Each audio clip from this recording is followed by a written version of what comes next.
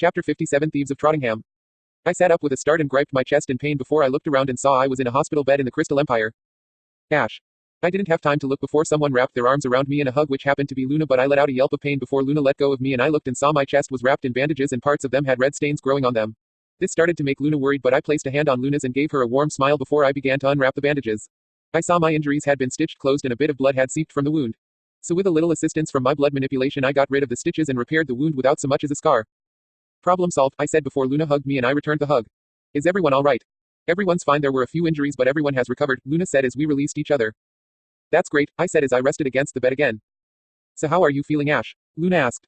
I'm all right. I still think I may have gone overboard on my powers, but what happened to the Necroidion? I asked. It was destroyed, Ash, along with the shard that was impaled in you. I looked at the doorway of the room and saw everyone except Mida were there, so I assumed that she taking care of the foals. Good, and if I see that damn collection of pages ever again, it will be too soon, I said. I hear ya there, Rage said. Ash, answer me honestly, but why do you have the eye of a Netherlord? Faust asked. I saw Faust's face was one of anger, and seeing that made me feel small, so I looked at the end of the bed and sighed. I started but didn't get to finish when Faust appeared next to me and punched me in the right side of my face. The punch sent me flying into the row of beds while everyone could only watch in shock. Mother, Luna cried. Stay put, Luna, Faust growled as she stepped towards me. Ash, I've told you about what the Netherlords did to my old home, of the destruction they wrought and the friends I lost. So answer me, why in all of the 9 pits of Tartarus do you have that bloody eye? I know why you hate them, Faust, but I started to say, but Faust just punched me in the face again. But what, Ash, did you not care about what I said? Is that why you summoned it? Faust shouted. You don't understand, I said only to get punched in the face again. Faust, stop, Rage said. Understand what, Ash? Faust roared. I wasn't given a damn choice, Faust, and if you allow me to explain, I'll tell you. I roared back, causing Faust to be blown back a bit from the force of my voice. Okay, everyone here just needs to take a breath here, Celestia said before she teleported in between Faust and I. I'm sorry, I said. Just please tell me why you have that thing, Faust said. I drew a mind-walking rune in midair before we all entered my mind, and everyone saw we were in a rocky tunnel of some kind. So where are we? Rainbow asked. Someplace you should pray you'll never be in, I said as I summoned some clothes and led the group down the corridor. I led the group through the never-ending corridor while the only source of light we had were the blue glowing crystals. I continued to lead the group till we saw a light at the end of the tunnel. When we got out, we saw a massive cabin and a stone pillar hanging from the ceiling over a lake of water. Several bridges extended to the pillar from the cabin walls, and for a few seconds something large, long and scaly surfaced from the lake before it disappeared. Ash, where are we? Celestia asked. The Citadel of the Forgotten, I said. A citadel is in a prison. Twilight asked. That'd be it, I said. So why is it called the Citadel of the Forgotten? Comet asked. As soon as you enter this place, the entire world forgets about you. No one except the ones who built this place even knew it even existed. It's a place where the worst people of this era of time were kept, I said. Let me guess, you were a guard here, Gilda said. No, I replied. No, Gilda asked. No, I wasn't a guard here, I said. Then what were you? Dreamcatcher asked. I made a floating platform and got on before I gestured for the others to get on, which they did before I floated us all down to bottom of the hanging pillar. As we got closer, we saw walkways going around the pillar lit by torches and patrolled by several guards in heavy armor, and going around the pillar were several cell doors. Once we made it to the bottom of the pillar, we saw only one door guarded by a single torch. I flew the group over to the walkway and we all stepped off the platform. This is where the prison keeps its most valuable and dangerous prisoners, I said before I walked through the door and the others followed me in. The prison was dark and damp, and the only light came in from the bars of the cell, and there was also a vent at the bottom of the cell that looked at the lake below. Oh my dear, I know this place is a prison, but would it kill them to at least clean up this cell? Rarity said. Ash, who was so important and dangerous they were kept in here? Twilight asked. Suddenly the sound of moving chains echoed around the room, and all eyes moved to the darkest corner of the room where there was only darkness, and the air around them us was so cold the breath of whoever was in the dark was visible. All of a sudden the room jerks upwards slightly before it resumes only more gently. Okay, what's going on? Rainbow asked, but I didn't answer. The room continued to go upward until finally it reached the top of the pillar. Everyone watched as the door was unlocked and opened, and a guard walked in with a torch. Hey, piss face, get up, the guard said with a deep gruff voice as he stared into the dark corner. Hey, I'm talking to you. The guard then walked into the corner, and the light revealed the figure in the dark that no one was expecting. It was a human child around 10 years old and was trying to curl into a small ball tiny enough to escape both the guard and the light of the torch. But the guard grabbed the child roughly by the back of the neck and threw him to the center of the room, giving the group a good look at the child. The clothes were but tattered pants and a shirt, both filthy and ready to fall apart. The child's hair was black and just reached the kid's shoulders, but it was uneven and looked like it was ripped apart, and the flesh that was visible was covered in muck, and the kid's wrists were in shackles. The guard walked over to the child and grabbed a fistful of the child's hair and yanked the child upward, revealing the child's face, which was me at a young age. But I had a piece of cloth covering my right eye, and from what the cloth didn't cover them all saw burn scars around the eye area. Sweet Celestia, Ash, what happened? Applejack asked, but I just pointed to the guard. Get up, maggot, the warden says it's time, and if you don't get up now I'll burn your other eye out of your skull, the guard said before he threw me out of the room. That beast, Rarity shouted. Where's he taking you, Ash? Celestia asked. The warden of the Citadel likes to experiment with human biology as a hobby, and there was nothing better than all the poor souls in this death trap, I said. And what does he do? Faust asked. I snapped my fingers and we appeared on a different floor, and I gestured to the cages and everyone walked up to one. But they leapt backward when a two-headed lizard creature with a werewolf-like body leapt at the cages and tried to rip them apart. Oh my Celestia, the warden did this. Twilight asked while I just nodded.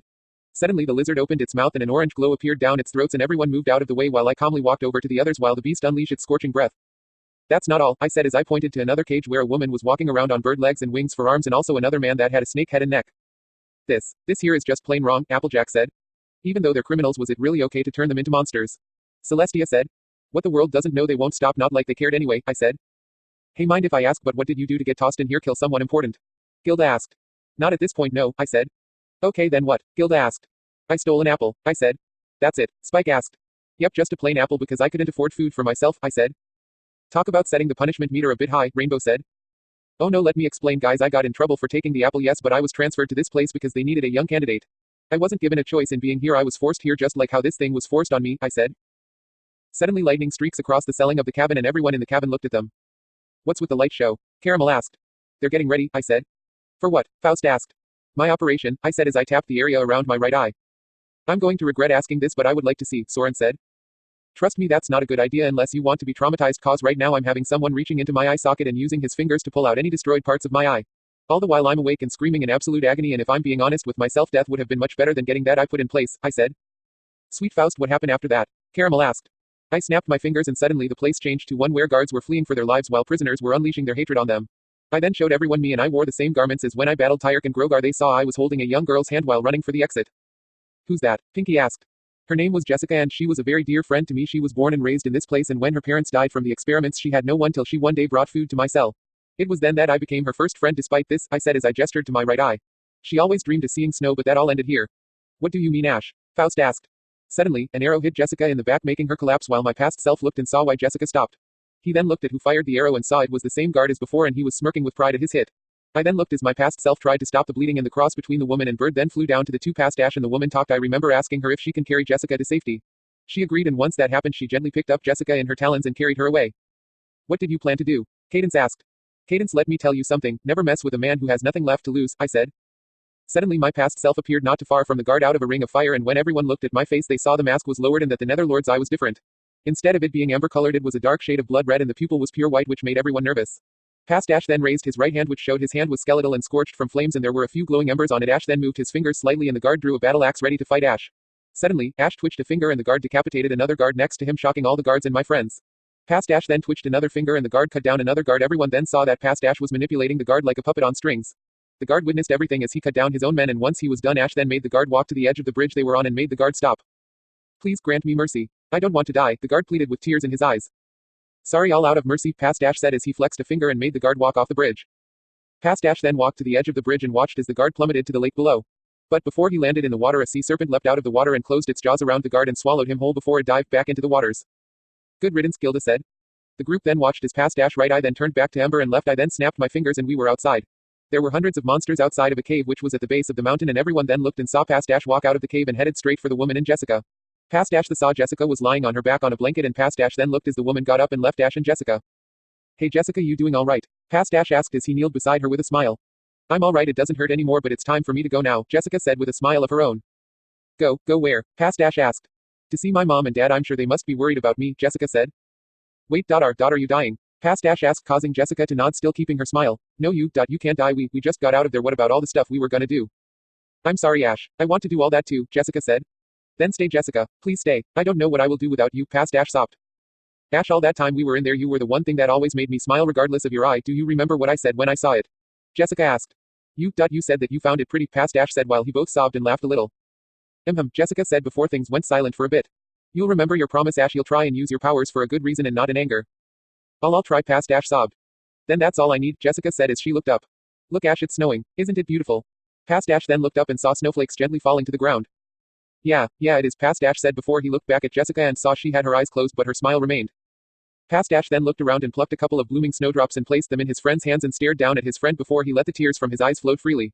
I couldn't help but feel a tear crawl its way down my own cheek, and I saw the others were letting out their own tears before I snapped my fingers, bringing us back to the hospital. That was Sassad, Pinky wailed, creating a fountain of tears spraying on Soren and Gilda, who used their wings to shield them. She was so sweet and innocent, and she was the only ray of light in that place, only to die the day we managed to get out, I said. What happened after that? Pierce asked. I carried Jessica's body to the top of a snowy mountain and made a coffin entirely of ice to preserve her body, and once I finished I explored the land helping where I could, but I was called a monster, so it was pretty much a thankless job, but I shamefully broke my promise to Jessica. One day when Jessica visited we talked and I promised her that I would use my power for good intentions and not for anger. Instead I used anger on that guard and the ones who made that horrible place which was a king, I said before an uncomfortable silence settled over us. So do you lot think of me as a monster now? Everyone just looked at me in silence before Twilight cleared her throat, gaining our attention. Ash, if I was in your position, I would actually do the same as what you did, Twilight said, causing almost everyone to gasp.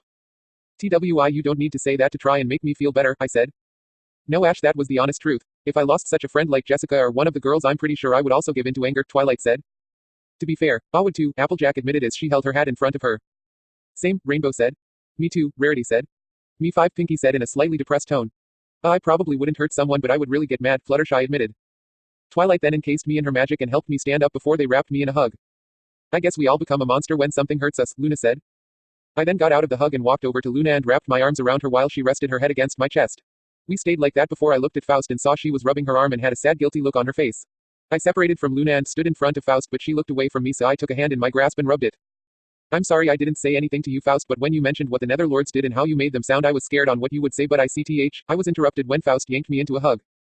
Please, if there should be a sorry from someone, it should come from me. It's just when I saw that I became worried and overreacted, Faust said. So let's agree we both overreacted and call it square, I said. Agreed, Faust said before she let me go.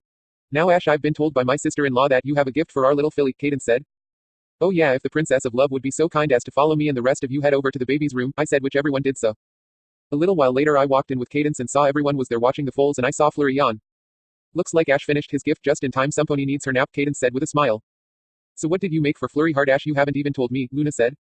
I just walked over to a table while Cadance placed Flurry in her new crib from Applejack and wrapped her in the blankets made from Rarity, and Flurry hugged the stuffed rabbit from Fluttershy while she looked up at the mobile from Dash. I then placed my gift on the table, and it was a small thick cylinder with a semi-sphere on top with holes and lines in it. Ash, what is that? Rainbow asked. Just watch, Cadance, could you get the lights please? I asked, and Cadance turned off the light in the room. I then flicked a switch on the device and suddenly the holes and lines on the semi-sphere lit up to create a picture on the ceiling and walls showing the crystal heart shining over a circle of crystal ponies. It also showed a field of crystals rising out of the ground, all the while a song played from the device. I then saw Flurry let out a yawn and I gestured for everyone to leave quietly, which we did. Ash, that was a fantastic gift, thank you, it will help Flurry Heart sleep better, Cadance said. It was a pleasure, Cadance, I said. Truly amazing, but I must ask Ash, why did you need Cadance's assistance? Rarity asked. I needed Cadance to pick out a song for Flurry, and from how soon Flurry Heart was out, I say it was the perfect one for her, I said. I remember those, they were called lullaby boxes, they were often created as gifts for a baby from a family member, Faust said. Well Ash, again thank you for your gift, and I owe you my thanks again for helping save the Empire, both you, Rage and Spike, Cadance said with a small bow. Always glad to help, Cadance, I said, earning agreements from Spike and Rage. It's been a few weeks since the incident of the Crystal Empire, and I was looking through some documents in the relaxation room of Canterlot, and I was there along with the royals and Rage while the rest had returned to Ponyville. Ever since I became a king, I've had several notices handed to me for me to go over and come to important meetings and listen to nobles. Ash, you do know that you can have a break, Faust said, sipping from her tea. I know, but I just prefer to get this particular matter over and done with, I said. Remind me again, who is more like Twilight, Ash or Twilight herself? Celestia asked with a small giggle while I looked up from her with a small smirk. Suddenly a tear appears in the air above me and something fell out and hit me in the head, causing the object to land on the table, smashing the tea set. Ow, what the hey? I asked as I looked at the object and saw it was a box, and on said box it said, to Ash from a dear friend. Is this your doing, Discord? Chrysalis asked. Chrysalis, you wound me. I enjoy a good joke every once in a while, but this was just plain rude, Discord said. Looks like it's addressed to me, I said as I picked up the box and heard something inside. Whoa, hang on Ash, don't you think we should be cautious, just in case? Rage asked. Good idea, I said as I made a shield around the box and used my magic to open the lid. When the lid was removed, I waited for something to happen, but nothing did. I looked inside and saw a variety of items inside, but I reached for the letter first and looked at who sent this. I don't believe it, I said. What, don't kill us with suspense, Ash, Rage said. It's from Ethan, or in this case Elisa, I said with a chuckle. PFFT, Elisa sounds like he's sorry she's still having his chick problem, Rage said with a laugh while I read the letter. Dear Ash. I sent this package through the dimensions, and I don't know how long it's been for you since you last saw me, but in my perspective it's been 200 years. I managed to save all the equestrians from the nukes, and you won't believe this, but the caribou somehow survived the blast and fallout, plus the zebras are still trying to capture mares and use them as they see fit. A lot has changed about my Equestria, as there is not much plant life left and none of the ponies stay in the cities that were built before the bombs, and they've made new cities, and the ones that have left the vault are living well and fending themselves off. Form the zebras or caribou. Over these 200 years I have stayed in a vault that is in Canterlot Mountain, and I had just recently woken up after a 154-year nap in a cryopod. I had spent close to 50 years keeping myself preoccupied by doing several car builds with my bare hands, creating synthetic androids, making new guns, and practicing my swordsmanship. I had made an android to keep me company, and I named her Faust, and you can find a picture of her and me a year after I made her. You should have been here when she said her first words. She called me her mother, and it brought a warmth to my heart. I had placed a growth module in her that would take whatever she ate and turn it into new biomass, and now as I write this to you she is around the age of 28. I had to take that module out when she actually turned that age. Along with that picture is one of Evan, Faust, me, and two new arrivals, Lucky Shot and Wrathful Blaze, and the fiery bird behind us is Philomena. She was mutated by the magical radiation, and it caused her to grow huge and gave her the ability to spew fire from her mouth much like a dragon. I have also changed my name since it doesn't fit for being a girl, so instead of being called Ethan Smith it's now Elisa Smith, though I will still go by Wade since my parents gave it to me and it's the only thing I have left of them. Also apparently everyone in my Equestria is calling you, Rage, and Evan my Reapers. Lucky said that it was because of how the three of you literally decimated everything in your path, leaving nothing but a mutilated corpse behind. Though this letter isn't all happiness, I have some bad news too. Before I pushed you and Rage through the portal, sorry for that by the way, I teleported the royals plus the main 6 and cryopods that were in the vault, but I've been trying to open them, but for some reason I am given a huge shock and I'm flung across the room. Faust even tried, but the same thing happened to her. I have given up on trying to open the pod and I'm starting to think that they shouldn't be opened right now. I also learned never mess with poison joke extract, seeing how I have something new on me that I don't want to take about. I also had a run-in with the outsider, and don't worry he didn't say much but he did say I'd see you again, but I doubt that as I have to get Equestria back to peace. Like I said, I sent this package through space and time and I have no idea how long it's been, so how have you been? How's everyone doing and has anything interesting happened? I hope to hear from you one day and I would like to take to you another time, my friend. Sincerely, Elisa. P.S. I have sent along a gun in this package, plus this isn't an ordinary gun as it is what is used to summon Evan and I. Depending on which trigger you pull will determine whom is going to come through the portal that is fired from the barrel. As I read through the letter I couldn't help but laugh at the title both Rage and I received while we were over there. When I showed Rage he fell to the floor clutching his sides in laughter, and when the others asked us to tell them we both kept silent. But when it came to the last part one felt sad for Elisa's predicament but then confused about what the outsider said, but decided to dwell on that another time before I reached into the box and pulled out 3 photos.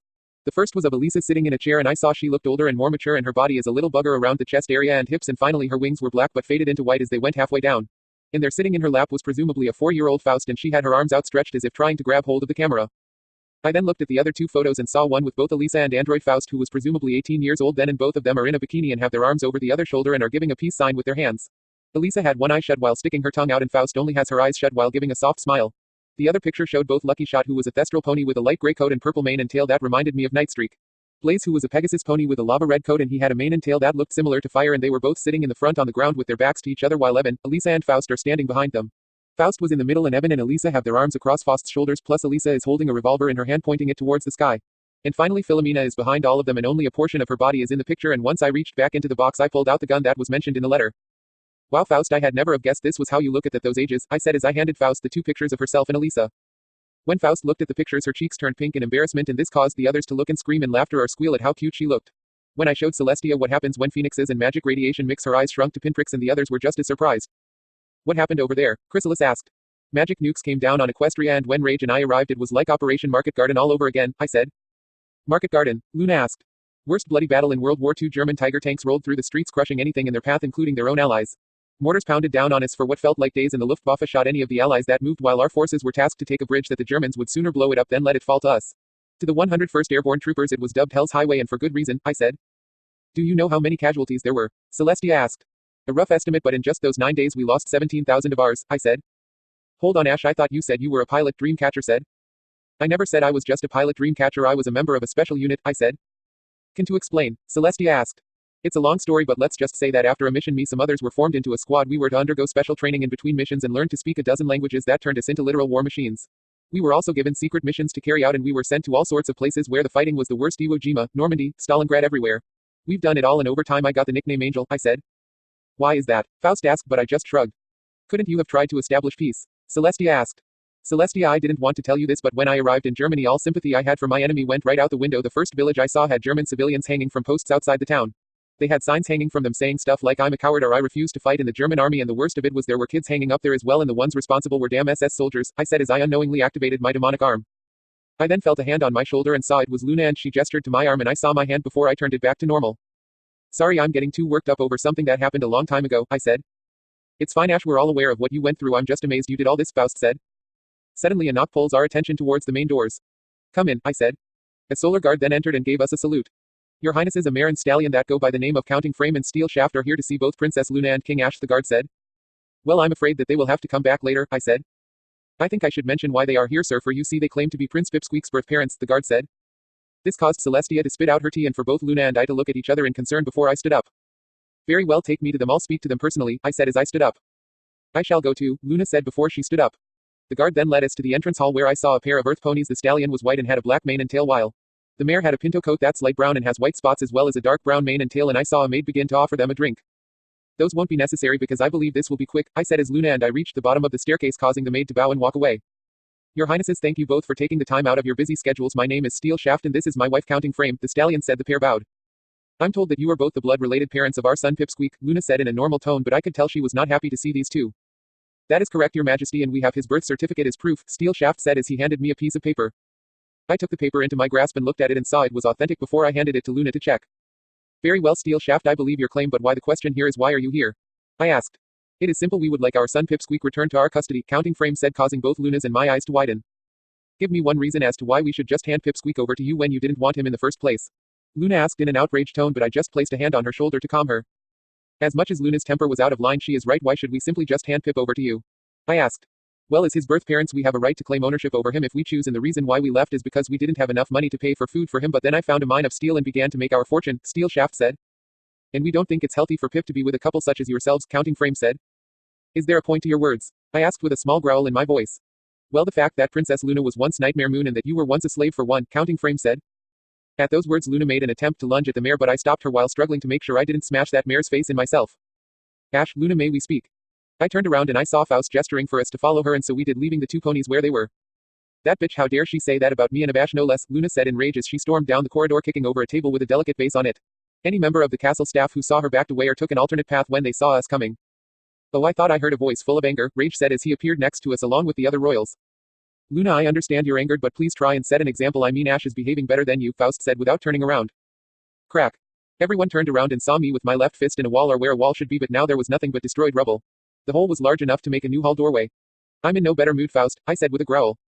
Look, I know you're both upset, you two, but understand is that both Steel Shaft and Counting Frame have the right to take Pip back into their custody, Faust said. What? Both Luna and I screamed. Surely you're just messing with us, Faust, I asked. I'm sorry, Ash, but I'm being serious as you are, Faust said.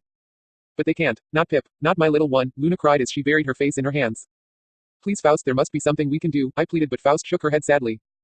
I just stood there in mortal shock at what I was hearing. I then looked at Luna and saw her still bawling her eyes out, so I reached out to her, and as I touched her she grabbed the front of my clothes and cried into my chest. I looked down at her, felt so pathetic, cause Luna never cried with this much pain in her tears before, while the only thing I could do was hold her while the others just looked on in sadness. 2 weeks later. Sending Pip off to live with his real parents was one of the hardest things I had to do, but his parents came to collect him at the train station in Ponyville, and everyone who knew Pip had come to see him off. When it came to saying goodbye, Luna refused to let go of Pip. It took the combined efforts of both me and Faust to free Pip, and I had to hold her back, but the worst thing about it was the look on Pip's face. It was one of pure sadness. But once the train pulled out, I saw Midnight whimpering and trying to reach out for his brother. Luna then walked off. Her mind was blank and emotionless. I asked the royals to take care of Midnight until things blow over, which they accepted before I walked off after Luna. Once I made it home, which felt like days, I dismissed the guards and immortals until they were called upon. But that was 2 weeks ago, and both Luna and I have not stepped outside at all during that time. Luna has shut herself away in Pip's room, only stepping out to eat or use the bathroom. Meanwhile, I sat in the dining room with the curtains closed and drowning myself inside her. I have barely moved from that spot to do anything. I just sat there and drank my problems away till I heard the front door open. I saw Rage and the main 6 step into the darkened room, and Rage reached for the light switch. Leave it off, I said, causing Rage to freeze and the girls to jump while Rage retracted his hand from the switch. Hey Ash, that you? Rage asked.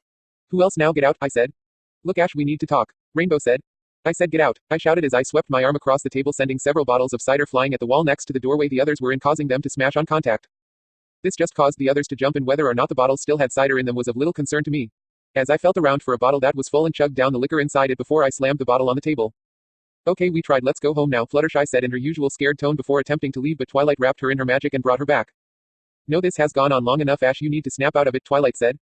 Oh, I will when you have a child you love taken from you, and then you can tell me how you pulled yourself out that fucking ditch, I said. Darling, it's rather inappropriate to speak to us while we can't see you, Rarity said. Does it look like I give a rat's ass, Rarity? I said, causing both Fluttershy and Rarity to recoil at my words. All right, come on Ash, time for you to step out of the she-shadows, Rage said before he turned on the light. As soon as the light hit my eyes, I held my hand in front of my face to keep them concealed in the dark, and I made a blind leap away from the light only to fall out of the chair and into the bottle-covered ground. I then heard footsteps walk over to me and something grabbed the back of my shirt and began to pull me up, but I grabbed a bottle and swung it at whoever had grabbed me and hit them in the face with the bottle, and I saw it was Rage. But the hit from the bottle wasn't enough to knock Rage down, and he followed up my attack with a knee to my gut before he slammed my head onto the table. Rage, we're not here to hit Ash, Twilight screamed. Tell him that. Besides, seems like that's the only way to get through to him, Rage said. I then swept my legs under Rage, knocking him off his feet before I climbed over him and grabbed his face and slammed him into the ground, but Rage grabbed me and threw me off him. I was getting up before Rage grabbed me again and threw me towards the table. Pull yourself together, Rage said each word with a punch to my face. Get it together, Ash, how long are you gonna stay here wallowing in your misery? I know Pip leaving was hard on both you and Luna, but you both need to get it together. Listen, we found those 3 unicorns that stole your blood. They seem to be making a name for themselves in Trottingham. The word Trottingham got my attention because it was where Pip was, but I got rid of the thought. And what of it? I asked. Okay, this is getting ridiculous, Ash. Your stubbornness makes me and my family look humble now. I may not know what handing a child of yours over to someone else may feel like, but I certainly know what it's like to be homesick. Now I know for a fact that Pip loved this place as his one true home. Don't you think going to visit him would make him feel better? Applejack asked. My eye widened at the words Applejack said. I then looked at her before I slowly pushed myself off the table so I was looking directly at her before I wrapped my arms around her in a hug. Thanks AJ, I said. Oh, it wasn't much sugar cube, but do us all a favor and clean yourself up because you need it, Applejack said as I let her go. But what about this? I asked as I gestured to the mess of bottles. We'll take care of it, Ash, Rarity said. Meanwhile, Rage, Gilda, Rainbow and myself will come with you, Twilight said. Why? I asked. Cause TWI and I have unfinished business and can help you track them. Rage is coming cause he doesn't like those that mess with his brother. Also Gilda doesn't like it when her friend's wings are taken by a couple of dumb unicorns, Rainbow said. Okay, I said before I got up and left.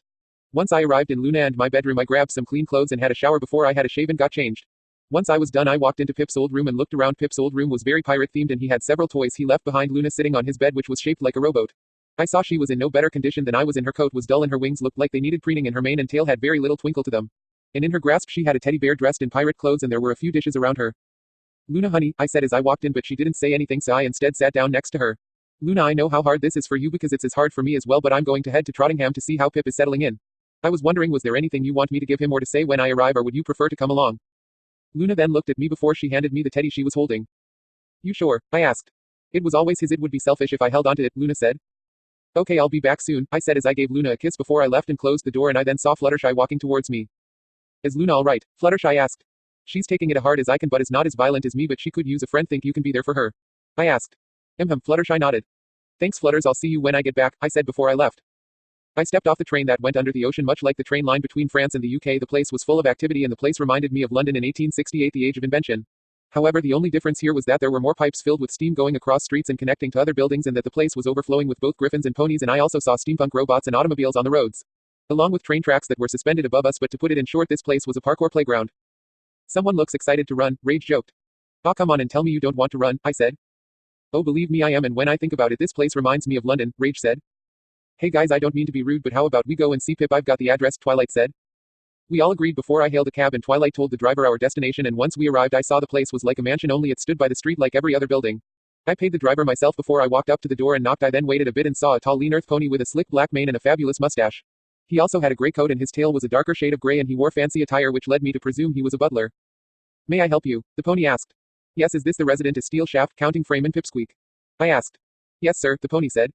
I was hoping to speak to Pipsqueak and give him a gift, I said. Might I ask who is sending this gift? The pony asked. Dude, this is King Ashblade Surly, you've heard of him. Rainbow spoke up. It's fine Rainbow, I've got this, I said before I turned back to the pony in the doorway. As my friend has explained, yes I am Ashblade my good sir. Well, I'm afraid that young Master Pipsqueak is studying and the master demanded that no visitors are to disturb him, but I will give this gift to young Master Pipsqueak for you, the pony said. I understand and thank you sir, you also don't need to tell him who sent it to him, he'll know as soon as he's seen it, I said as I handed the pony the teddy. Good day sir, the pony said as he closed the door. Well, that went well, I thought for sure you would bust down the door and march right in, Rage said. I was thinking that too, Gilda said. He's busy guys, but that doesn't mean I can't try later, so why don't we take care of those unicorns first, I suggested. Sounds like a plan, Rage said. The group and I then left and we walked around Trottingham for a few minutes till we came to a market square where we saw a large crowd of ponies and a few flashes of light. I wonder what's going on over there, Twilight said. Well, we won't be able to get through that, so I suggest we get some altitude, Rainbow suggested. We all agreed and we flew onto a rooftop and I gazed down at the market and saw what all the ponies were cheering for and saw it was the 3 unicorns that stole my blood. From what Twilight and Rainbow told me, the golden-coated unicorn with the frizzled mane and tail was named Goldcap. The next unicorn was blue and had a black and aqua mane and tail, and the mane had a gloomy look to it, and TWI and Dash said the unicorn's name was Decepticold. Finally, the red mare with the silver mane known as Zappity Hoof, and all 3 unicorns had a set of wings identical to mine, but they all only had a single pair on their backs. There they are, Rainbow cried as she was about to rush at them. Hold on Road, if we just charge on in there it'll make us look like the bad guys, I said. Then what do we do? Gilda asked. How about we humiliate them first? I suggested with a grin. What do you have in mind? Rainbow asked. Oh, you guys are going to love this, I said before I outstretched my hands. I felt my blood flowing through them, so I grabbed Zappity Hoof's leg and made her trip Goldcap, and I then made her slap Decepticold in the face, causing the crowd to snicker. Are you doing this, Ash? Gilda asked. They have my blood in their system, so this enables me to manipulate them. I started. Like puppets on a string, Rage said. Bingo, I said. I continued to manipulate the unicorns much to everyone's amusement, and when I decided to stop I let them go and watched as they teleported onto a rooftop. Alright, time I confronted them, they will most likely run, so stay on guard. These 3 have my blood running in them and I have no idea on how that will affect them, I said, causing the others to nod. I teleported onto the roof the 3 false alicorns were on and hid behind a chimney spewing out smoke before I summoned my assassin robes and my weapons just in case things got hairy. What the buck was that, Zappity Hoof? Decepticold shouted. Me, what about you? You stood on my tail, Zappity Hoof said. Enough both of you, obviously this is the blood's doing, we're still not used to this amount of power yet, Goldcap said. I just wish I can get these wings to do what I want, Zappity Hoof said as she strained to move her wings but only made them twitch. Careful Zappity Hoof, we still don't know the limits of this power, you remember when we first tested out this power, Goldcap said. I can't believe that the Knight of Equestria has this much power in him and he just hogs it for himself. What a waste, Decepticult said.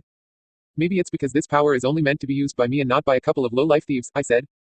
Who's there? Goldcap demanded. I then stood up and leapt through the smoke, making it seem like I appeared out of thin air before I glared at the unicorns. You've stolen something from me. I believe it's time you give it back, I said.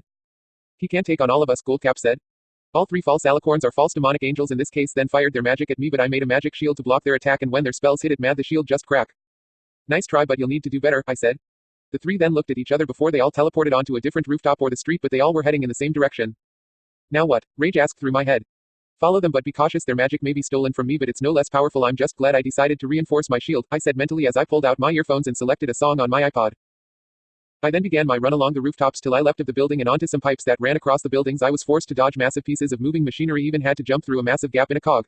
I then saw a train was rumbling over the tracks, so I used my rope launcher to grab onto it, and before the rope retracted and pulled me aboard, I let the train take me to where I wanted to go, but when it was about to make a turn, I leapt of the train and onto a car. I then saw Goldcap was also riding on top of a car, but she hadn't noticed me, so I leapt from car to pipes back to car until I caught up with her. I then leapt onto her car and surprised her. I'm not going to ask twice, I said as I stood. Goldcap then summoned a large knife and swung wildly at me, but I dodged backwards till there was no more room before I held my arms up in an X to block an overhead strike. I then grabbed her wrists and pulled her towards me, but had butted her in the side of her head, forcing her to stumble backwards. But she shot a blast of magic at me that knocked me off the car and onto the road, but before I was run over by another vehicle, I teleported onto a roof.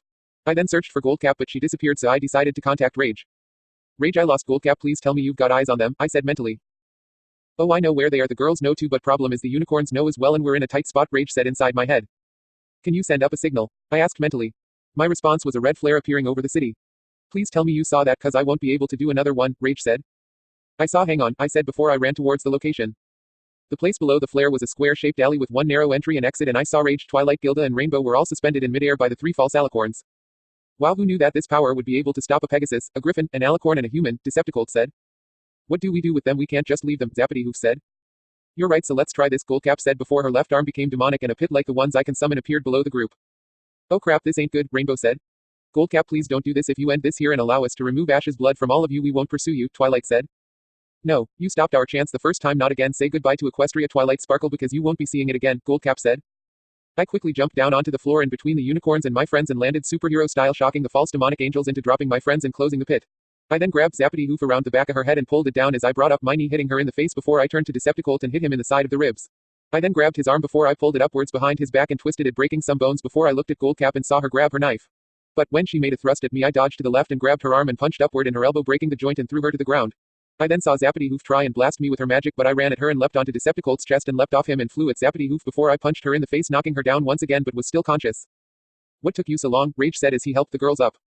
Excuse me for trying to figure out how to take these three down without them trying to kill you or worse, but question is you lot all right? I asked. Fine, but you think you can teach me how to do takedowns like that? Gilda asked. Hold that thought, I said as I reached out with my blood manipulation and grabbed the three unicorns. You three are in serious trouble now. What are you gonna do to us? Zappity Hoof asked fearfully. I should just kill you now and be done with it for what you almost did to my friends and brother, I said, causing the three to shiver in fear. However, someone else wants you all punished appropriately, so I'll leave you alive for her to deal with, but since I can't allow you three to have my blood running through you, I said as I reached out and began extracting all of the blood they stole and collected it into a ball, and once the last drop was out, the unicorns fell to the ground and the wings on their backs vanished. My wings, Zappity Hoof screamed. You mean the wings you made from my blood, I said as I burned the blood. This isn't fair, they were ours, we were alicorns, Goldcap shouted. You royals are all the same, you hog power for yourselves, Decepticult said. I suddenly unsheathed Whispering Wind and aimed it at the three unicorns, silencing them. Shut the hell up before I cut your tongues out, I growled. Calm down, Ash, listen, I'm gonna take these three back to Canterlot for their punishment. Meanwhile, why don't you go and see Pip, Twilight suggested. Alright, but I recommend a precaution, I said before I snapped my fingers and an inhibitor ring appeared around the unicorns' horns and shackles appeared on their wrists. I'll go get the police just so the crowd doesn't get the wrong idea, Rainbow said. Good thinking, Skittles, I said. I'm gonna come with you, Ash, I'd like to see Pip as well, Rage said. Cool, check in with you girls at the station, I said before Rage and I left. Both Rage and I were walking down the street and it was dark and raining at the time, and while Rage and I walked we said nothing to each other till we arrived in front of the manor. I walked up to the door and knocked on it. I didn't have long to wait before Steel Shaft opened the door. Hello Steel Shaft, I'm sorry to bother you, but I was hoping to see how Pip is settling in, I said. Oh, he's settling in nicely, Steel Shaft said. Great, oh, would it be alright if I see him just to say hi? I asked as I stepped forward. I'm afraid not, Your Highness, Steel Shaft said, stopping my approach. Why? I asked. Well, I'm afraid my son doesn't wish to speak to you at all. In fact, I dare say he's all but forgotten you, Steel Shaft said. What? I asked. I know this may seem difficult, but it may be for the best you don't come around here anymore just to avoid any more heartache, Steel Shaft said as he closed the door. The words wounded me deeply. I just stood there in the freezing air till I turned around and slowly walked down the steps, then down the footpath. Hey Ash, hold on, you don't honestly believe that? Rage asked. The guy hasn't exactly given an excuse to lie to me, so it must be true, I said as I stooped to look at Rage over my shoulder. Now hold on, are you telling me after everything you, Luna, Pip and Midnight had done together he'll just cut you out? I call bull crap on that, Rage said. Rage, Pip has made his choice. If he doesn't want me in his life anymore I'll have to respect that, I said. And how will Luna take the news? Rage asked. I extremely doubt she'll take it well, but I'll try and help her how I can, I said as I started to walk down the sidewalk. I walked past the bins that belonged to the house and I soon heard something behind me and I saw Rage had lifted off a lid from the trash can and was looking around inside of a trash bag. You sure you want to be going through that? I asked. Ash, tell me, would Pip really throw this away? Rage said as he held up the teddy I delivered today, but the sight just hurt more. Rage, Pip could have tossed that because he didn't want to remember us because Luna and I got that for him, I said. Then what about this? Rage asked as he picked up a small bundle and handed it to me. I rolled my eyes and decided to get this over with. I grasped the bundle and felt something solid in it. When I unraveled the cloth and saw it was Pip's wooden cutlass and the cloth was actually Pip's pirate costume he wore on Nightmare Night. Okay, now I admit something isn't right. Pip would never throw this away, not for anything in the world, because Nightmare Night is everything to him, I said. So what do you say we check it out? Rage suggested before he walked down an alley in between the manor and another building. I followed behind Rage and allowed the darkness to envelop me before I climbed up the side of the building and looked in every room till we came to the third floor and to the corner room on the left of the manor. I looked inside the window and I saw a plain white room with carpet, a bed and a single bookshelf filled with books and a desk with a single chair.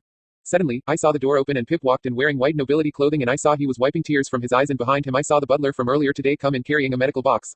I saw Pip sit on the bed and remove his jacket and I saw a large burn on his arm. I was practically fuming right now, so I gave a nod to Rage and he nodded in turn before he knocked on the window.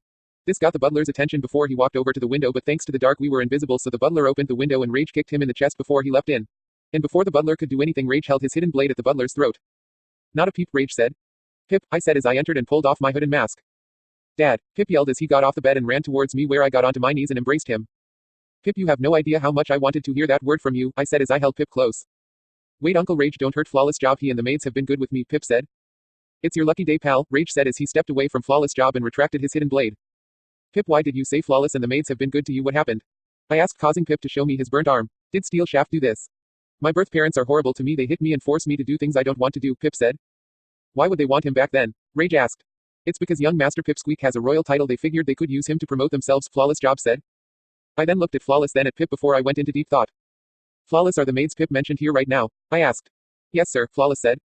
Good, because I need you to help Pip pack because he's not staying here. Rage, I want you to get Pip out of here. Meanwhile, I'm going to take care of Steel Shaft and Counting Frame, I said. All right, Rage said. But Dad, that means Flawless Job, Moonlight Dew and Rose Petal won't have a job anymore if you arrest my birth parents, Pip said. I then went into thought about the situation before I smiled and looked back at Pip. Well, I think I can actually help with that, Flawless Job. Moonlight Dew and Rose Petal can come and work for us if they like. What do you think, Flawless? I asked. As long as I don't have to work for these terrible ponies, then I would gladly take the job, sir, and I'm sure my colleagues would be very happy to agree to this as well, Flawless said. Wonderful, Rage, patch up Pip while Flawless here tells the two maids here about what's happening, I said. You got it, Ash, Rage said as he walked over to Pip. Flawless then left to go and tell the maids the news while I went to gather Pip's stuff and returned both his teddy and costume. After I finished, Flawless came back followed by two mares. One was a thestral pony with a light shade of gray coat and a silver mane and tail, while the other maid was a earth pony with a white coat and magenta mane and tail. Moonlight Dew and Rose Petal, correct? I asked. Yes, and you're the one offering a new job away from this place, right? Moonlight Dew asked. Yep, I said. Thank you, sir, Rose Petal said with a bow. No, this my way of saying thanks for taking care of my son, I said. Hey, you mind if I come down? I've got something to say to my soon-to-be ex-employers, Moonlight Dew said. Not at all, what about you two? I asked. Oh, most defiantly, Rose Petal said. I'd be lying if I said I didn't, Flawless Job said calmly. All right then, I said. The staff then led me downstairs to the living room where I saw Counting Frame counting money and Steel Shaft looking at the fire in the fireplace. I made sure to stay out of sight while I watched as the staff walk in to confront their employers. Sir, ma'am, Flawless Job said. What is it? Steel asked. We're here to tell you lazy asses that we're quitting, Rose Petal said, causing both Steel and Counting Frame to look at them. What did you just dare to say to us? Counting Frame asked in outrage. It means exactly what it means. We're tired of the way you treat. We just got offered a sweet new job away from you stuck-up two-faced dogs, Moonlight Dew said, causing me to snicker. And who exactly would hire such pathetic ponies as yourselves? Steel asked. I would and I am, I said as I stepped into the light of the fire. You, what are you doing here? Steel roared. Can you guys go get ready to leave, please? I won't be long with these two, I said, causing the staff to nod before I turned back to Steel. And to answer your question on what I'm doing here is because you have someone that means dearly to me and I'm here to take him far from you two and your abusing ways. He is our child, we have the right. Steel started only for one of my feathers to wedge itself into the floor right before his hooves. You don't even have the right to even think of calling yourselves parents now, I said with a growl. Suddenly Steel reached for a fire poker that was until now resting in the fireplace, and if I had to make an assumption, it was what the bastard used to burn Pip. You sure you wish to duel me? I asked as I summoned the same blade I used when I fought Blue Blood and drew it. Steel then charged at me and I parried his attack and countered attack, but he also parried my attack, and when my blade met his makeshift one, sparks leapt off the weapons but extinguished before they touched the floor. As Steel and I fought, I could see Steel was no armature and that he must have studied fencing at some point of his life, and if I was being honest, he was a fine swordsman. Finally, the end of the duel came when I flicked his weapon into the air and caught it before I drove the burning spike through Steel's hand, causing him to scream in pain at the cauterized wound. Now that that's done, you and Counting Frame will be coming with me, I said before a bang suddenly went off and something to hit me in the back. I slowly tuned around and saw Counting Frame was standing behind me with a flintlock pistol. Did you think that that would really work? I asked, causing Counting Frame to stare at me in fear and drop the gun. Now then, get your husband up, we're going to the station. Next day in Ponyville. The girls were surprised when I brought Steel, Shaft, and Counting Frame as prisoners, and Rage had Pip on his shoulders and was carrying suitcase. Also, Rage explained to me the staff needed to get ready before they would join us. When I explained what happened with Pip and his so-called parents, Rainbow and Gilda were downright furious, but before they could do anything, it was Twilight that knocked down Steel with a punch, surprising us all, and on the ride back Pip slept by my side and with a smile on his face. I also fell asleep during the trip, but when I awoke we arrived back in Ponyville and it was morning. I saw a pair of guards with a prison chariot. I then loaded the prisoners before the guards gave me a salute before they took off back to Canterlot. Bet everyone is gonna be excited to see you, Rage said as he ruffled Pip's mane. I'm just glad to be back. Trottingham is a nice place, but Ponyville is way cooler, Pip said. You got that right, Squirt, Rainbow said as she flew on her back lazily. Come on, let's go see what your mother is doing, I said as I led everyone inside while carrying Pip's suitcase. When we entered, I saw the rest of the main six and the Stallions and Spike were there cleaning up the place, and when I called out to them they immediately noticed Pip, cause he ran up to hug each and every one of his aunts and uncles. But when Rarity touched Pip's arm, he let out a short yelp of pain and Rarity gasped when she saw the burn. Who would dare? Rarity shouted with a terrifying fire in her eyes, and I could see the others were just as shocked. It's been dealt with, Rarity, and because of this Pip is not going back there and will remain in Luna and my custody, I said as I walked over to Pip and placed a hand on his back and gave him a soothing rub. Well, I'm sure the princess will be as pleased as Punch to hear that. She's upstairs now, Applejack said. Can we go see her, Dad, please, please, please, Pip begged, causing everyone to daww at him. Of course, Pip, now let's go, I said as I led Pip up the stairs, where we walked over to Pip's room but saw she wasn't there, so I checked our room and saw her sitting on the bed. I gestured for Pip to stay quiet before I told him of a plan I had, which he agreed before I used my magic to gently place Pip on the bed before I walked in front of Luna. I saw she still had a sad expression on her face, but her appearance in general was far better than when I saw her yesterday. Hey Luna, you alright? I asked as I kneeled in front of her. Yes Ash, but just hurt, Luna said. I know, and I'm sorry I didn't try to help sooner, I said. No Ash, nothing would have been able to help me, Luna said. Maybe, but didn't mean I couldn't try. However, I have something for you, I said. Ash, as much as I love your surprises and gifts, I don't think this will cheer me up, Luna said. Trust me, you'll like this, I said as I gave a nod to Pip. Hi Mom, Pip shouted as he leapt on Luna's back, startling her into standing up.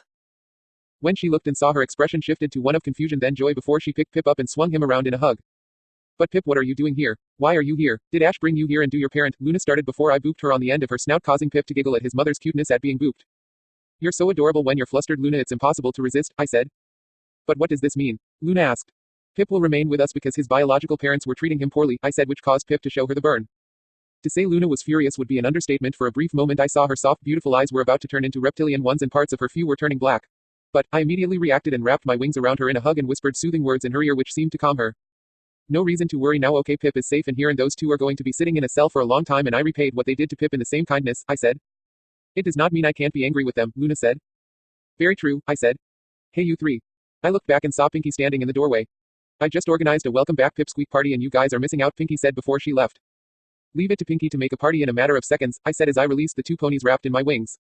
Yes, and we must go join them. We mustn't let the pony of honor miss a party prepared for him, Luna said as she tickled Pip's stomach before they left. You coming, Dad? Pip asked, causing Luna to stop and look at me. I'll be there soon, just need to take care of something, I said. Luna then nodded before she carried Pip downstairs while I sat at the desk in the room and summoned a parchment and quill. Dear Ethan, Elisa, Wade, Wanderer, crazy son of a bitch or daughter of a bitch as the case may be. This is to let you know I got your care package and I'm glad you're doing all right. As for what's happening with the royal family and the cryopods, I hope you figure out a way to open them, and I'm sad to hear the state your Equestria is in at the moment. But the thing about me and Rage being called your Reapers made me kick up a storm of laughter. Even Rage was in hysterics when I told him, and I'm glad you're keeping up your swordsman training. I dare say it's time for you to train someone if you're interested. Also, I noticed you changed your wings a bit. You're not copying my design, are you? Also, you should have seen Faust's and Celestia's faces when they saw the photos. Faust was so embarrassed and Celestia looked ready to pass out at the sight of her beloved Phoenix. As for me, things have become pretty hectic since you left. After you left, it's hard to know where to begin. But I'll start with me being called to Zebra Africa. I found out a couple of zebra slabbers were stealing mares and stallions from their homes, and anyone who followed was a corpse on a random doorstep the next morning. But when Rage, me and the Immortals stepped in, we found out that the captured were being treated like animals, but we took the ones who were guilty alive for the Queen's punishment, and gotta say they know their punishments. Also, it turns out that in Zebra Africa my kind were hailed as gods to them, and they had a few pieces of knowledge about us, and as it happens that day was my birthday, and turns out I'm 10 trillion years old. Who knew? 2 weeks later I decided to go searching for answers on how my parents' crowns ended up in Equestria, and as it turns out, not only was it my parents' crowns but also my entire kingdom was brought to Equestria, and I've added a photo for you to look at. Also, remember your theory you told me about angels not having halos? Well, it turns out you're half right. Only high-ranking angels have both halos and wings, and simple angels only have wings. Sorry, getting off topic here, but anyway, I met my parents and I am glad to say Lilith and Lucifer both lied about what they said. Yeah, I know you were in the trees watching me, don't deny it. But the fact that they were both dead was true. Turns out angel and demon bodies don't decay, but during my visit there we discovered we were followed by Templars and that we weren't alone in the kingdom. There were constructs wearing demonic angel guard armor that were made of Greek fire. These guys were created to guard my kingdom's most treasured secrets, and believe me, you do not want to tick these guys off. Anyway, I found out where branding iron is supposedly located and have been combing the area for a while now, and I'm keeping Nightstreak updated on my progress, and she's happily living with her aunt and uncle, by the way. But back to my adventure. After I got the info, I held a funeral for my parents, and at the same time my parents wanted me to have my coronation so that my kingdom always had a king. Now I am Ashblade, king of the demonic angels. After that, my friends wanted to have a look at my family's vault. Turns out there were a ton of relics in there from across time. Example: Spear of Destiny, Holy Grail, Fountain of Youth, Excalibur, Book of Solomon, Seeds of both Harmony and Disharmony, and Pandora's Box. Daring almost opened the last one if not for me and my speed.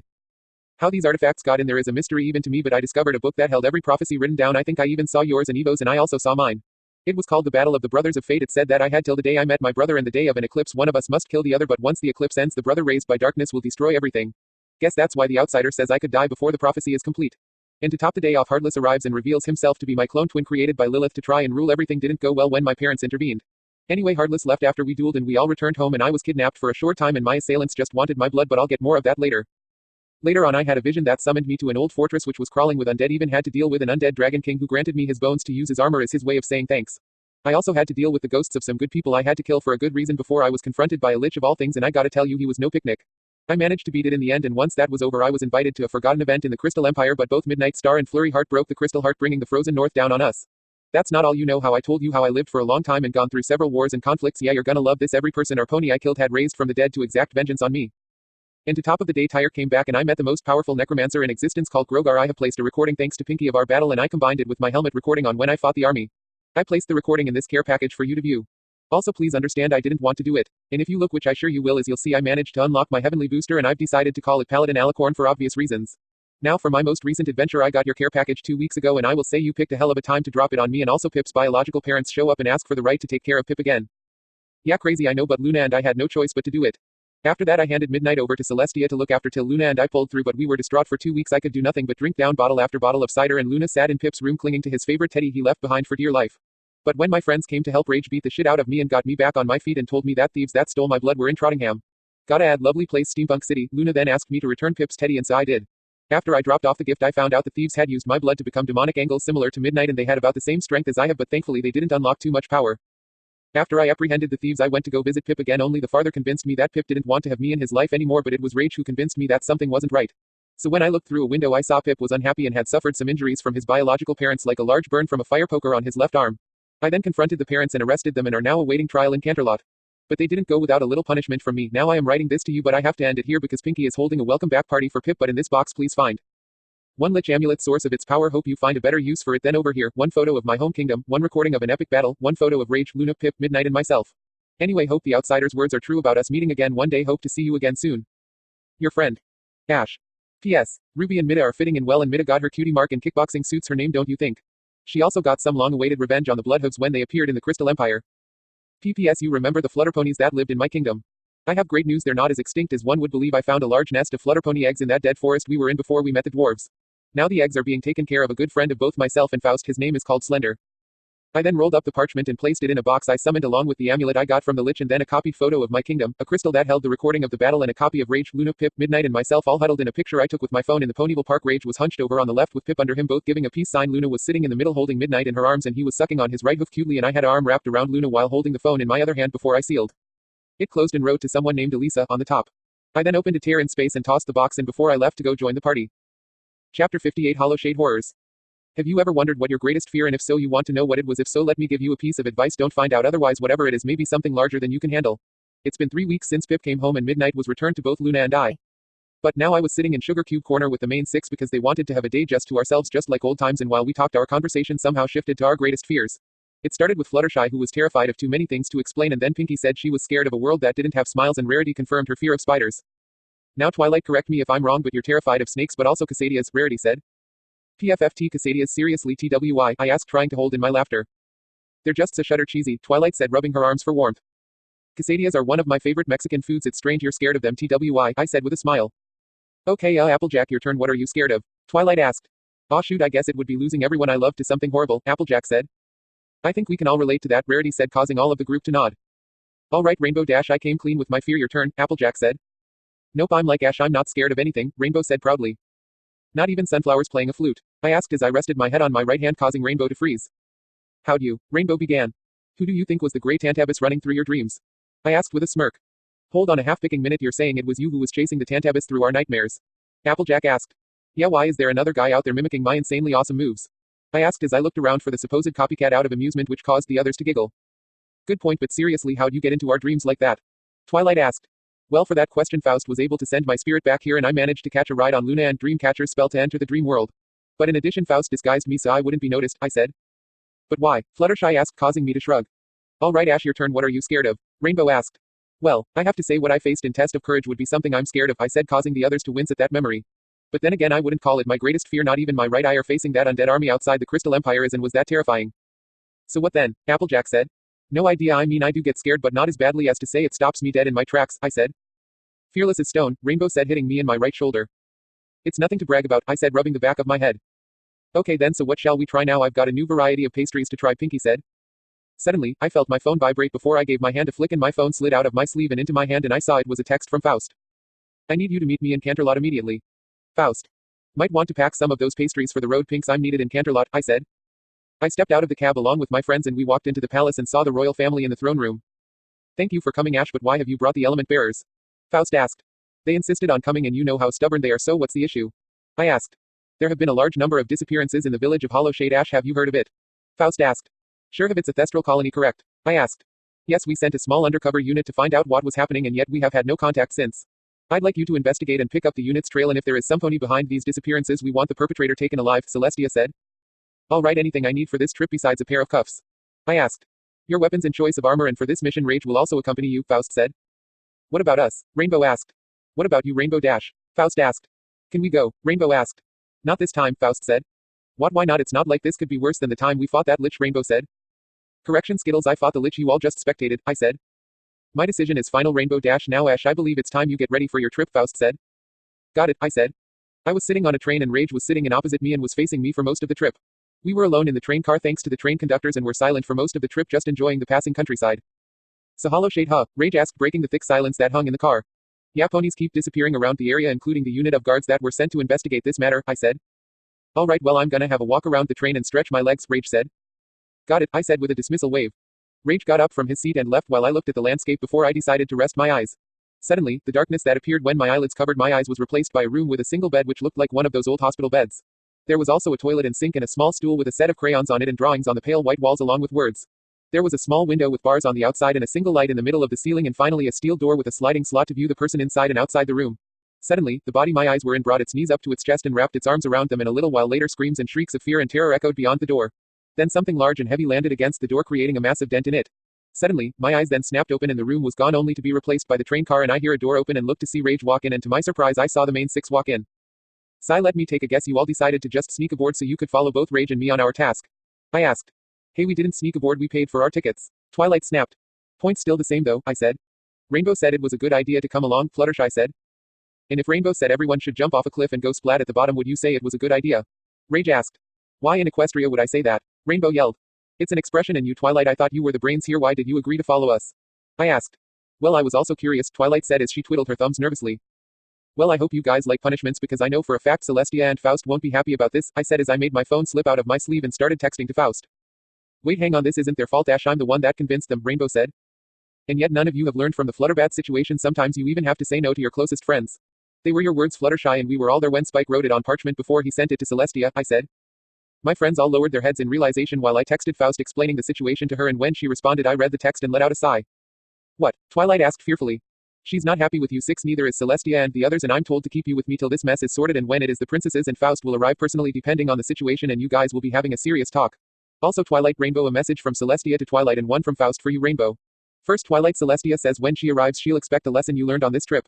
And Rainbow, Faust says that Spitfire, Fleetfoot and Soren will be arriving and that you'll be extremely lucky that you'll be a Wonderbolt by the time this is over, I said, causing Twilight and Rainbow to gulp in fear. We arrived at the station and it looked gloomy yet cheerful and very night-themed. Rage the girls and I stepped off the train and I led the group into the town. The place was surrounded by trees much like Sunny Town. Difference was the town stood in a clearing so the sky could be seen, and also bridges were suspended from one tree to another along with pathways placed into the bark, and I saw light-filled holes within the tree trunks along with some ponies in them, meaning the trees were houses just like the Golden Oaks library but bigger. I could also see a few ponies out along with some thestrals, but this confused me because they were normally nocturnal.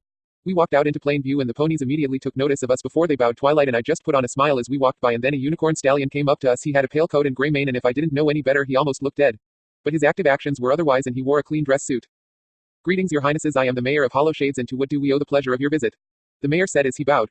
We've come to sightsee a Thestral village. You see my beloved Luna has always told me about the Thestral ponies and my friends and brother all agreed to come see a Thestral village ourselves, I said giving with the cover story as to why we were here. Oh well, I'm sure there is much to see in this little town of ours but let us get you to an inn shall we, the mayor said before he led us through the town. While we walked the mayor pointed out some landmarks like a statue of Luna raising the moon before we made it to a humble wooden inn.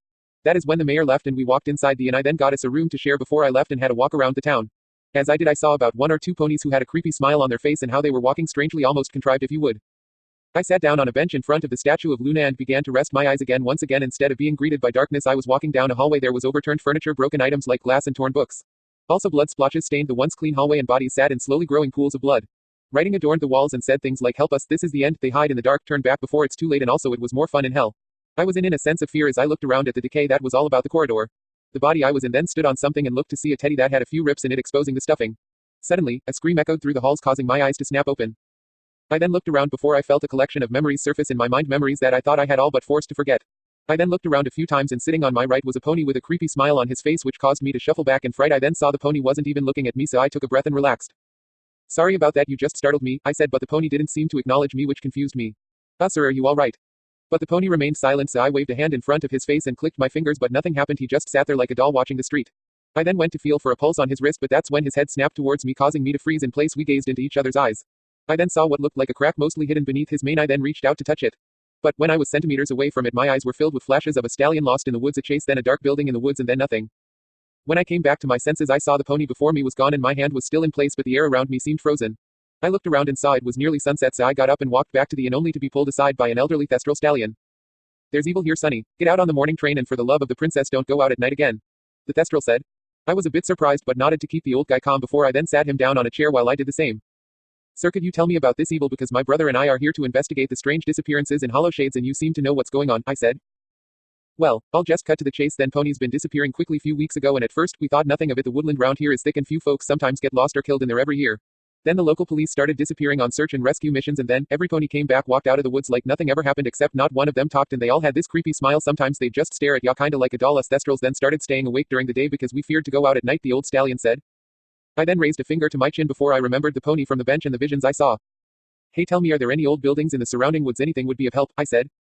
I think I remember an old building out there. Big place, been around for longer than I've been alive but it was abandoned a few years ago, little bit before you arrived for some strange reason. I think it's just northeast of the town, the stallion said.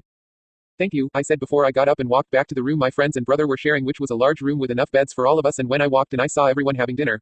Rage, prep your gear, we've got a location to investigate. Well, that was quick, Rage said before he grabbed his trunk and opened it revealing his armor and weapons while I did the same. So what do we do? Pinky asked. Faust has ordered us to stay together and if we are to separate you six must be accompanied by me or Rage is protection, I said as I checked my shotgun. Since when do we need protection? Rainbow asked. Since you decided to follow us and because of that this made our job harder. We were meant to just discover why ponies went missing but when you showed up it meant we had to babysit you lot just so none of you disappear as well, Rage said. Shoot, we're sorry you two, instead of helping ya we went ahead and made it harder, Applejack said. Nothing we can do now so let's just be done with this, I said as I finished strapping on my armor and hidden blades. Wait Ash, you can't go anywhere without having something to eat, you'll need energy, Rarity said. I looked at the marshmallow mare before I grabbed some bread and began to munch on it and once that was done I filled a glass full of water and drank it. That's it, Rarity asked. Bread is pretty filling when combined with water also I survived on less, I said before I gestured everyone to follow me. We left the inn and led the group to the northeast side of the town. I then took out a compass before we went into the forest. Now I'm not going to lie, the forest was really creepy and I had to check on Fluttershy to see how she was coping. But one time when I was checking on her I stepped on something and heard a crack so I looked down and saw I was standing on a bone and that there were others around it making up a skeleton. The others jumped when they saw the pile of bones while I just removed my foot and walked over to the skull and kneeled beside it.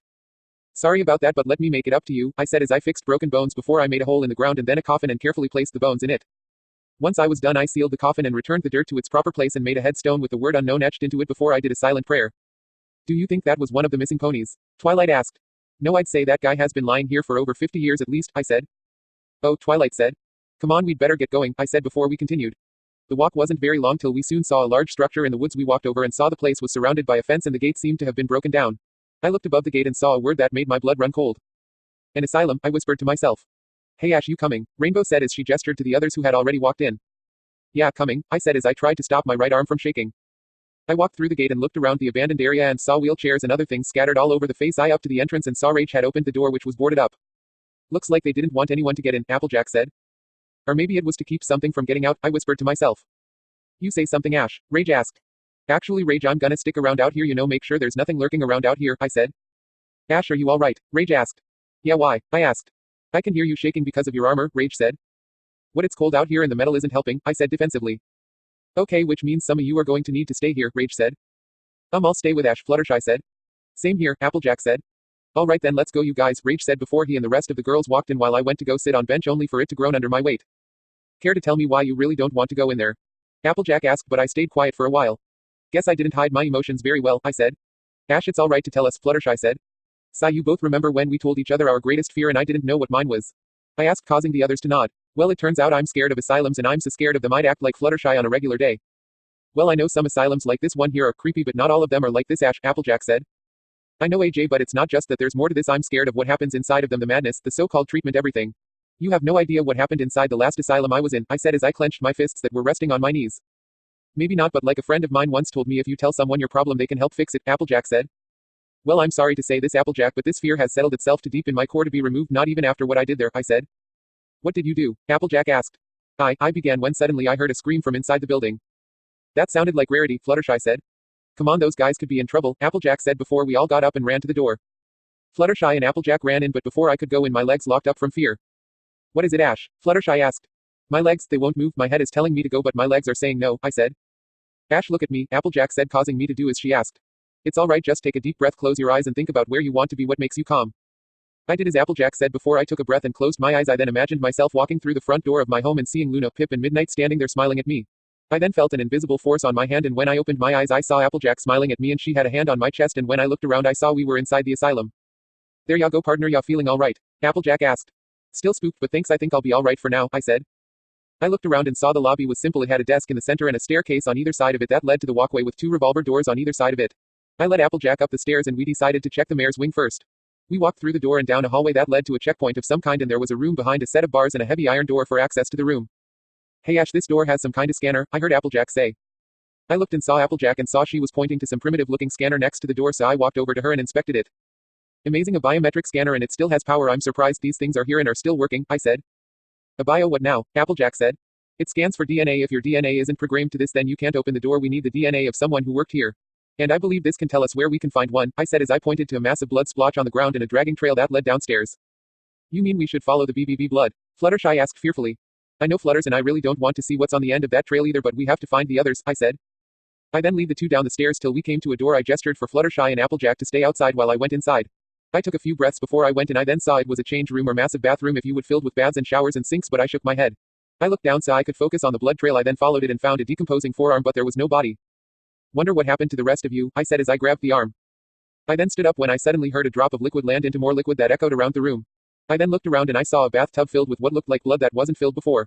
I stared at the still liquid till I saw something move. A bulge appeared on the surface and it turned into a hand that looked like someone trying to push its way out of the blood. Suddenly, a face appeared and it let out a scream, and this caused me to run out of the room, and once I was out I grabbed the heaviest object I could find and placed it in front of the door. Ash, what happened? Applejack asked. You seriously don't want to know, I said in a panic. Okay, but what about what we were looking for? Applejack asked while I showed her the arm, causing Fluttershy to turn pale in fear. Ash, you didn't rip that off the pony. No, this was all that was left, I said. Alright, but let's go, we need to find the others, Applejack said. Agreed, I said before we went back upstairs. Once we arrived I placed the hand on the scanner and the door unlocked. We walked inside only to see the corridor was lined with cells and was in a wreck. There was blood everywhere and writing on the walls, all in blood. There was broken glass and papers scattered and also a body or 2 left to rot. What happened here? Fluttershy asked while she hid behind me. I don't know, but I can tell one thing, whatever did this, it considered ponies to be a meal, I said as I pointed to a body that was mauled on. Land snakes, that's disgusting, Applejack said. Come on, let's find the others and go before we meet whatever's been chewing on this guy, I said with a shudder. I led the mares down the hall, keeping my eyes trained on my surroundings for anything that moved. When suddenly, I heard a loud ticking sound in the walls that acted like my heartbeat, and there was a repeating sound of something crashing that echoed around the building. The ticking sound was making my heartbeat incredibly fast in fear. I could see the others were freaking out as much as I was. Suddenly, I tripped on something and I felt a cold, fierce wind rush over me, paralyzing me in fear, but once the wind ended along with the heart racing ticking, I could feel myself move. But once I looked up I saw I was completely alone, no Applejack or Fluttershy.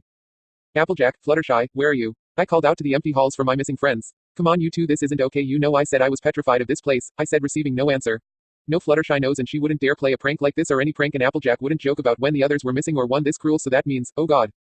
I collapsed against a wall and slowly slid down it, and I felt my breath and heart quicken dramatically. I looked at my hands, and but a flash showed my hands only covered in blood before another flash cleaned my hands and they were once more clad in armor.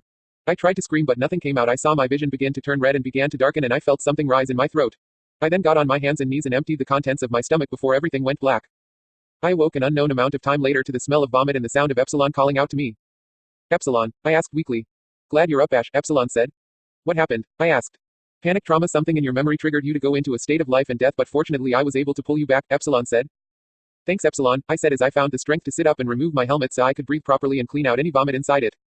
Ash, I recommend extreme caution when navigating this place. It has a very dark energy about it, Epsilon said. Anything you can identify? I asked. No, a large force of magic is blocking out any other magic being scanned in this place, Epsilon said. Okay, I said as I got up and put on my helmet. Ash, be cautious if you go into that state again tonight. I don't know if I'll be able to bring you out of it again, Epsilon said. I'll try to avoid that, I said. I then got up and continued my walk down the corridor with my shotgun out in case things went bad. I made it to the end of the mayor's ward and into another corridor. I walked down the corridor and saw a staircase going down, but then I saw something that was out of place, which was a purple indigo ribbon, and unlike everything, this ribbon wasn't covered in dust or dirty. I then came to realize it was rarities. I then figured I'd try and figure out where they all went, so I grabbed a pale orb from a pouch on my belt and pressed a button on it before I tossed it in the air and watched as it scanned the room. It then made a projection of the other half of our group. The hologram showed the others coming out of the stallion ward. Suddenly, they looked as though they were listening to something, and faster than I could blink I saw Twilight get tackled by something, then Rage, and then the others got snatched before the image ended. I then looked around and saw dragging marks in the dust along with a two-toed footprint that unnerved me a bit, leading to the stairs that went down. So sucking up some courage, I grabbed Rarity's ribbon and held my shotgun ahead of me and began my walk into the dark. I was scared beyond anything at the moment, but I took several calming breaths as I walked through the dimly lit corridors, but I could see where I was going as I walked. I came across an empty elevator shaft that had bars for walls and a spiral staircase that went downward. So I walked down the staircase following the drag marks till it led me to a narrow corridor. I then walked down the corridor and soon heard movement up ahead. I then slowed my breath and had a look and saw something tall and skinny, but it was too dark to see clearly. I then saw a small lever that had the words on and off on it, so I assumed it was the light switch. I reached out for the lever, deciding to risk my luck, and pulled the lever down. Suddenly, a light flickered to life above the creature, and the creature tried to shield itself from the light before it ran off, and from what I saw I thought the creature wore a straitjacket, but only the sleeves were loosened. Knowing that I wasn't alone now, I kept up my guard and walked forward. I then came to a massive room that was more like a dungeon filled with cages. I walked into and soon spotted the others being held in a cage hanging from the ceiling. I gave a small sigh of relief. I then saw Fluttershy notice me and informed the others, who all then looked at me. I then began to jog over to them, but as I came to a corner, one of the creatures stepped out behind it, causing me to freeze in my tracks because if I got any closer I'd be touching it, and at this range I got a good look at the creature. I saw it had an equine-shaped head and hands like any other pony, however it had no fur and mane and the lack of a face along with a pair of two-toed feet. It only wore a straitjacket, meaning it was once an inmate here. My blood was cold as I looked at the creature. How badly I wanted to run, but I remained as still as stone as the thing and I stared at each other. But suddenly, the thing looked away and walked off as if I wasn't even here. I slowly released the breath I didn't know I was holding and placed a hand on my chest before I went into thought about what had just happened. I then assumed that the creatures were blind but could hear very well, so with that in mind I switched to my assassin robes and climbed my way on top of the cage. Boy, are you a sight for sore eyes, Rage whispered. Not as much as you guys are, I whispered as I leaned over the edge so I could inspect the door. What do you mean by that, darling? Rarity asked. Asylums scare the living shit out of me for so many reasons, I said as I turned my blood into a key. So that's why you didn't want to come in, Rage said. And why it took me so long? I was overcome with so much fear I blacked out, I said as I inserted the key and unlocked the door. Well, I can understand being scared of this place, it's even starting to freak me out, Rainbow said. So how do we get down? Pinky asked. Hang on, first we need to get rid of those things, and from what I can guess they're blind but can hear very well, I said. Well, cutting and stabbing doesn't work, Ash, I tried already, Rage said. Well, I think I know their weakness, I said as I summoned a large oil can that was filled with oil. I then tossed it to the floor, making a large crashing noise, and that brought all the creatures running towards the noise. Once the creatures were standing in the liquid, I snapped my fingers, igniting the oil and burning the abominations, and it worked amazingly well. Nice job, Rage praised. I say it's time we left, I said as I levitated everyone back to the entrance and handed Rarity back her ribbon. Hey, I'm confused, why didn't you just teleport everyone out? Applejack asked, pointing at Twilight. There's an anti-teleportation field around us to stop any inmates that can use magic from escaping, Twilight said. Also the reason why I climbed up onto the cage. Now can we go? I don't want to be around in this house of horrors any more than I need to be, I said. I like that idea, and you won't believe this, but we found a record of the mayor of Hollowshades. Turns out he was a doctor here and spent his time down below us, Rage said. Well then maybe we can ask him some questions when we get back. Now come on, I said as I led the others up the staircase. However, when we reached the top and I looked back to check on everyone, one of the creatures leapt out of the doorway and pushed me into the elevator shaft. But before I could fall entirely, I managed to grab a bar that had come loose from its place, and it stopped my fall, and the creature was torn from me by the force of my stop and his leap. This caused it to leave deep claw scratches on my body when he was thrown off me. I then let out a scream of pain while the monster fell into the darkness below. Ash, you alright? Rage asked from above, and I saw him and the girls looking at me. Yeah, but covered in blood, I said as I looked up. Can you fly up? Rainbow asked. No, the shaft is too narrow, I said. Alright, what about climbing? Rage asked. This place wasn't built to support ponies, only the elevator. Also it's gonna be hard to move cause that thing left some deep wounds in my chest and arm, I said. Oh, Ash, you have blood manipulation, Rage said. I know, but the muscles have been torn through as well. That will take time to heal and get back at full strength, I said. But what about when War Sword hacked your arm off? Rage asked. You have no clue how this works. I was using my blood to hold my arm together and heal the wound at the same time. If I did this while climbing, my arm would fall off because it haven't been repaired properly. There are limits to this, you know, I said. Suddenly screams came from below me from the creatures telling us they were on their way. Crap, more of those things, Rainbow said. Alright, hang on Ash, I'm gonna levitate you up, Twilight said. Suddenly a door was thrown off its hinges and I saw 6 creatures come out before they ran up towards my friends, and I saw a lot more coming up only through the elevator shaft. No time, you lot need to go, I said. Oh no Ash, you're not pulling off another one of your crazy stunts, Rage said. I don't want to either, Rage, not after last time, but it's either you stay and help me and we all get captured or die, or you leave me and I figure out a way out of here, I said sternly. But Ash, Twilight started. This isn't up for a fucking debate, now get out of here. I yelled, causing the others to stare at me. Listen, I'll think of something, I promise, but you need to leave me here. I don't want to do this to you or the others again, but please, there are few options. You'd better come back, Rage said, causing me to nod before he left with the girls. I then looked down at the creatures and braced myself for what I was planning on doing. Alright motherfuckers, I'm coming for you, I said as I summoned my armor and let go of the bar and fell into the dark. I woke up at the bottom of the elevator shaft and my legs were full of pain, so I used blood manipulation to check the injuries and discovered they were both broken. I then used blood manipulation to help heal my wounds and apply a bit of healing magic to my legs to heal the bones a lot faster. So I lay there for half an hour till my injuries healed before I heard a voice whispering in my ear, causing me to look and see a doorway on the bottom level dimly lit. So getting up, I followed the whispering till I came to a large room filled with gadgets and gizmos, and in the center were a pair of chairs, one with restraints on it and 2 different rune circles around one chair. But the circles had their similarities. I then had a look at a desk and saw books about souls and magic, and upon closer inspection I discovered this was once the mayor's laboratory when he worked in the asylum. I then realized that he was experimenting with souls so he could take the number of years a pony had left to live and add it to his own. I then heard a door creak open and saw a door at the back of the room, so I walked over to it and saw a well-torch lit tunnel. I then began to walk down the tunnel, keeping an eye out for anything, but suddenly ponies with those creepy smiles on their faces burst through the walls. One had pinned me to the wall by grabbing my throat and squeezing it, but I used my right hand to deliver a punch to the pony's head. But instead of my fist meeting flesh and breaking bones, I heard what sounded like porcelain breaking, and when I removed my fist I saw the face crack and fall apart, exposing a decomposed face. Suddenly, the thing let out a scream that almost blew out my eardrums, but in a twisted, disoriented voice it no, she asked me to kill her. Honoring the undead mare's request, I made a blade out of holy magic and stabbed the mare through the chest, and as the life faded from the body I heard her whisper a thank you before I felt her soul enter me. That's when she showed me how she became like this, and to say I was disgusted and horrified was an understatement, because the mayor committed a horrific ritual of stealing all the years the mayor had left to live, and also a number of disgusting rituals. I placed the body of the mayor on the ground and saw many more ponies who had their lives taken standing before me, along with the guard unit the princesses and Faust sent. So I made the heavenly cross on my arm and charged into horde of lost souls, destroying the bodies and releasing the souls trapped within, only for them to fly into my body, showing me more deaths that fueled my rage. Once I made it the end of the tunnel, the heavenly cross disappeared and my left arm became demonic from anger. I walked down the rest of the hallway, leaving a trail of flaming footprints behind me till I came to an elevator that had power in it. I then quelled my demonic arm before I stepped into an elevator and rode it to the top. Once I did, I was greeted by a disturbing sight. The smell of death was heavy in the room, and I saw ponies in cages or shackled to the floor. They all looked thin, but to add more to the horror, I saw pony bodies around them. Many still had flesh on them and others had porcelain pieces on them, meaning they were once undead, and others were just bones. But on several of the bodies I saw pony teeth marks on them, meaning that some of these ponies had been starved for so long they committed cannibalism. I shook off the disgusted feeling and looked around and saw a thestral mare, so I walked over her, but when the mare noticed me she backed away, but I kneeled down in front of the cage and removed my helmet. Please, you don't need to fear me, I just want to help you escape this awful place, I said, causing the mare to move closer slightly. Who are you? What are you? The mare asked. Ash, I think this mare has been imprisoned for longer than you've been here, Epsilon said. My name is Ash Blade, miss, and I'm the last demonic angel. I was sent here by Queen Faust and her daughters to help, I said. Who's Queen Faust? The mare asked. The ruler and creator of Icarus and everything in it, and she is also the mother of Princess Celestia and her siblings, I said, shocking the mare. How long have I been here? The mare asked. I don't know, but the point is I'm getting you out, I said as I unlocked the door with my blood. Wait, that pony upstairs, he's taken a filly upstairs to do what he's done with the others. Her parents have left her in my care before they were taken, the mare said. Alright, I'll go take care of it. Meanwhile, you seem to know this room well, so I need you to take this and free the ones that are still sane and let them know to stay put till I get back, I said as I handed the mare the key, causing the mare to nod. I walked up the stairs and came to a door and opened it, revealing a dark hallway with decaying walls, chains hanging from the ceiling, eyes that watched me through the cracks in the walls, and all sorts of things I wouldn't dare mention. I made my way through the house. The sound of creaking wood beneath me was the only thing that made my presence in this place known to anyone here. Epsilon then informed me he felt a dark magic upstairs in the attic. So I ran to the stairs and began to climb them when suddenly something grabbed my throat and yanked me closer to the wall. I then saw it was a ghostly figure with a black veil over its face and bony fingers. The figure then screamed at me, but I grabbed the figure's neck myself, causing it to let go of mine in surprise before I roared in its face. With a shriek, the figure disappeared back into the wall. I then ran up the rest of the stairs. Epsilon directed me to the door to the attic, but as I tried to reach for the doorknob, it turned into a set of jaws and nearly bit my hand. Suddenly, a large eye with a black sclera and aqua green iris opened in the middle of the door and glared at me. I simply glared back and thrusted my demonic hand into the eye, spewing out a black substance before I turned the knob and opened it without any trouble.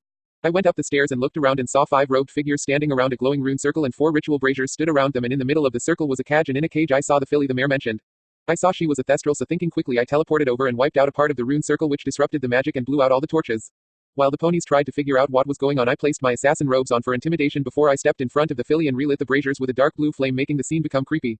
I could see the robed figures were freaking out despite the hoods covering their faces. I gritted my teeth behind my mask and kept my eyes on the ones that were in my view beneath my hood. What the hell is going on? Who is that? A pony in front of a window before me asked. I teleported in front of him, causing him to stare at me in shock. I'm the guy who's about to send you to the Reaper, I said before I kicked the pony out the window. I then saw two ponies draw a wiggly ritual dagger and charge at me, but I grabbed them and tossed them towards the door.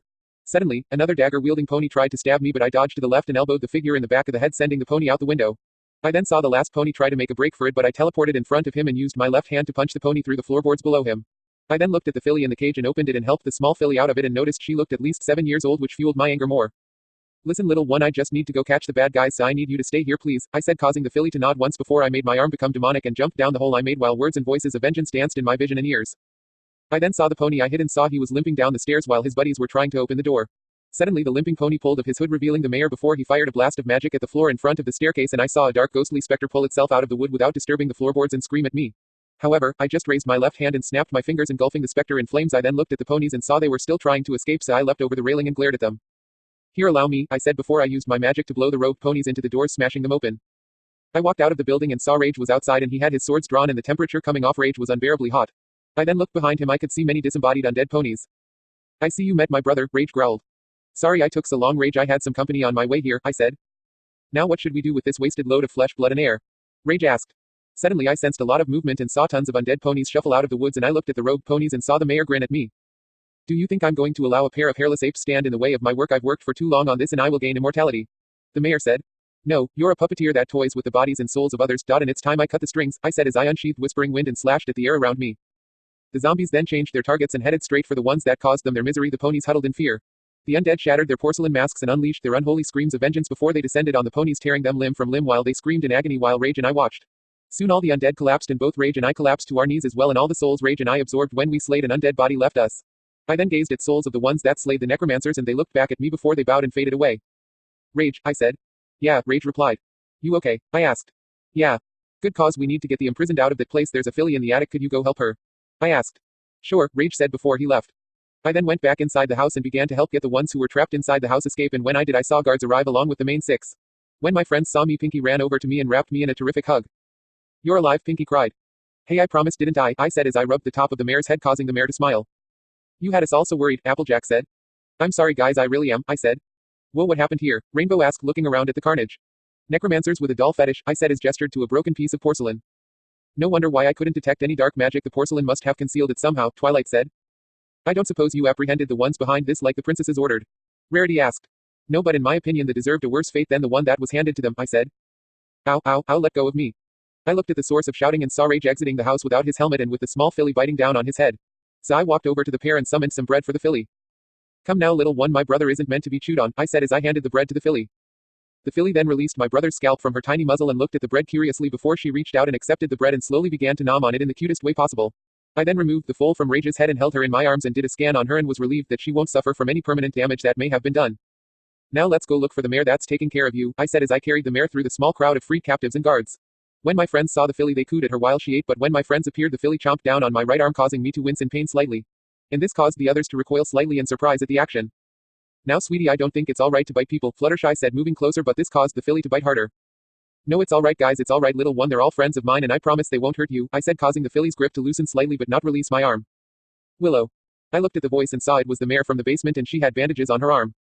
Here you go and you'll be glad to know that she's in no danger of anything, I said as I handed the now named filly to the mare. Thank you, and it seems she's taken a shine to you, the mare said as she took Willow from my arms and allowed her to bite her hand.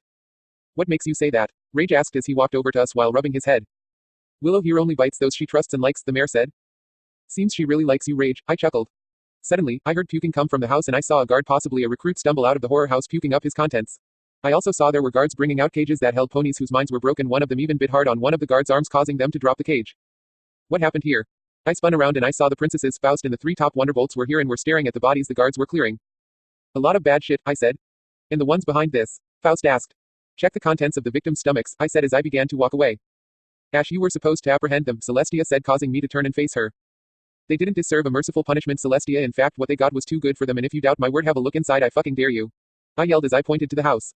The royal family recoiled at my words along with the wonderbolts and my friends while I just stormed off and sat down against a tree. I then saw the princesses and Faust along with the Wonderbolts and Rainbow went inside only to come back shortly with pale faces, which was quite a feat for both Celestia and Faust. I even saw Soren, Fleetfoot and Chrysalis puking up the contents of their stomachs, and I then saw Faust walk over to me and sit down next to me. How many? Faust asked. Too many. Did you see the ex-doctor's notes? I asked. Yes, Faust said before we entered a long silence. What will happen to them, the broken ones I mean? I asked. We'll see what we can do, hopefully give them the help they need, Faust said. Okay, I said. Ash. I looked at the new voice and saw everyone was standing around us. Fluttershy and Applejack told us about your fear of asylums and we just wanted to check on you, Rage said. Wait, you're scared of asylums? Spitfire asked. And I have a right to be, I said. Do you wish to talk about it? Luna asked. No, but it may help me feel better, but it's just I worked hard to bury this part of my life deep down inside me ever since I found out about it, I said. What do you mean, Ash? Faust asked. When I woke up after Heartless restored my memories, you all saw my emotion and how I refused to speak to anyone for 3 days, right? I asked, earning nods from the group. Well, it was because I overcome by all the guilt of things I let happen that harmed and killed many friends I had over my life, and this is one of the many things that haunt me. Why? Faust asked. I was silent for a few minutes before I let out a sigh. A few lives after I got my I put in the tree of life placed me in an asylum. No idea why it did this, I will never know. But I knew there was a darkness in that place that I didn't like. The doctors there ran tests and experiments on me and other inmates. They injected us with chemicals trying to turn us into something, I said. Something? Dreamcatcher asked. It involved the military, but I was the most favorite test subject in that place because I was visited by the head doctor and a general more often than most, and the only name I got was Subject 63 in Project Apocalypse, I said. Project Apocalypse, it sounds like a doomsday weapon, Rage said. Which is exactly what it was, I said. I was just joking, Rage said. The asylum was real, but it also gave the government a great cover for human test subjects. I was the most important because somehow in some way they knew about my right eye and wanted to weaponize it and put it into other inmates, I said. Messing around with a Netherlord's power is never a good thing because it's unpredictable like chaos magic, Faust said. So the government turned you and others into super soldiers or something? Rage asked. Almost, but I turned them into something worse, I said. What do you mean you turned them into something worse? Celestia asked. I then pulled out a memory from my head and it showed me strapped to a chair in a bleached white room and doctors were walking around the lab with all sorts of equipment. My past self had awakened, and that's when a doctor who I knew is the one in charge of the asylum was testing a needle which caused my past self to struggle with the restraints. The doctor walked up to me and gently wrapped a hand around my younger self's throat and forced me to look at him, and then he aimed the tip of the needle at my right eye, causing the others to gasp. And when it was inches away, my right eye changed and I had let out a powerful scream of fear that blew all the doctors back and fried any electronics in the room. The scream was so powerful it sent out a blast of wind right out of the memory.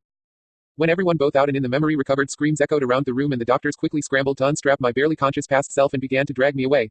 As they did, we saw all the inmates seemed to screeching in pain and were turning into terrifying monsters which shocked the group. My past self was put on the bed in his cell and the door closed. My past self curled himself into a ball. But before the door could be locked, screams echoed outside and something hit the door making a massive dent, and when my past self got off the bed and went to open the door, he gasped in terror. Something sat outside the door eating the insides of the doctors till they were all but hollow. It walked on 2 legs but had the torso wrapped in black armor and tail like those of a scorpion. It only had a mouth on its head and a pincer on the end of a tail instead of a stinger, and 4 extra arms, some with pincers and some with hands. When it turned to my past self, who was clearly afraid of the thing and the way the blood dripped down its body, the thing then let out a roar and left, leaving the mutilated corpses behind, and that's when I stopped the memory. That was one of the many things I created that day when I was held there, and I haunted that building like a lost soul, living in constant terror of the things that lived there also, I said. Why didn't you leave? Applejack asked. I didn't know where else to go because my first memory was of me waking up in that place. I could barely talk or write or even read in that place, I said. So how did you survive? Soren asked. At this memories I wished to forget clawed into the front of my mind and all the color drained from my face before I leaned to the side and emptied the contents of my stomach a second time that night. Please don't ask me to remember that, I said when I recovered. Okay Ash, no one will ask. Now let's get you all home. You've all had a long night, Faust said. I could only nod before I let out a yawn and began to close my eyes, fearing the nightmares that would be joining me in my slumber. Chapter 59. Will you? I woke up to the sound of a familiar tune before I opened my eyes and saw I was in the bedroom at my place wearing nothing but pajama pants. I then felt something nice and warm on my side and saw Luna up against me wearing a pajama shirt and panties. Not that I was gonna complain, and I saw her playing Angry Birds on my iPod, which she managed to grab from my arm when I was out. So I tapped her shoulder, getting her to look at me, and she saw I was awake. Oh Ash, I'm sorry, did I wake you? Luna asked. Yes, but I needed to get up and you needed to ask little Philly, I said as I used my magic to move my iPod out of her grip and into mine. Hey, give that back, I only had 2 more pigs to eradicate, Luna said, desperately trying to get my game back, but I kept it out of reach from the mare like a parent would a child. You know the rule, no games before. Whoa. I cried out as Luna jumped on me like a jungle cat, burying my face in her bosom as she tried to grab my iPod. Give, Luna demanded. Settle down, you crazy mare, breakfast first, game later, I said as I pushed Luna off me. Don't treat me like a child, Luna said, making another grasp at my game only for her fingers to grip air as I moved my iPod out of reach once more. Only if you quit acting like one, I said as I teleported to another part of the bed. Ash, you will hand over that game or I will charge you for being a tyrant and treason, Luna said. Come and get it, you little game-alik, I said as I sat upright on the bed. I then saw Luna's horn light up and I was gently pushed backwards and realized I was on the edge of the bed, resulting me to fall onto the floor. Huzzah, Luna cheered as she held my device up in victory, which she grabbed with her magic before I hit the floor. Luna then started playing again, but I heard the sound of the failure come from both the game and Luna. You done with your little rage quit? I asked. I do not rage quit, Luna pouted cutely. Sorry, I meant temper tantrum, I said, playfully, causing Luna to groan and flop onto the bed. All right, enough moping, I know, to make you feel better. How? Luna asked as I picked her up bridal style. A good long bath, I said as I carried her into the bathroom. A few hours later, after the both of us washed each other and preened the other's wings, I then came around to lathering Luna's mane. Oh, it's a nice when do that, Luna said, completely melted in my technique before I stopped. Wait, why have you stopped? I've completely lathered the shampoo into your mane, Luna, I just need to rinse it out, I said. I think you actually missed an area on the left, Luna said. You said that 15 minutes ago, Luna, and it was on the right side, and so you told me to do it over again. Now let me rinse your mane out, I said, causing Luna to roll her eyes while I poured water over her lovely mane while stroking it, and repeated this till I finished. There. Thank you, Ash, Luna said as she moved to sit on my lap with a sigh. Something wrong? I asked. Oh no, it's nothing, Ash, it's just I was thinking about the winter holidays, Luna said. Why is one coming up? I asked. Apart from the first snowfall of winter, but apart from that there is nothing that happens in winter, Luna said. Nothing happens in winter, huh? I thought out loud. Not interrupting, am I? I looked at the source of the voice and saw Discord sticking his head out of the toilet bowl. Luna let out a scream as she tried to cover herself while I sent a glare at Discord. What are you doing here? I asked angrily. I have a message to give you from Mother is all, Ash, Discord said. Can't it wait, and besides she can message me herself, she has a phone, I said. Well, I suppose it could have been to answer the second question. I was on my way down here to visit my dear friends, so Mother asked me to drop off a message for you, Ash, asking you to come to Canterlot later at 1 o'clock, Discord said. That all? I asked. I believe so, yes, Discord said. I then used my magic to pull the lever on the toilet and I saw Discord's head spin around with a surprised look on his face before he was flushed down the drain. Your brother certainly doesn't get personal boundaries, does he? I asked. No, and why would Mother wish to see you when you just got back from Hollow Shades? Luna asked with a small whine. No clue, but it better be important, I said as I got out of the tub and began to dry myself. Where are you going? Luna asked. I've got some stuff for Caramel to do along with a meditation lesson for Pip, and also I agreed to help the apples down at the farm, I said. But you should be resting, the nightmares from last night kept you up to a great extent, Luna said.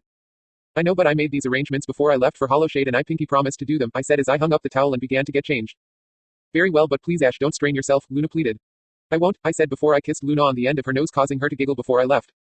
I stepped out of my room and I saw Flawless Job talking with Pip while Luna and I were bathing. I was told the new additions of the staff have found a place to call home in Ponyville. Ah, good to see you up and about, sir. I was told of what happened, Flawless Job said. Hello, Flawless Job, I trust you're settling in nicely, I asked.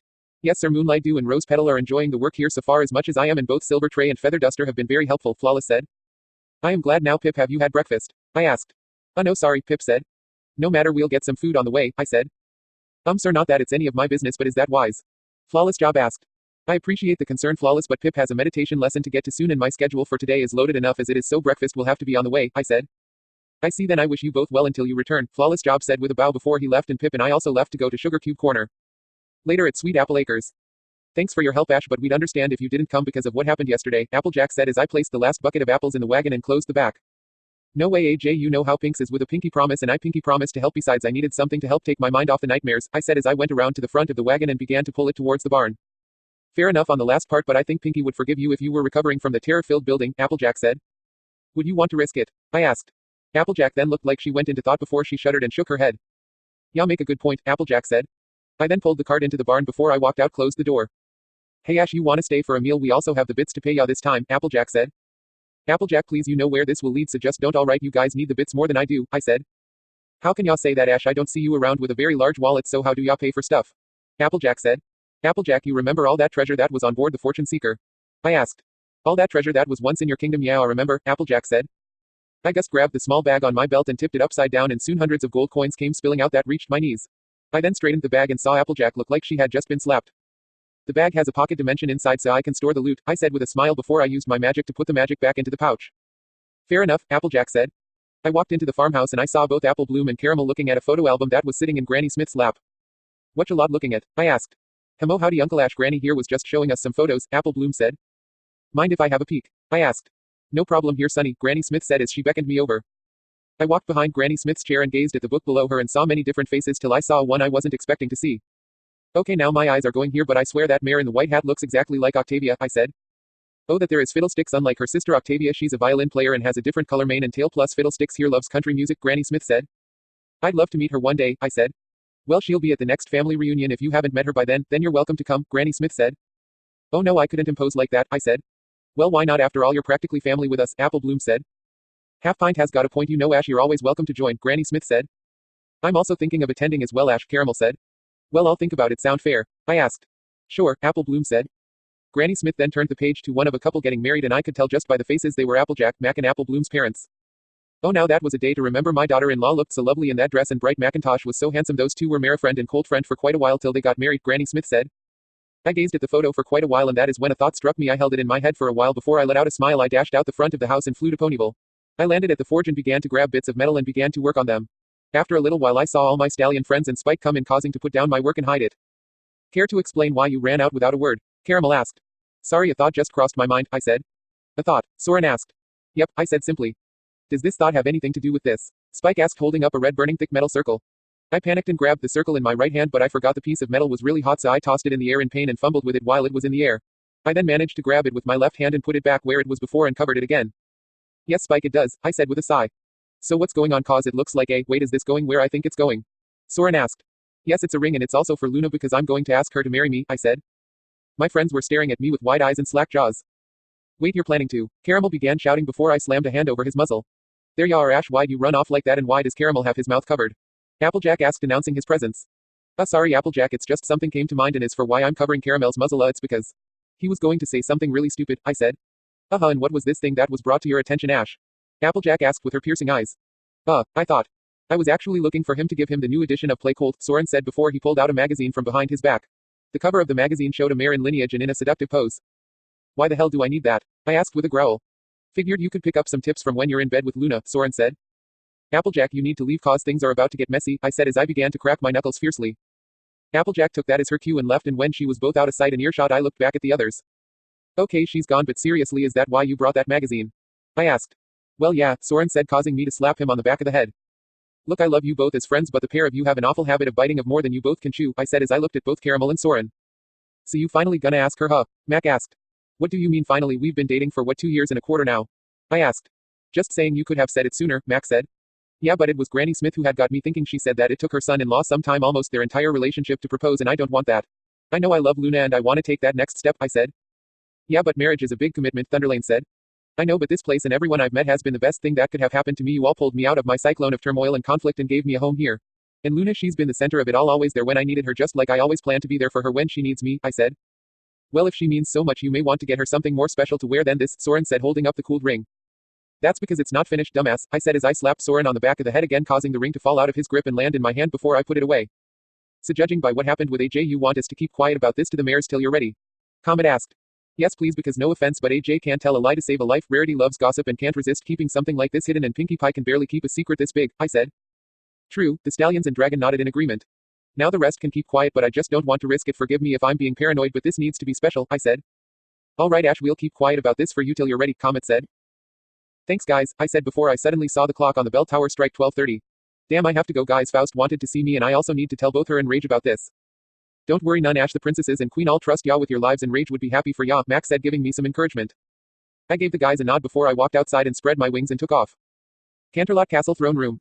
The guards pushed open the throne doors with a bow, and I walked in to see Celestia. Faust, Cadence, and Snowdrop were here, all of whom I needed to talk to. Well, except the long line of nobles and civilians. We are going to take a 30-minute recess, so would all visitors please vacate the room, Celestia said, and just like that everyone turned to leave, many giving me a bow as they left. Seems like you're becoming popular, Ash, Faust said with a smirk. When you're this good looking, I would think so, I said, causing everyone to giggle a bit. Now why did you need to see me? I thought you'd want to know that Amalthea came by today to tell me that the Flutterpony's eggs are going well and are slowly getting ready to hatch. It appears your theory was correct, Faust said. That's fantastic, I just hope they'll survive the coming winter is all, I said. Now that you mention it, Ash, I have been thinking about a new holiday for winter, Celestia said. Holidays for winter, that's coincidence, cause Luna was wondering about the same thing, I said before I went into thought. Well, there are several you could do. Like what? Cadence asked. Well, a winter tournament would be one where everyone could take part in some winter activities that could last a few days, like the equestrian games, only more winter themed, I said. That's a very smart idea, Ash, Celestia said. Well, there is another I have which is my favorite, I said with a smirk. Oh, Faust asked. The winter solstice, I said. What is that? Celestia asked. What is it? I said with a scoff. Only the longest night of the year on Earth. The longest night? Celestia asked in surprise. Yeah, I mean, you have longest day of the year, why not one for the night, and Luna could put on a show for everyone then, I said. I never thought of something like that before for Luna, Celestia said. Neither have I, Faust said. Wait, you guys didn't think of this? I asked. No, we never thought of having such a thing, Celestia said.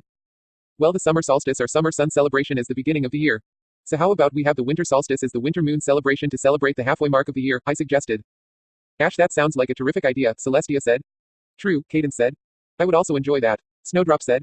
Well, it appears I would be outvoted if I said no, Faust said with a smile. The human world is such an amazing thing filled with all kinds of interesting things one wouldn't be able to think of, like you have the longest day and longest night, Cadence said. Come on, it's no big deal, the solar system just decides to balance itself out, and anyway you'd better let the other kingdoms and subjects know about this when you're ready. Just so no one freaks out, I said. Oh yes, a good point, Ash, we don't want everyone to think Nightmare Moon has come back, Celestia said. You must really care about Luna if you wanted to add that holiday to Equestria's, Cadence said. I do care more than life itself, which is why I need to talk to you about something extremely important, I said, causing everyone to look at me while I took a humongous breath. I'm going to ask Luna to marry me. My words seemed to echo around the room despite me not shouting. I stood quietly for an entire minute. Suddenly, the 3 alicorns in the room teleported next to me and wrapped me in the strongest and most life-threatening hug I've ever been in, all the while they were squealing into my ear. I managed to wiggle out of their death grip and watched as the 3 took off out the doors, prancing, skipping and giggling like foals. It took me a few seconds before I ran off after them, hoping this didn't lead to a severe problem, which soon was. I heard Faust cheering that her daughter was getting married and the 3 were running over items and ponies as if they weren't there. I then decided enough was enough and reached out with my magic and grabbed the crazy alicorns and teleported ourselves back into the throne room and closed the doors. I then let go of the 3 leaders and saw them begin to dance and skip along the roof, all the while they were squealing and giggling. What's going on here? I looked at the source and I saw the rest of the family along with Shining and Rage were here. Oh hey, you guys just got a bit of a happy alicorn problem, I said as I looked back at the skeptical on the roof. What got them like this? Iris asked. I told them I was planning to marry Luna, I said, and just like that Dreamcatcher and Chrysalis joined the other 3. There go the other 2, Shining said, watching his wife. Seriously, Ash, really, you decided to actually marry Luna? Rage asked. You bet your swords I have, she's so special to me, I said. This is so exciting, I'm going to have a new brother, Discord said as he picked me up from behind and hugged me. Geez, what am I, a teddy bear? I asked as I teleported out of Discord's grip. Apparently, but it would explain why Luna likes to snuggle up beside you so much, Rage said. Oh ha, your comedy gold, Rage, I said. So do you have any idea on how to bring that lot of fur and feathers down? Discord asked. I think I've got an idea, but you may want to back up a bit, Rage said, causing everyone to back away while he cleared his throat. You know it's a stupid idea, Ash, just scrap the ring and be done with it.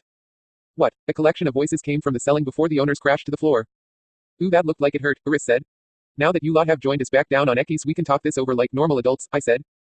Sorry about that, it's just that this is really exciting news, Faust said while she blushed and giggled while she and the other got up. Apology accepted, now do me a favor and don't do that again, maids are going to have a tough time getting those off the roof, I said, gesturing to the hoofprints on the roof. I heard someone mention a ring, may we see it? Chrysalis asked. No, because it's not finished, I just started, but how did you know, Rage? I asked. I know you, Ash, you tend to make gifts yourself as a way of showing those around how much you care, Rage said, causing Cadence to squeal at the thought of me making a ring for Luna. Fair enough, but anyway, I have the design and everything else, but I'm missing one important thing, I said. What? The alicorns asked in sync. How will I ask her? I asked. What about at the gala? Discord suggested. Wait, the Grand Galloping Gala, I said. Not a bad idea, it will certainly be a highlight over the regular nonsense, Celestia said. Alright, but please, for the love of everything that is holy, try and get this one to go right, and that means you two, Discord and Iris, I pleaded. Cross our hearts and hope to fly, stick a cupcake in our eyes, Discord and Iris said in sync and did the gestures. Sash, do you have a plan? Cadence asked.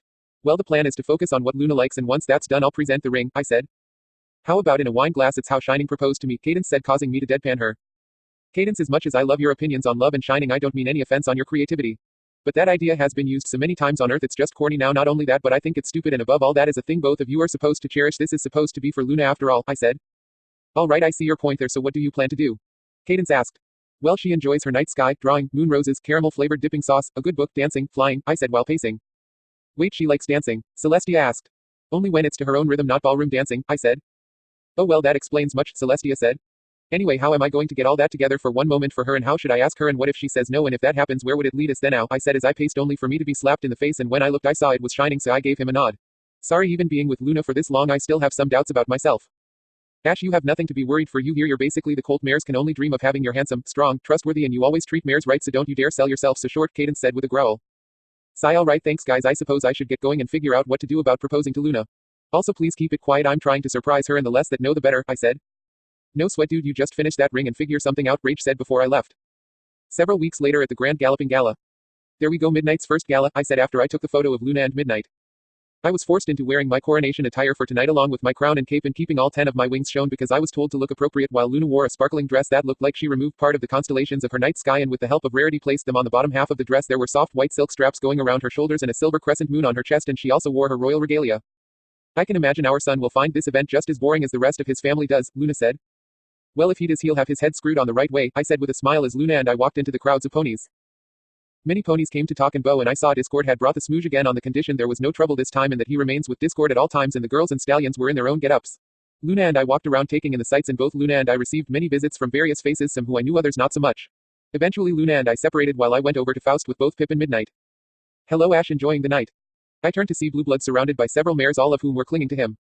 Pip could take Midnight and go find your grandmother while I talk to your cousin, I said as I handed Midnight to Pip before he nodded and left while I turned to look at Blueblood. Well, this is new Blueblood calling me by my name. I am curious as to ask if you finally decided to break up with my dear aunt, Blueblood said. This is very new and I am going to say no, I will not break up with her, I said. Well then maybe it's time you do, Blueblood said. Excuse me, I asked.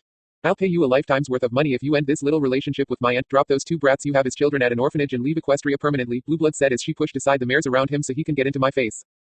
Does your idiocy know no bounds, Blueblood? It's a wonder how you can't find a mare to actually love, if you're even capable of it, I said. How dare you, Blueblood seethed. No, Blueblood, how dare you, for even think of bringing such a ludicrous deal before me, I said. You are nothing, you're just an insect abomination that got lucky enough to taste the life of royalty. You may have been a prince a long time ago, but now you are a king of a species that was wiped out because they were too ignorant to let you go to save their own skins, Blueblood said, causing me to clench my knuckles so tightly you could hear them cracking. You're the king of nothing, so that doesn't exactly make you a king at all, and the sooner you realize that the better you'll be, otherwise someone could really get hurt, Blueblood said as he began to walk away, but I stopped him by grabbing his shoulder and two of Bluebloods came up and got ready to fight me. Are you threatening my family? I asked. It's not your family, creature, it's mine, and you are just trying to worm your way into it. Now take your filthy hands off me, Blueblood demanded. Blueblood's guards were about to make a move but stopped when two of my immortals blocked their path, causing the guards to freeze. With the way you act, Blueblood, you sound like you have very little regard for your family, and if I ever see you make an attempt to hurt those closest to me, then the consequences will be great. But not just from me but from your aunts as well. Enjoy the night, Blueblood, because I will most certainly enjoy mine, I said as I patted Blueblood on the shoulder and left. You all right, sir? Swift Spear asked on my right. Fine, Swift, thanks for coming when you did, I said. Damn that guy, I'd knock him out if it didn't mean risk getting thrown into a cell, Holy Light said. Don't worry about him anymore, but anyway I've got to get ready, I said. Oh yes, we came to inform you Miss Fluttershy's fireflies are ready, Holy Light said. Thank you, now I just need to check in with Fancy Pants, Octavia and Vinyl, then we're all set, I said before I walked off. I walked through the crowds and came to the small stand where I saw a small orchestra and the ponies I was looking for along with Spitfire. Is everything ready? I asked. Oh hey Ash, yeah we're all set up, Vinyl said. Great, and Spitz, the sky still clear? I asked. Is Crystal, Chief? Spitfire said with a salute. I have to say Ash, this plan will leave Luna Putty in your hands, Fancy Pants said. Oh I don't know about that, I said. Ash, don't be so modest, this song is beautiful, the plan is romantic, dare I say it, I believe even Princess Cadence would be jealous, Octavia said. Well, only one thing to do now, I suppose, go get the mare and begin, I said. Good luck Ash, not that you'll need it, Vinyl said. I gave the group a nod before I went to look for Luna, and when I saw her I saw she had a hidden irritable look on her face while she was talking to a bunch of nobles. Oh excuse me every pony, mind if I steal Luna away for a while? I asked, causing Luna to smile at me for her rescue. But of course your highness, one of the nobles said with a bow as we left. Thank goodness you arrived, I was almost ready to lose my temper, Luna said. Let's go outside, get away from prying eyes, I suggested. I like that idea, Luna said. I led Luna out into the garden and we looked at all the nocturnal plants before I led Luna over to a small hidden part of the garden. When Luna looked, she gasped at the sight of a small clearing that had Greek pillars in a half-circle formation going around the area and vines were crawling up them, giving it that ancient look. There was also a small bench that looked out over the city and the sky, and hundreds of fireflies flew around us, awing Luna. It's beautiful, Luna said. Yeah, beautiful, I said while keeping my eyes on Luna. Why'd you bring me out here? Luna asked. Well, I know how much you like dancing to your own rhythm, so I had a little help to organize something, I said as I held out my hand to Luna as a gesture for her to take my hand. Luna then grasped my hand before I led her into the center of the little garden, and music gently began to play from the air around us. Slowly and gracefully Luna began to dance, and I tried my best to copy her skill. We both remained quiet as the music drifted around us in a calming way. To us the rest of the world didn't matter, nor did it exist. Luna then came close and nestled her head against my neck and chest, and when Luna pulled away she realized we weren't on the ground anymore but rather hundreds of feet above Canterlot, and the fireflies spiraled around us in a spectacular display. Being so high up without her knowing made Luna let out a small yelp of surprise and cling to me. But I gave a small chuckle and held her as if she were made of an extremely fragile glass but tight enough she wouldn't fall, and stroked her mane, calming her. As the song began to end I carried both Luna and myself over to Luna's stargazing spot where a small candle-lit picnic was laid out for us. Hope you're hungry, I said as I gestured for Luna to take a seat on one of the cushions. Ash, this is so sweet of you, Luna said. Don't thank me yet, I said as I opened the basket and out flew several fruits and 2 bowls of caramel dipping sauce, and 2 caramel milkshakes came out of the basket. Caramel, Luna exclaimed. It's your favorite treat, I said as the fruits all gathered on a plate neatly. Luna and I then took our time enjoying the treat I prepared, and I had just dipped an apple slice into my sauce and was about to eat it when I saw a strawberry in my sauce. The strawberry was then levitated out of my bowl and into Luna's mouth seductively. Hey you little minx, you've got your own, I said playfully while Luna just giggled. We finished our little snack before I made the utensils and candles disappear, leaving behind the blanket and cushions we sat on. Luna and I then turned our eyes to the heavens. We both then tried to make new constellations out of the ones that were already up there till finally Luna spoke. Ash, I've had a lovely time so far, but why have brought me up here? Luna asked, causing me to smile but point upward. Luna followed my aim and looked at the constellation she and I made together and saw both our cutie marks light up before a bright ball appeared out of thin air and came flying towards us and stopped in between Luna and I. Luna stared at the orb, but I tilted her head upwards, and in the sky were words sparkling in the night sky. Will you, Luna, read out loud? Marry me, Luna, I finished, causing Luna to snap her head back to look at me. In between us where the orb was now stood a ring hovering in midair. The ring was silver and the band was thick, and it had a beautiful pattern carved all the way through the ring, and on top was a diamond-filled crescent moon, and where the rest of the moon was a circular dark blue sapphire that fitted perfectly in the gap. Luna stared at the ring for an unknown amount of time and I was beginning to lose hope. When suddenly, something tackles me and sends me rolling across the ground and when I recovered I saw it was Luna and she was crying tears of joy before she began to repeatedly kiss me. Is that a yes? I asked. It's a fucking absolutely, Luna screamed before she kissed me again before I placed the ring on Luna's finger. Oh my Faust, she said yes. Ow, that's my tail. Shut up, you'll blow our cover. Both Luna and I looked for the sources of the voices and I saw a large bush trembling and there were hushed words coming from it. I didn't need to see in order to know who was there and that caused me to lay my head against the ground in annoyance. It appears my family lacked the skills of stealth, Luna whispered.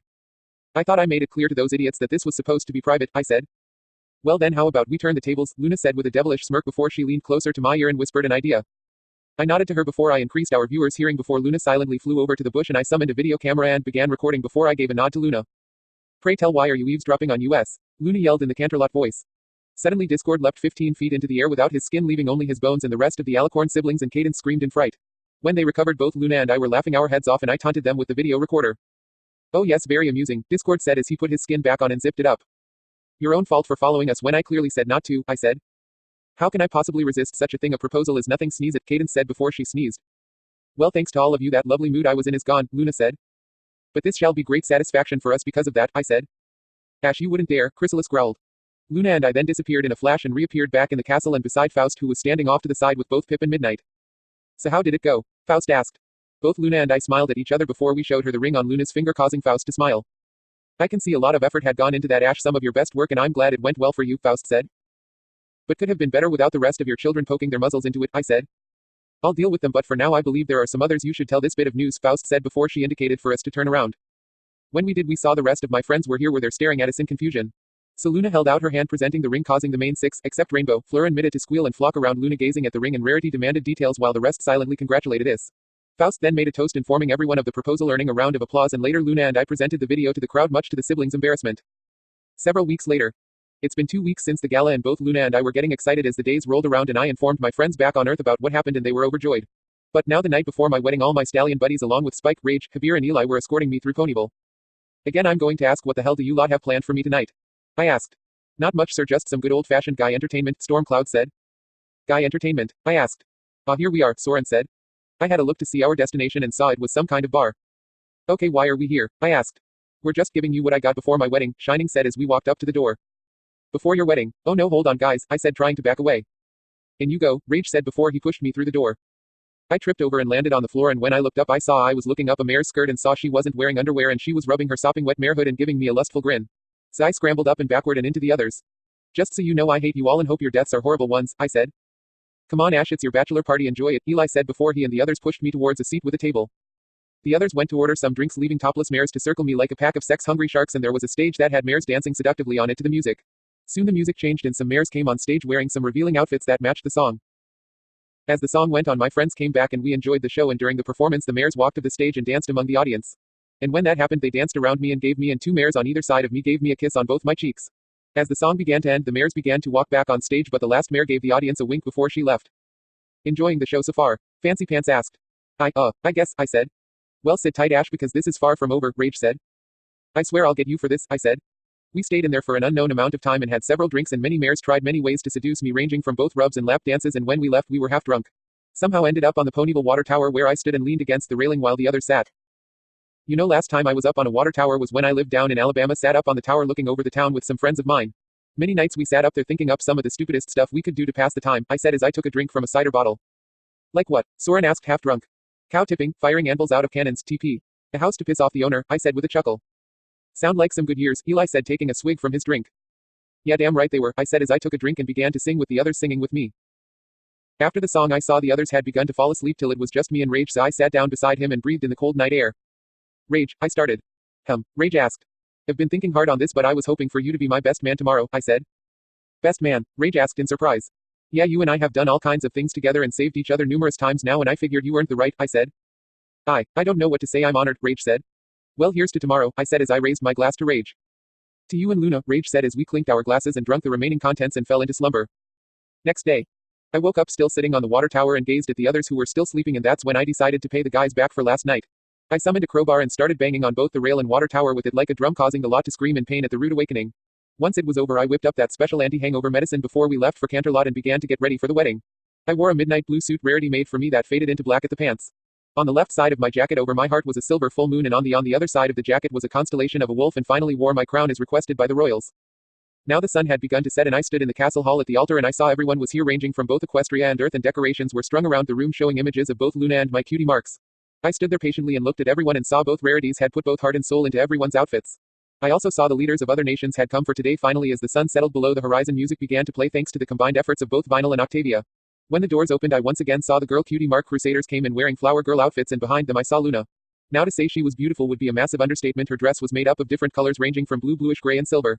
There was a thin silver veil that went over the bottom of her dress that allowed everyone to see the bluish gray underneath, and at the bottom underneath the layer of bluish gray was a layer of blue. The top of the dress was also blue, and the rim above the dress and gloves that reached her elbows were also silver, and the area around Luna's waist was midnight blue, and 2 stings of silver beads went around her waist. And over the bottom of her dress, and as an added bonus, the bottom of the dress rippled gently in a non-existent breeze. In her mane tucked behind her ear was a moon lily, and finally in her grasp was a bouquet of night roses. Luna walked down the aisle with Discord, and when they reached the altar, Discord teleported over to where the rest of his siblings were. He then pulled out a handkerchief and blew into it before Faust began to speak. Mares and gentlecolts and visitors from far away, we are gathered here this evening to celebrate the union of both the charming, wise, loyal caretaker of the night and my youngest daughter, Princess Luna, and the child of King Ronseer and Queen Alga, king of the demonic angels, 6th knight of Equestria, knight of freedom and watchful guardian of Equestria Ash Blade.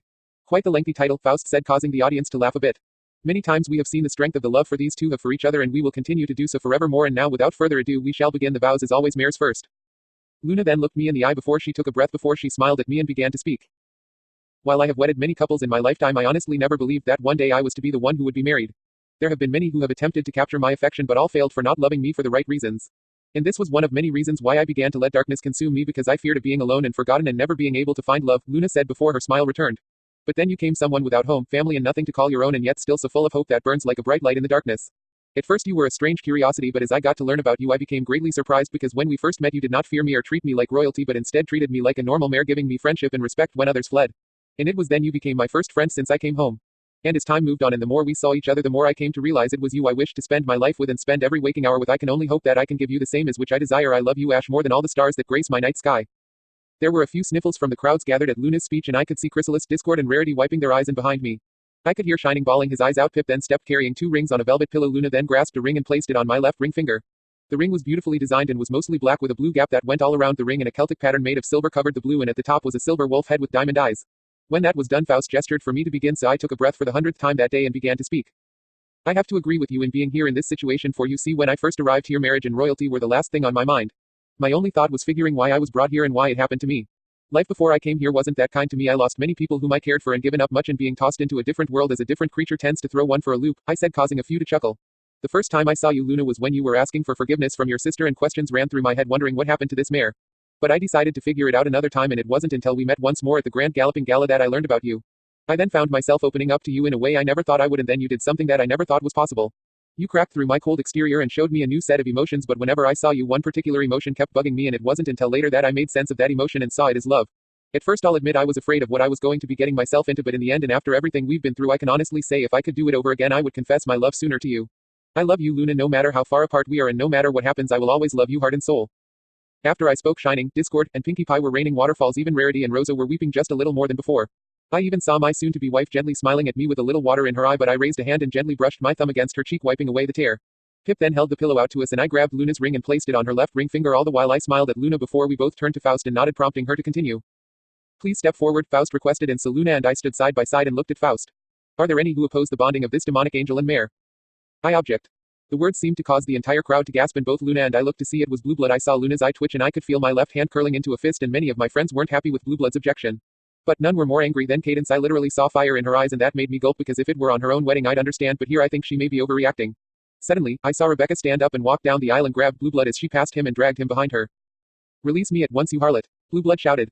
At this, all my cellmates who were gathered here, including me, drew a cross on our chest, and I saw Eli shudder, and when Blueblood's guards went to aid him. But the immortals grabbed them and escorted them out, and as soon as the door closed I heard the faint sound of someone getting hit by another. She won't kill him, will she? Celestia asked, walking up to me. No, she'll do a lot worse than that, I said. Like what? Celestia asked. Believe me, you don't wish to know, and by the way, why was he invited? I asked. I didn't invite him, Luna said before we looked at Celestia. I didn't send the invitations, Celestia said. So then he's an uninvited guest, does his objection count? I asked. No, but I doubt it would have mattered anyway, Faust said, causing Luna and I to smile before Celestia returned to her spot. Just then Rebecca and the immortals re-entered the room and took their places once more. Sorry for the interruption, but please continue, Rebecca said as she sat down, causing Faust to nod with a smile. Do you, Luna, take Ash to be your lawfully wedded husband to love and cherish, in sickness and in health for the rest of your life? Faust asked, causing my eyes to lock with Luna's. I do, Luna said without hesitation. Do you, Ash, take Luna to be your lawfully wedded wife to love and cherish in sickness and in health for the rest of your life? Faust asked, causing me to smile. I do, I said calmly and without hesitation, and just like that a massive weight was lifted from my shoulders. I now pronounce you man and mare, you may now kiss the bride, Faust said. Luna wrapped her arms around my neck and I around her waist, and our lips met in a passionate, mind-blowing kiss. Both Luna's and my wings extended, and I saw Luna had raised a leg behind her, much like how princesses would in a storybook or so. The moon then began to rise and the stars began to come out, but the stars and moon shone brighter than normal, and as one final touch from me, an aurora borealis exactly like the one from Earth shone across the heavens. Luna and I then heard a thunderous applause from the audience before we separated and smiled at each other. After the kiss, everyone made their way down to the gardens where we continued the celebration. Luna and I danced to some calming music, and before I noticed, Pinky shouted out, "Let's get this party started," and Vinyl started up a beat and Twilight began to sing Love is in Bloom. Both Luna and I enjoyed the song greatly on Cadence and Shining Armor's wedding, and so we asked her to sing it tonight for us, and when she was done I got my friends enraged to take the stage while I stood in front of the mic. Mares, stallions, kings and queens, visitors from everywhere, I just wanted to say thank you all for joining us here tonight to make this night one to remember. Me and my friends decided to make this more special, so Luna, this one is for you, I said before Eli and Rage began to play their guitars. I then began to sing while my friends sang back up, and as the song went on I jumped off stage and began to dance with Luna before I got back on stage to finish the song. When it ended, the crowds let out cheers for the songs, and when I got off stage, Luna gave me a loving kiss before she took the stage with the main six from Earth and began to sing. As the song played, I was filled with awe at Luna's singing, and when the song ended I was left breathless before Luna nuzzled into my neck, surprising me. Ash, what's this? Luna asked. I looked at Luna and saw she was pulling something out of my breast pocket, and it was a small card. So I grabbed it and looked it over and saw writing suddenly appear on the small card. Meet us above on the castle balcony looking over the party. Luna and looked at each other in confusion before we secretly left the party and made our way onto the balcony only to find no one here. Do you think it was some kind of prank? Luna asked. Most likely, I said. Suddenly, the air around us went cold and silent. I looked around for the source, but suddenly I hear a growl and something pounces on me, knocking me onto my back. But instead of some vicious animal tearing my body out, it was licking me.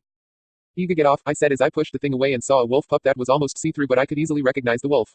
Copper. The pup just let out a happy yip before he began to lick my face again. You wolf ghost slobber, I said, pushing the wolf back and held him in both my hands so I could look at the pup. Suddenly, something then starts tugging on my ear and I look to see its razor, and then something crawled under my left hand and I see it was Rose coaxing me to pat her. And then running around me in a circle was Sooty and Nikki. What the hey is going on here? I asked as I sat up, causing all the pups to jump into my lap and try to jump on my chest. I then decided to hell with it. I scooped up cute balls of fur in a hug and held them tight, fearing they would disappear if I let go. I then felt something nudge my back and I turned to see my wolf parents, Snowheart and Night Stalker. I let go of the pups and turned to face the adult wolves and hugged the two, burying my face into their fur while I cried my eyes out. I then pulled back and my wolf mother pressed her forehead against mine. I missed you too, mother, all of you, I said before I remembered Luna, so I stood up and walked back over to her. Mother, father, guys, I'd like you to meet my new wife Luna, the one who can move the moon. It is a pleasure to meet you all, Luna said with a bow.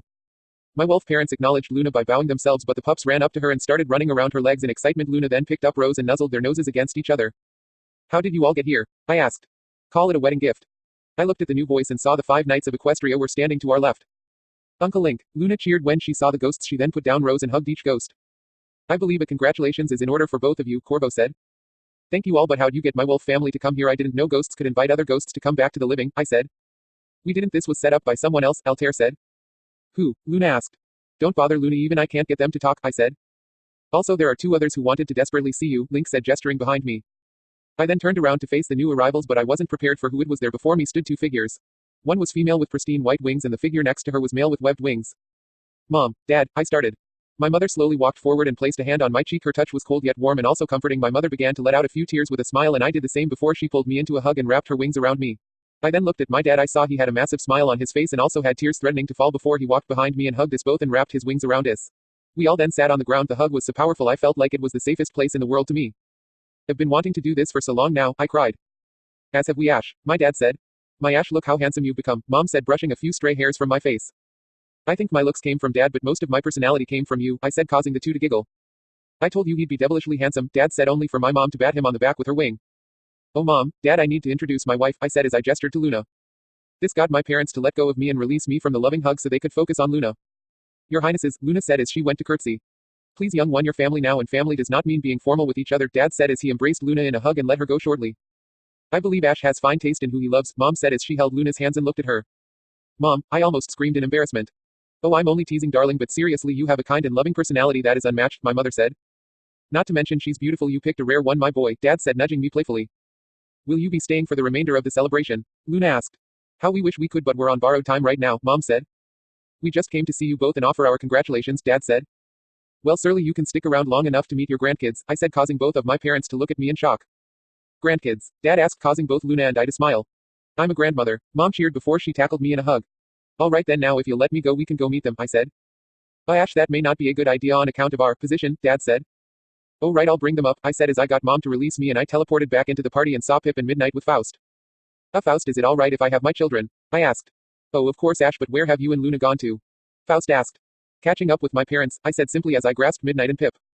Faust seemed confused at first, but the look on her face asked the question, so I gestured for her to follow me and I flew back over to the balcony and Faust froze in place when she saw everyone. Hello Faust, Mom said. Alga, Rancier, Faust said in shock.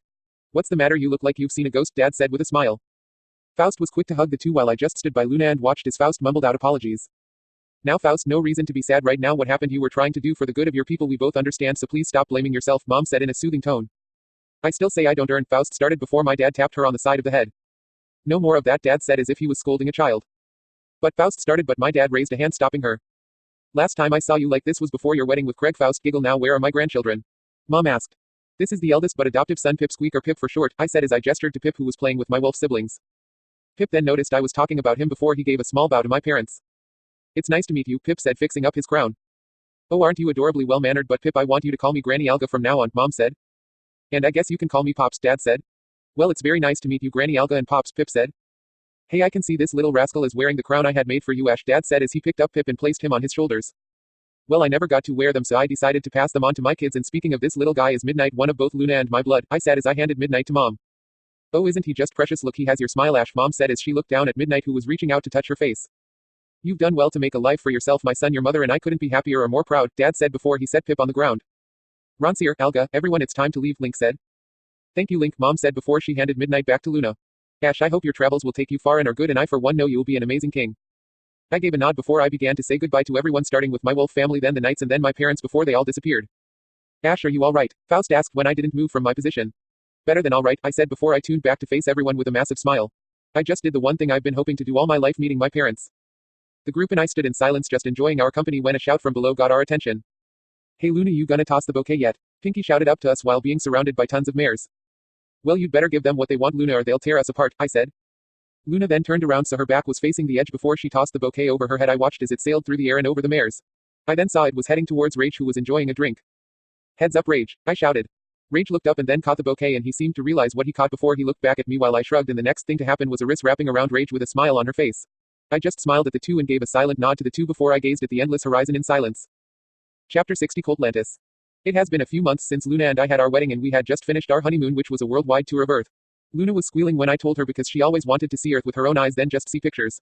We made sure to send letters back to everyone at Canterlot High in Equestria, and when we did get back we had a full week's rest before we got an invite from my friends to just have tea and relax with Celestia and Cadence at Twilight's, and now we were telling the group about our honeymoon. So you and Luna did Highland dancing and Ash wore a snicker dress back then, Celestia asked, trying to hold back her giggling along with everyone else in the room. Celestia, everyone, I'm going to say this once, it's called a kilt, and if you laugh payback's a bitch, I said, cracking my knuckles. Anyway, moving on, while we were in Russia, Ash and I met an old comrade of Ash's who fought with him in World War II, Luna said. How did he take it with, Twilight asked, gesturing to me. Dmitry Raznov is a level-headed guy, but when he saw me he spat out his vodka and passed out. But we had a nice chat after he came around and calmed down from screaming ghost, I said, causing everyone to laugh. Regardless, I'm so glad all of you could come, Twilight said. It was our pleasure, Twilight. I was deeply curious to hear how the honeymoon went, and it turns out you had a romantic time, Auntie Luna, especially that sunset dinner in Hawaii, Cadence said, resting her head in a hand with a sigh. I thought the tour of Paris and Italy sounded beautiful, sigh. I am really envious of you, Luna, Rarity said. Well, I can honestly say I am extremely happy for you, Luna, but you'd better hold on to him otherwise, Celestia said before she leaned in close and gave my neck a playful bite, causing me to fall back in my seat with a crash. He's mine. Tia, Luna yelled. Calm down, Lulu, I was just playing around, Celestia said while giggling. Gee, thanks for that, I said before I rubbed the spot where I was bit. Suddenly I got a text and made my phone slide out of my sleeve, and I saw the text was from Faust. Love to stay and chat some more, guys. Faust wants to see me up in Canterlot, I said. I wonder what Mother would want from you, Luna said. No idea, but I'm not going to find out by sitting here, so I'll see you all later, I said before I left. Canterlot Castle. I walked into the throne room and I saw Faust sitting on the throne looking through some documents, and Raven stood next to her with a pile of parchment in her grasp. Oh Ash, you got my text, how was the honeymoon? Faust asked as she handed the papers to Raven, who then bowed and left. Went rather well, thank you. Now why'd you call me up here? I asked. I have gotten in touch with the Queen of the Sirens of Coltlantis to discuss trade relations between us, and I was going to meet them, however my schedule has filled up rather quickly and so I am unable to go. Which is why you are here. I need you to take my place, and frankly you could use a little practice with trade negotiations, Faust said. Whoa, hang on, Sirens is in the ones who used their voices to cause disharmony back in my world? I asked. Calm down, Ash, those were just 3 bad apples in the bunch, nothing more, Faust said. You're right, Sai, sorry, I should be more careful on what I say and do, I said. It's all right, Ash, but please be careful around others now. You'll be there for a few days and I've taken the liberty of having flawless job pack for your trip. Everything you need is on the pale horse ready when you are, Faust said. Hey, you know me well. There anything I need to know before I leave? I asked. Nothing that I can think of, Faust said. All right, thanks, Faust, I'll see you in a few days, I said before I left. 12 o'clock over the ocean. I was standing on the deck of the pale horse which was hovering over the calm waves and I tossed a seashell. Faust gave me into the waters and waited. Faust told me the seashell was actually a way of getting into underwater cities and all I had to do was toss it into the water. I stood there for a few seconds and saw a mass of bubbles appear on the ocean surface and I heard a strange tune enter my ears. Shooby-doo, shoop, shoopy-doo, shooby-doo, shoop, shoopy-doo. Suddenly 3 sea ponies burst out of the water and I saw they had manes and fur on the top half of their bodies, but the lower half is what you would find on a seahorse. They were all different colored and they seemed to move really fast in the water. Hi there, we got your shell, so what can we do for you? A blue mare with a magenta mane said. Hey there, I'm trying to get to Coldlantis, think you can help? I asked. Sure, all of you who are going jump in, another mare said, who looked very similar to Pinkie Pie. Thanks, I said before I turned back to my crew and grabbed my bags and placed a waterproof spell on them.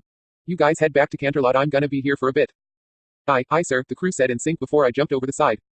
I landed in the water with a splash and I tried to see where but it was all blurry. I then felt something pushing against me and then something pushing me towards the object. Suddenly, I was pushed into something and discovered I could both breathe and see clearly again.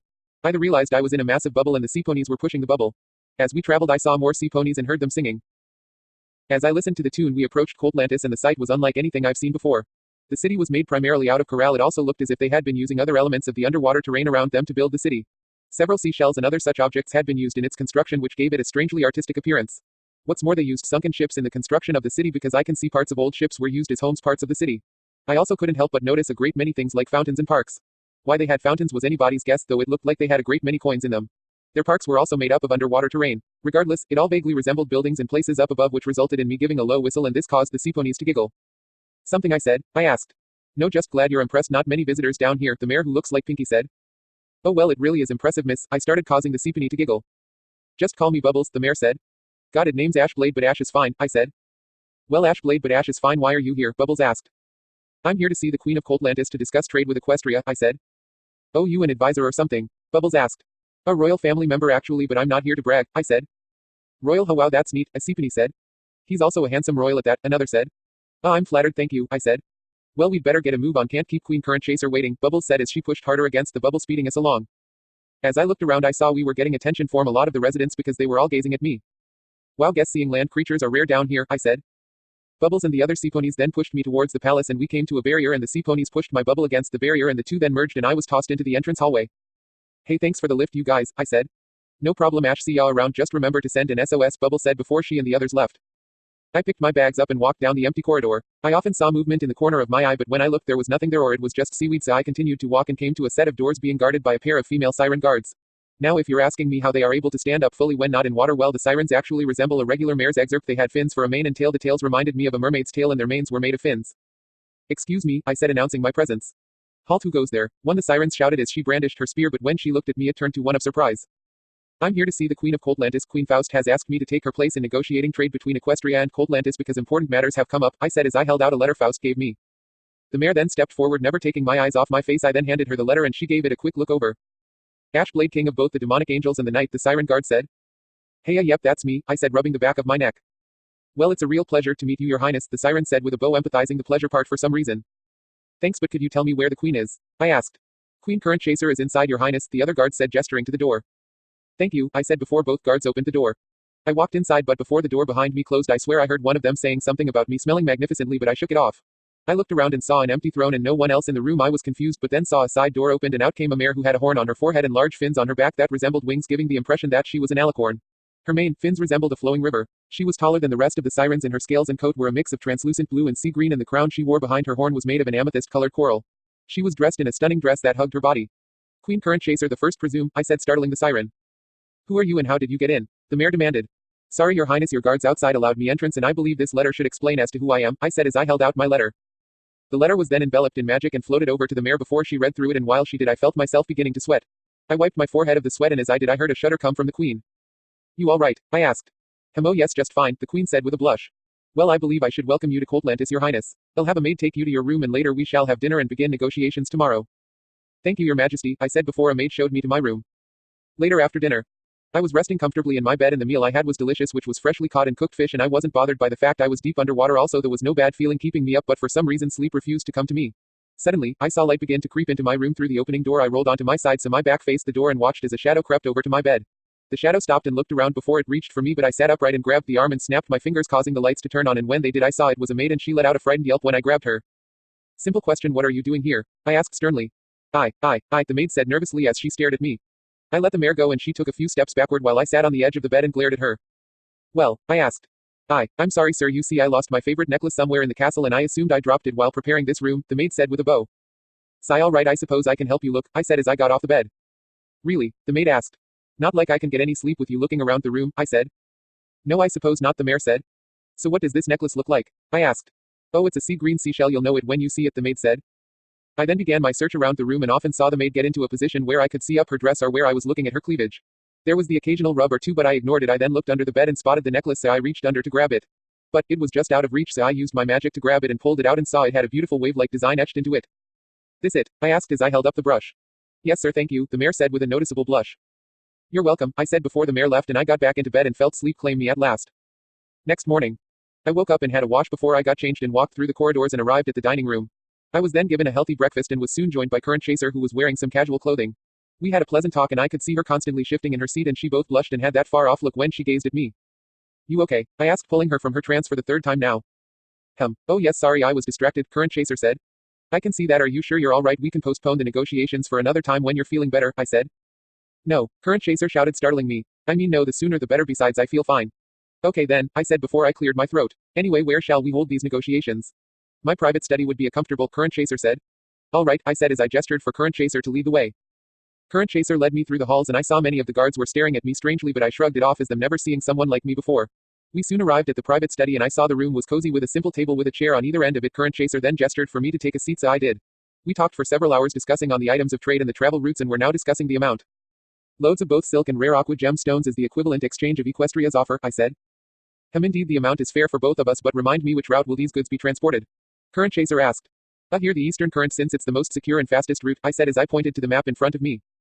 I was about to show Current Chaser the map, but she appeared next to me, but awfully close to the point of my head being buried between her generous assets.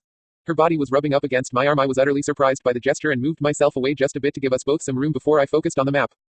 Anyway, I was saying the Eastern Current would be best because I started but was interrupted when Current Chaser buried her muzzle into my hair and inhaled it. You smell divine, Current Chaser said. At those words everything clicked into place. The sirens were in heat and I was in the middle of it. I quickly stood up and backed away while Current Chaser gave me that predator lust-filled gaze. I'm flattered, but I'm afraid I'm spoken for, I said as I showed her my wedding band. Oh, I'm sure I can satisfy you better than her, Current Chaser said.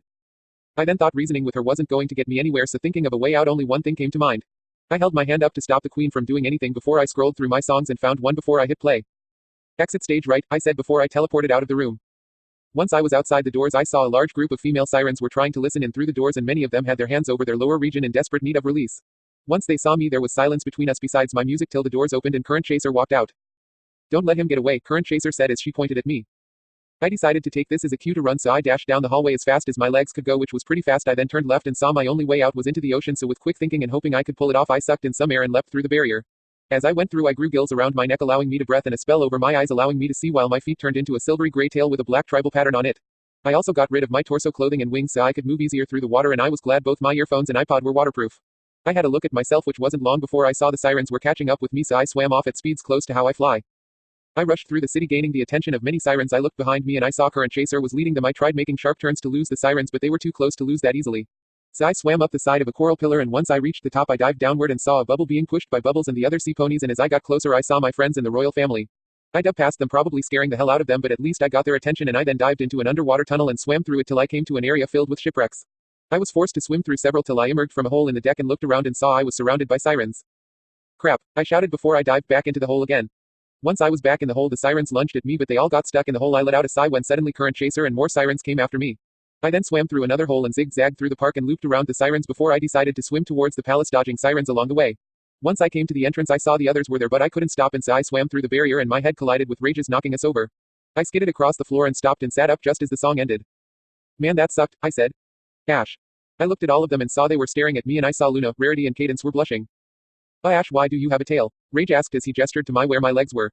Oh, you guys like it? I asked with a sheepish grin as I gave my tail a flick. Very impressive, Ash. I can see you've been working on body modification. You even got the gills right, Faust said as she gestured to her neck, pointing to the location of my gills. Body modification, you lucky guy, Cadence pouted. That tail is simply marvelous, Ash. Oh, I've just got an idea for a new line, and yes, even I'm envious of that technique, Rarity said. Suddenly a siren lunged through the window and grabbed me before we went through the window opposite. But I teleported back into the corridor and made my tail turn back into a pair of legs and made sure I had pants on and then put on a shirt, and the others gathered around me just as more sirens burst through the entrance with Current Chaser in front of them. Just what do you think you're doing with my husband? Luna roared in the Canterlot voice, taking the sirens completely by surprise, and she was about to lunge at them. That's enough, Luna, Faust said, stopping Luna. Queen Faust, to what do I owe the pleasure? Current Chaser said with a bow. It has been brought to my attention by Princess Twilight Sparkle that it is the siren's moment of heat. So we have come to bring Ash back to Canterlot while we finish the trade negotiations, and Ash, you have my sincerest apologies for sending you here without knowing of what was happening, Faust said with a bow. Here, I thought you knew everything about every creature, I said under my breath as Luna stood by my side. Guys, we've got a ton of eyes on us, Rage said nervously. I then looked around and saw Rage had every right to be nervous because of the many sirens staring at us. Some of them even moved closer, but Luna and Eris, bless them, grabbed myself and Rage and either growled or hissed at the sirens, reminding them of why these two and the others are considered goddess. Allow me, Current Chaser said before she let out a loud whistle, causing the sirens to leave before she looked at me. Ashblade, you have my sincerest apologies for what me and my subjects almost did to you, Current Chaser said with a bow. Well, I can't really be mad at you for being in heat, so it's all good, but please call me Ash, I said. Thank you, Ash, and please call me CC. Also, there is no need to worry about the negotiations, we practically finished them before, this happened, Current Chaser said. I see, well, I'm glad that's settled. I'll have Ash give me the details on our trip back, Faust said. The sea ponies will take you back to the surface when you collect your luggage, Ash, Current Chaser said. Thank you, CC, I said. After I grabbed my stuff, we left. Coldlantis and Pinky talked with Bubbles, mostly about parties, and then I realized there were two of them now and heard Faust mutter a rhyme that went like land, sea and air, they'll dominate parties everywhere. We arrived back in the Pale Horse and we said our goodbyes to the sea ponies. Man, that was one hell of a trip, I said as I slumped down against the railing. I'm just glad we were able to reach you before those sluts tried anything, Luna said, leaning on the railing next to me. Be nice, Luna, but what I wish to understand, why try to bang me? I mean, I know it was heat season, but surely they had the sense to know I was a different species entirely. So why did they all go for me like that? I'm not that special, not even number one hottest guy around, I said. Actually, you are, according to Playmare. I looked at the voice and I saw it was Celestia. What makes you say that, sister? Luna asked. Here, Celestia said as she handed me a magazine. I grabbed the newspaper and looked at the cover and saw it was Mare's magazine, and to my shock I was on the front cover of the magazine. I was wearing a white open button shirt revealing part of my chest. I was also wearing dark gray jeans and I was looking at something off to the side, and I was removing a pair of aviators from my face. As an added touch, it looked like a gentle wind was blowing through both my hair and shirt, and next to the pic were the words, newest royal and knight of Equestria declared sexiest and hottest male around. Ash, why didn't you tell me you had your picture taken for Playmare? Luna asked, almost scolding me as she yanked the magazine away from me to look at it. I didn't apply for it, but I think I have a good idea on who took that pic, I said. Really? Well, if you're right, remind me to thank them, Celestia said with a small giggle. Whoa, hey girls, check this out, Rainbow said as she snatched up the mag and flew off towards the main six. Rainbow, bring that back, I said before I ran after her, but she was already showing the others. Well, shucks, Ash, you look pretty good, Applejack said when she saw the picture. But of course he does, the style, the looks, the lighting, the form, how the very elements seem to make Ash grander than he already is, Rarity said as she also peered at the magazine. Are you all trying to get me to become the biggest target in heat season? I asked as I grabbed the magazine and rolled it up before I gently hit Rainbow over the muzzle with it. What's the problem, Ash? Fluttershy asked. The problem is this mag has a picture of me on it which someone took without my permission, I said, causing the group to form a collective O with their mouths. Well, judging on how well this picture turned out, I can only assume Photo Finish took this picture, Rarity said. No, Photo would have made herself known to me if she took this. I believe this is Lyra's work, I said. Lyra, everyone screamed. Well, I must say she certainly caught your best side. I dare say it's a massive improvement from the last model, Rarity said. Who? I asked. Prince Blueblood, Rarity said, causing me to smile a bit. Well, if Blueballs didn't like me before, he's certainly going to hate me now, I said. Jerk deserves it, not exactly Prince Charming material, right, Rarity, Rainbow said. No, but thank Faust we have another two who are more so, and one of them is a king now, Rarity said, looking at me and shining. Come on guys, being a king isn't a big whoop, I said. Yeah, it is, dude, you get to make new laws and stuff, you're practically untouchable, Rainbow said, causing me to roll my eyes. And everything about you says you're royal from the way you look, sound and act, Ash, Rarity said. Oh, Rarity, that reminds me, you need to see the window of Ash's coronation, Twilight said. What, Twilight, why didn't you tell me this sooner, Rarity said as she grabbed Twilight and began to shake her. The rest of Mare stared their formal friend actions while I just smiled and walked over to the helm and steered us back to land. Author's notes. I know it's not much, but I've been having writer's block as of late. Chapter 61, Bad Blood. My friends and I were standing in the Hall of Windows in Canterlot Castle, and everyone was gazing up at my coronation window in awe, and Rarity was sputtering out gibberish at the sight. Well, I'll be that their window is pretty darn fancy, Applejack said. True, but kinda makes me feel like I've got a big head, I said. Just seems like a regular window to me, only more sparkly, Rainbow said. What? Rarity screamed Rainbow before she grabbed her. Take that back at once. This window, if far from being ordinary, the beauty of it, the way the light of the gem simply just draws you into it, the way it scrams power yet being humble, fierce yet gentle, the way, Rarity said, but I placed a finger on her lips to stop her rambling. We know how much you love the window, Rarity, but seriously I think you may be overpraising it, I said. But it is absolutely divine, Rarity said, causing the royals and Twilight and me to snicker in amusement. Was it something I said? It's nothing, Rarity, but out of curiosity maybe you could think of a design to add to the Rarity's Royal Regalia collection, Twilight said. Scoffs, absolutely not, Rarity shouted. Huh, everyone asked in shock and surprise. Such a thing does not deserve a place in Rarity's Royal Regalia, Rarity said with a stern tone before she let a smile. An outfit like that deserves its own line. Seriously? I asked with a smirk. But of course, darling, the design, the beauty, oh, my mind is buzzing with ideas and I can use some items from Ethos area as inspiration, Rarity said as she squealed of excitement. Tell me, Rarity, out of curiosity, what will you call this bold new line? Faust asked with a smile, causing Rarity to lift a hand to her chin in thought. Oh dear, I'm afraid I don't have a grand name for such a grand line, Rarity said. Hey, you'll figure it out, you always do, I said. Thank you, Ash, Rarity said. Suddenly a guard comes running into the room and is out of breath when he stops. Whoa, soldier, take a few breaths before you keel over on us, Shining said. Your Highnesses, I have to inform you, there's a disturbance in Ponyville, the guard said, causing everyone to give a worried look. I was standing in front of the Pale Horse with my friends and we were all looking at the town of Ponyville. Turns out many of the civilians were fighting each other with Mayor Mare standing on the side trying but failing to defuse the situation. Sigh, I leave home for a day and look what happens, I said as I pinched the bridge between my eyes. I ain't seen every pony like this since the Smarty Pants incident, Applejack said. Please don't bring that up again, Twilight said with an embarrassed look on her face. Any idea about what happened? Rage asked. No, but I know how I'm going to find out and end it, I said before I unveiled all 10 of my wings and lifted myself into the air. That's enough. As I let out my thundering voice, storm clouds formed around me and lightning flashed before thunder rolled across the sky. All of Ponyville's eyes rested on me before I landed on the ground and the storm clouds dispersed and all the ponies bowed towards me. What is the meaning of this? I asked in a cold and stern tone. Your Highness apologizes, but this started with Lyra, Bonbon and Photo Finish arguing with each other and it soon became a fight that got everyone involved, Mayor Mare said. Is this true? I asked looking at the three in question. This mare has dared to upstage my work by taking a photo of the king of the night. She has insulted my name and very honor as a photographer. Photo Finish yelled. I keep telling you I just simply took a photo of Ash and when I saw an article requesting a photo of him I simply sent it. Not my fault they liked my photo better than yours, Photo Finish, Lyra said while hiding behind Bonbon who was glaring at Photo. Photo Finish was about to lunge at Lyra but I made a lightning bolt strike the ground between them causing the group of three to look at me in shock. As far as I'm concerned both you Lyra and Photo Finish have both taken a picture of me without my consent. Then you both sent them to a publisher also without my consent and this is considered a form of stalking and there are punishments for that, I said with a harsh glare causing the two to try and shrink away from me. Bonbon, how are you involved with this? Photo Finish here was insulting Lyra and when I tried to defend her, her Photo Finish insulted me and that led me to throw the first punch, Bonbon admitted shamefully causing me to let out a sigh.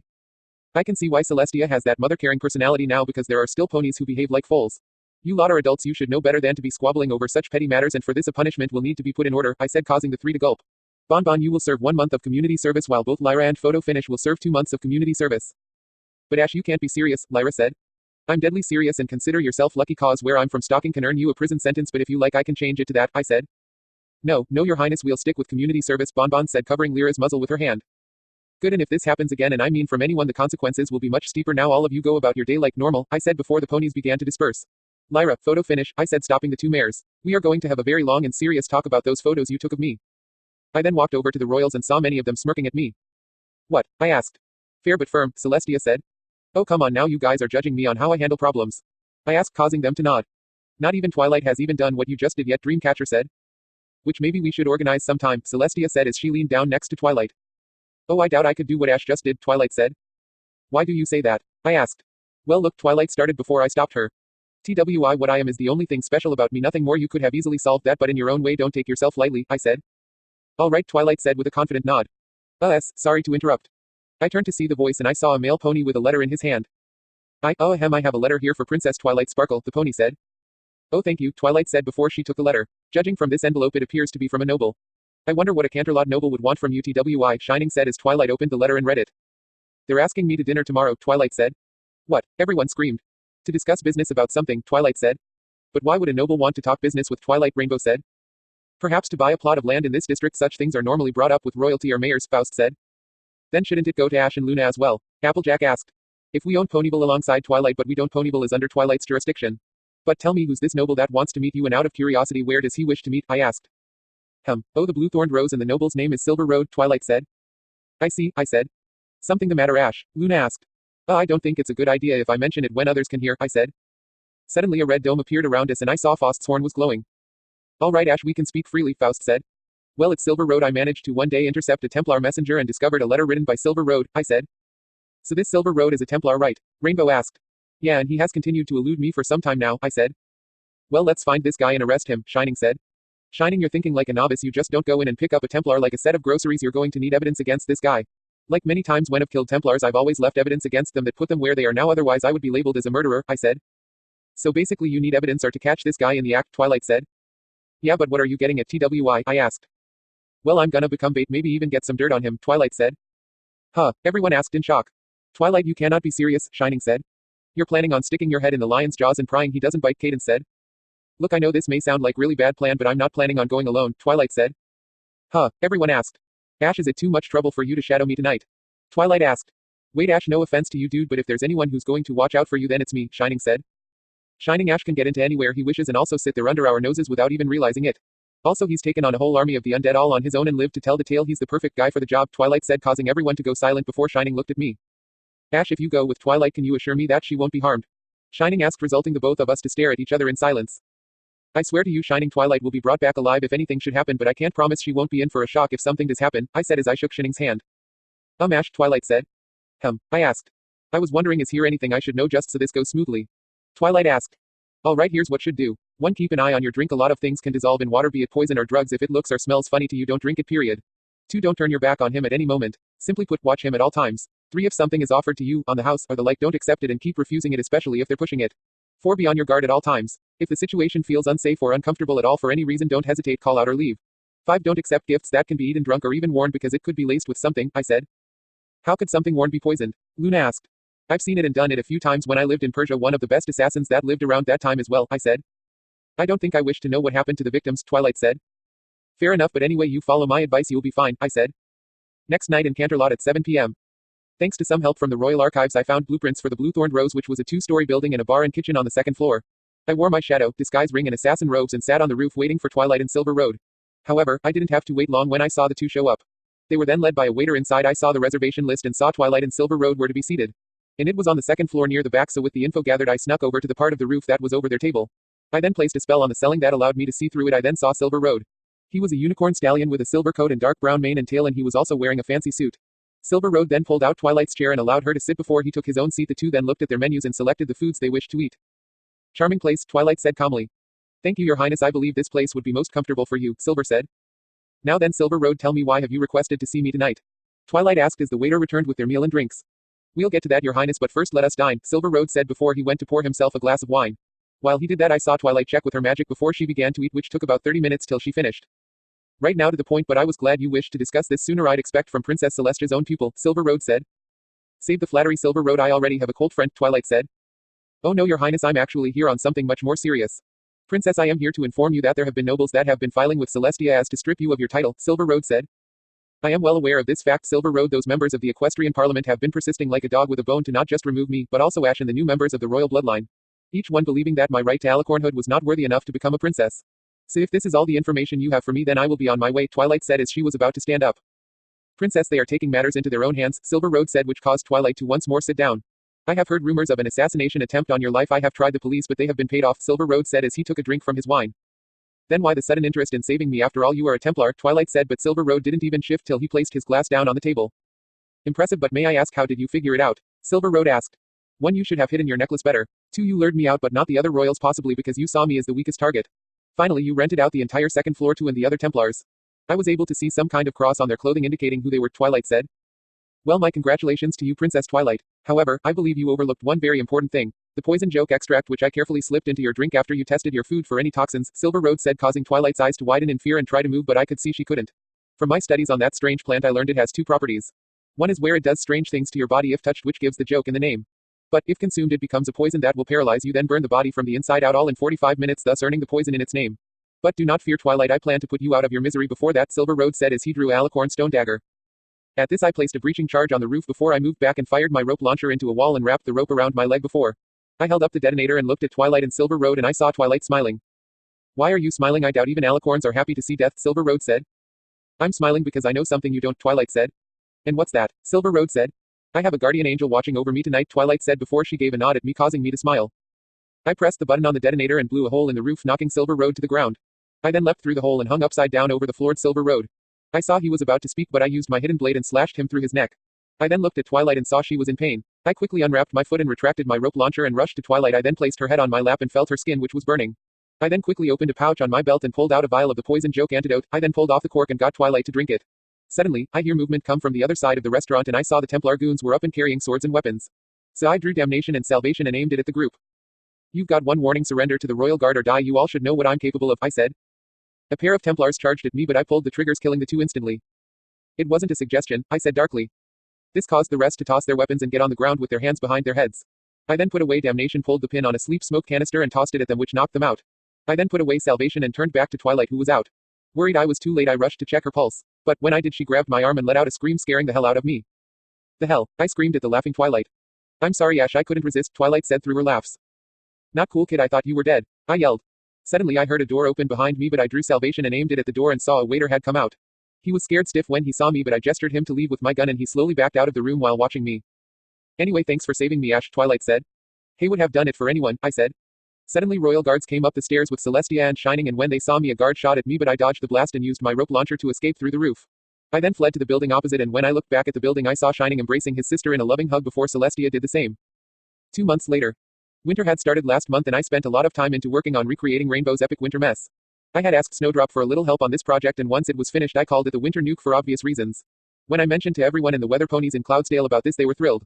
In fact, everyone was glad there was a way of bringing winter faster without 35% damage done to the factory for just one shot, and the memory made Rainbow blush like crazy. When we did the test run, the result was a success, and that's when I gave Cloudsdale the blueprints for the Winter Nuke. But right now I was calmly walking through the snow-filled streets of Ponyville, taking in the happy sights around me. Suddenly, a snowball whizzes past my head and I look to see the foals. Luna, Spike, Pinky and Rainbow are having a snowball fight. So I formed a snowball of my own and tossed it at the group. I watched as it hit Luna on the back of her head, which slowly made her turn to glare at me. Oh, you've done it now, Ash, Luna said with a grin before she tossed a snowball at me, but I placed my hands on the ground and made a wall of snow as protection. Fellow warriors, today we shall battle the Mad King who hides behind his snowy fort. Shout I if you will stand with me. Aye, they all shouted before the battle started. I was tossing snowballs at my friends Foals and Lover as soon as they had come out of their cover to toss a snowball at me. I was having so much fun I didn't notice a hole had opened up behind me and the CMC crawled out of it before they started tossing snowballs at me. I was so caught off guard by the attack I stopped throwing snowballs at the others. This gave them their chance to attack, and so I fell off the wall and into the snow below and played dead, and soon I heard tiny hoofprints next to me. You think he's dead? I heard Rumble ask above me. No, I said suddenly before I snapped my eyes open to see Pip standing next to me. This caused him to yelp in surprise before I grabbed him and stood up before I began to tickle him. He has our comrade charge. Scootaloo cried out before she and the other foals jumped on me, and their combined weight and them shifting around eventually brought me down. We all laughed as I played in the snow with the foals, but soon the happy moment was broken by a text message on my phone. When I looked, I saw it was Faust calling me to Canterlot, causing me to sigh. Mother wishes to see you, Luna asked. Hey, that obvious, huh? I said as the foals got off me. I thought I asked Mother to allow our family to spend time together, Luna said. I know, but don't worry, Lulu, I'll get this done quickly, and when I do I'll get Faust to let me off the hook unless it's a dire emergency, I promise, I said as I nuzzled Luna lovingly. All right then, Ash, Luna said before she gave me a passionate kiss before I left. Canterlot throne room. All right, Faust, I thought Luna and I were clear with you. I'm surpassed to spending time with my foals, I said as I pushed open the doors and saw Celestia, Faust and Cadence were there as well. I know, Ash, and I'm sorry if I interrupted a moment with them, Faust said. Sigh, let's get this over with. What do you need? Ash, you are aware how the Templars have targeted Twilight twice now, Celestia said. Yes, I said.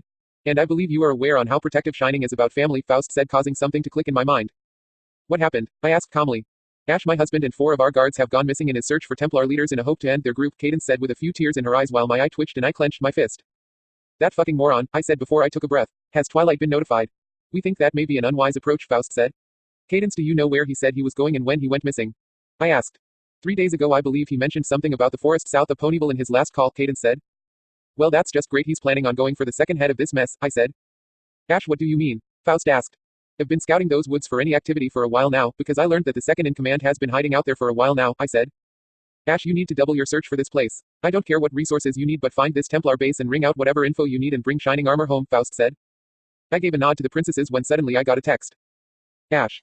We need you back in Ponyville ASAP. The guys and I just caught a couple of Templars sneaking into Octavia's and Vinyl's home. Dash. Faust, get Rage and have him meet me in Ponyville and tell him to get ready for a hunt, I said with a growl. Ponyville third-person POV. Crack. I'm not in the mood for games, you piece of shite. Now tell me, why are you sneaking into our friend's home? Gilda yelled as she hit a Templar who was tied up to another inside Vinyl and Octavia's house. You think this is torture, bitch? Try harder, the Templar taunted before he spat blood back into Gilda's face. Oh, believe me, pal, you don't want to see that, Dash said. We're not gonna get anywhere like this, Applejack said. Applejack is right, even my charm is useless against them, Rarity said. Of truth, spells don't work either, it's like they built up a resistance to it, Twilight said. Suddenly the door blew open and 2 dark figures stood outside in the dark cold night with an aura of death around them. One of them had a horn indicating he was a unicorn and the other did not, and when they walked inside, the horned figure left a trail of ice where he stepped. Once in the room, the figure turned to the mares and gestured with his head to leave, which they did. Wait, you can't leave us with these 2, a Templar said, causing the mares to freeze. We gave you plenty of time to answer, now you lot need to deal with them, Rainbow said before they left. Wait please, the Templar shouted. Shut up, they need us alive so we can answer their questions that can only inflict pain, the first Templar said. True, the unicorn figure said before his left hand clawed at the Templar's right eye, causing him to scream. But the question is, how much can I inflict till you talk? Please don't hurt us, the Templar pleaded. All right, I won't. In fact, the worst you'll get is a cell, but first you need to tell me what I want to know, the unicorn figure said as he crouched in front of the Templar. Don't say a word, the first Templar demanded, but was punched in the face by the hornless figure. It's a simple trade here, and truthfully I don't want to hurt you, but I need your cooperation here, so tell me, why are you here, the unicorn figure said. I can't say, the Templar said. Can't or won't, the hornless figure asked. I'm dead either way, the Templar said. Actually, if you don't tell me you will definitely die, but if the opposite happens and you do tell me what I wish to know, then you have a 50% chance of continuing to live. So care to take the gamble, because I can wait, but not for long, the unicorn figure said as he sat in a chair and gestured for the hornless figure to leave, which he did. This left the three to sit silent for 5 minutes till the figure let out a sigh. Have you reached a decision? The Templar looked up at the figure, then turned his head away, causing the figure to sigh, when suddenly the door opened and the other figure walked in. Got another Templar says he knows why these two are here, so don't exactly need these two anymore, the hornless figure said. No we don't, and as a punishment for wasting my time, the unicorn figure said as he stood. Suddenly a rune circle appeared in the ground and a creature appeared. It was bald all over its body and had a scaly tail, and its head was humanoid in shape and stood on clawed appendages. Split down the middle of the head was a grisly line that had what looked like spikes on it. But suddenly, the line split apart, revealing itself as a mouth with row after row of teeth in it. And at the back of the throat was a singular eye which let out a scream that rivaled a banshee's. No wait, please, I'll tell you everything, the Templar said. Too late, you've tested my patience long enough, the unicorn figure said. What about the exact whereabouts of shining armor and the second in command branding iron, and I'll tell you why we're here, the Templar offered. Don't you fucking dare, the other Templar yelled. Alright, you've twisted my arm, the unicorn figure said before the creature disappeared. We were sent to ransack this place, see if we could learn the identities of the rest of you, the Templar said. You fucking little snitch, just wait till I get untied, cause you're gonna die first. The other Templar yelled. I don't want to die, especially by these two, and if I give them what they wanted I might get to live, the Templar said. Not if can say anything about it, you fucking, the Templar started before the hornless figure drove a blade into his throat. Couldn't stand the wailing, the hornless figure said. Now before we were interrupted, I was going to ask you what makes you think the owners of this house would know about us. The unicorn asked. Some of our spies saw two of your group come in here and saw that they lived here. So they were captured and we were sent to see if there were a way to find out about your identities, the Templar said. And where are these two now? The figure asked with a growl. Same place as where shining armor and misbranding iron are, south of here in the forest. I'll even provide you with coordinates, the Templar said fearfully. Ash's POV. South of Ponyville. I was walking through the snowy woods in just my robes, no shadow or ring, with the members of the Assassin Brotherhood, the Immortals, and both Spitfire and Fleetfoot. When I stepped out of Vinyl and Octavia's home, I saw Twilight overheard everything and demanded she came along, and the rest of the main six also wished to come and rescue her brother. But I refused the request and told them the Brotherhood were more than enough for this task. But Twilight then insisted that Spitfire and Fleetfoot and the Immortals join us, and so I permitted it just to help ease her worries. Damn, I can't stand being in the cold for so long, Nocturnal Shadow whined. Well, at least the walking is keeping us somewhat warm, Stormcloud said. So Assassins, Immortals, and Wonderbolts teaming up to rescue Captain Armor and bring down a terrorist organization, Spitfire said. Yep, that's the basic plan, Rage said. Damn, perhaps they should write a book about us, Spitfire said with a laugh. Yeah, kinda exciting, really also means I get to show you my stealth skills, Soren said. Only if you can keep your mouth shut, I said, causing everyone to laugh. Hey, is it just me or are those lights heading towards us? Pierce asked. I looked at where Pierce was looking and I could see flashlights through the trees. Could be a Templar patrol, everyone find cover, I ordered. The group then moved in different directions and I hid in the shadows of a massive rock and waited, and it wasn't too long until I saw a figure running out of the woods. It was a baby blue-coated unicorn with a sandy yellow mane and tail, and she wasn't wearing any clothes. This allowed me to see all the bruises and cuts on her body. It looked like she was fleeing because she kept on looking back at the lights in fear. Suddenly, the mare tripped and over a tree root and fell right in the center of the clearing. I then saw the lights enter the clearing, forcing me to teleport behind the rock. How dare you leave without letting me come into you, bitch, a Templar said. No, please just let me go, I have a family that would be worried about me, the mare said. You don't seem to get it yet, do you? Whore your property, nothing more, and we get to fuck and use you however we please, ain't that right, boys, the Templar said, causing the others to voice their agreement. I then decided to stop this, so I turned myself into a wolf and climbed up on top of the rock and let the moon silhouette me. Before the Templar could touch the mare, I let out a bloodthirsty growl, causing all eyes to turn towards me, and when the Templars saw me they seemed to fear me.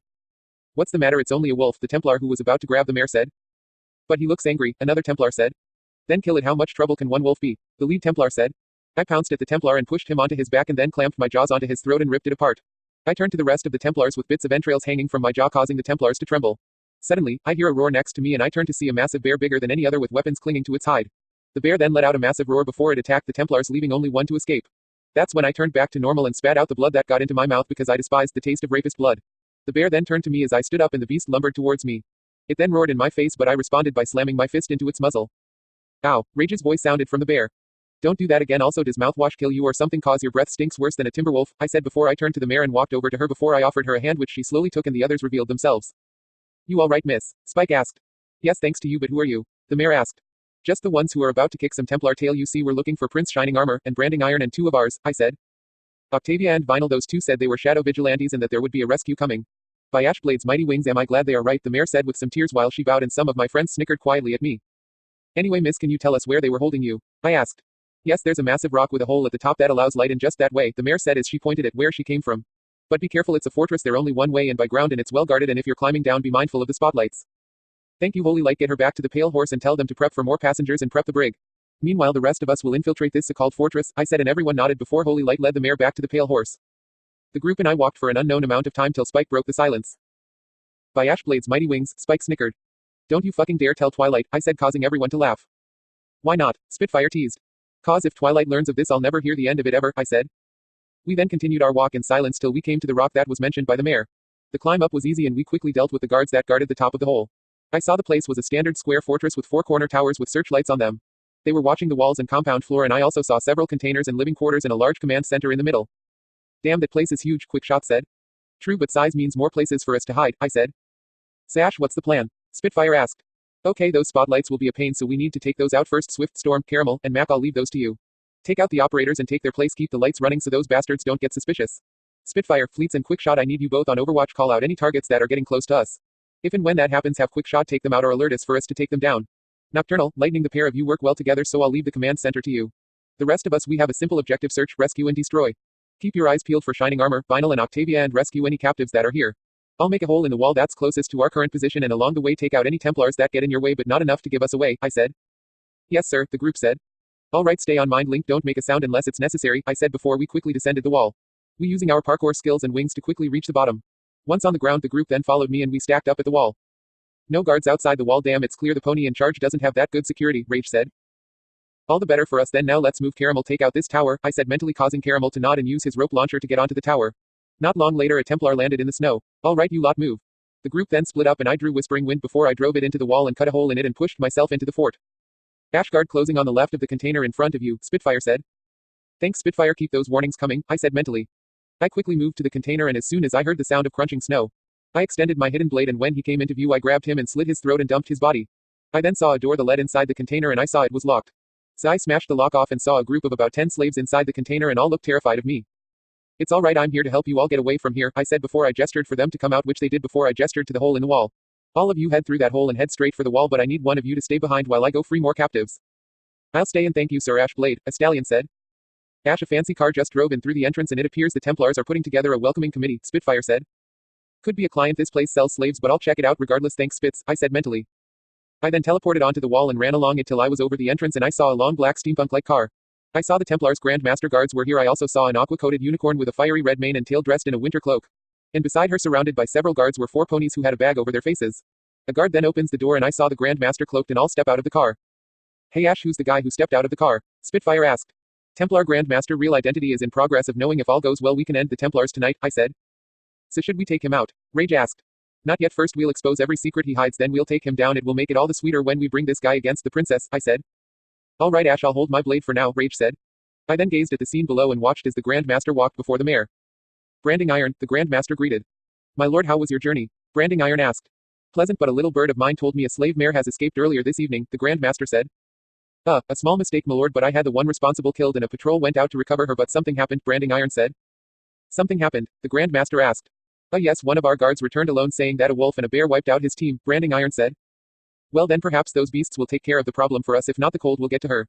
But I hope you have something to turn this around, the Grand Master said.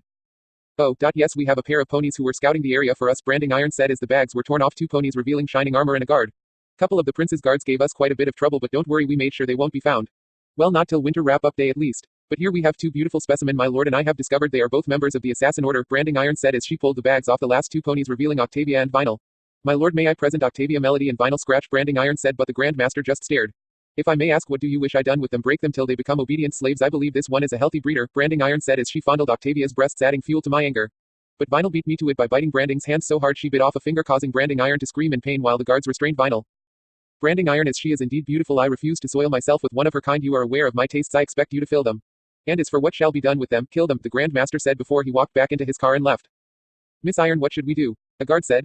Kill them, you dolt, but not the gray one, she may service me well, Branding Iron said before she left and the guards took the 4 away. Ash, Rage yelled.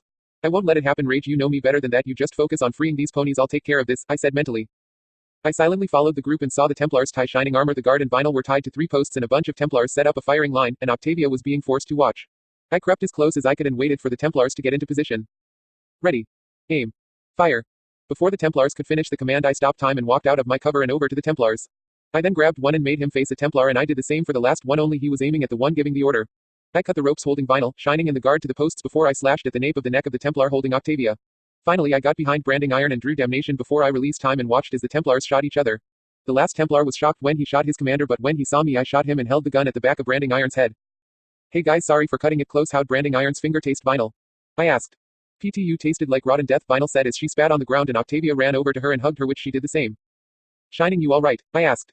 Yeah, and thanks, I owe you my life a second time, Ash, Shining said. Ash Blade, Branding Iron screamed. Well duh, who else, Vinyl said. I should have known you knights have always been a pain in broad daylight, but you're also trouble at night, Branding Iron said with a sneer. How about you make this easy and give us the name of your Grandmaster, I said. You honestly think I'll tell you that? Branding Iron asked. Maybe not willingly, but trust me, I have ways of getting you to talk. Besides, I'm sure you have some mention of his name in your office, I said. You'll get nothing from me, Branding Iron said. Wanna bet Gak? I began but was interrupted as a bang rang out and a bullet whizzed through my neck, causing me to grasp my neck. My friends saw this and pushed both me and Branding Iron behind cover, but before the guard could make it, a bullet went through his head, killing him instantly. No, Shining shouted as he tried to reach the fallen guard, but I grabbed him and pulled him back before he could leave cover. While I quickly healed myself so I didn't suffocate or choke on my own blood. You know none of you will leave this place will be your tomb. That one has probably already called for backup, Branding Iron said with a laugh. Lightning, Nocturnal, how are the communications? I asked mentally. Been down for a while, Ash, this lot won't be calling for help anytime soon, Lightning said. Good, Quick Shot, we're pinned down by a sniper, can you get him? I asked mentally. 1 second, sir, Quick Shot said before silence overcame us. Sorry, I didn't see him, sir, guy was hidden behind a building, had to move to see the bugger. Alright, let this prick have it, I said mentally. I then heard a bang come from the wall above, and when I looked out from my hiding place I saw the sniper fall dead. Great job, Quick Shot, Rage, communications are down and we have both objectives, begin destroy phrase, I said mentally. With fucking pleasure, Rage said. I then felt my eyes begin to close and the last I saw was Shining trying to keep me awake. An hour later. I woke up feeling both sluggish and my eyes adjusted to the area around me. I saw I was in a bed, and once I sat up I saw Rage and my friends who were with me on this mission were looking at me. Hey, I said as I got up. Hey Bonehead, glad you're up. We managed to rescue the slaves, Ash, and they are being cared for as we speak, Rage said, causing me to give a nod before I looked at Shining. Shining, come here a sec, I said, gesturing him closer till he was next to me. Yeah, Shining asked before I punched him across the face. How the hell? Message from Twilight, if it were from me I'd hit you harder, you idiot. What kind of thought got into your head saying you should hunt Templars? I asked. They attacked my sister, Shining yelled. And the reason why we tell you to back the fuck off armor is so incidents like this and what happened with that guard don't happen, I said, causing Shining to relax and sigh. Shouldn't be using your voice, Ash, Holy Light said. Bullet grazed me, should be dead really, but doesn't matter. Do we know who the Grandmaster is? I asked. Branding Iron refuses to talk, still also didn't find any info in her office besides deals she's made, Rage said. That'll come in handy later, but for now I'll get the info out of her, I said as I went to get out of bed. Wait, Ash, Holy Light said. Don't say I shouldn't be standing, Holy Light, because you know I've taken way worse than this, I said as I put on my robes and left. I walked down the hallway towards the where they were keeping Branding Iron, which was a solitary cell being guarded by a single crew member. I relieved the guard and opened the door and stepped inside to see Branding Iron sitting at the back against the floor. I'm surprised you're still alive, but I bet you won't be able to speak anymore after that shot, Branding Iron said. Actually I can, Branding Iron, and what you're failing to realize is that I'm not the one who is supposed to be speaking. Now I don't like to do this, but unless you don't cooperate then you leave me with no choice. Now answer my question this time, who is the Grandmaster? I asked. Go rot in Tartarus, Branding Iron said. Have it your way, but remember, Branding Iron, I gave you a chance and the only way to stop this is to give me a name, I said as the cell door slammed closed on its own. A few minutes later. Thank you for your cooperation, I said before I walked to the door and opened it and walked out. All the while Branding Iron was muttering about screaming, and when I closed the door I saw Rage, Shining Armor and Spitfire were there. Ash, you didn't, Rage began. What do you think? I asked as I began my walk down the hall. So I take it what you did was successful? Shining asked. The Grandmaster is Prince Blueblood himself, I said. Of course, GMB. Stands for Grandmaster Blueblood, it should have been so easy to figure out, Rage said. Honestly, I kinda wish my hunch was wrong, I said. Wait, you knew? Spitfire asked.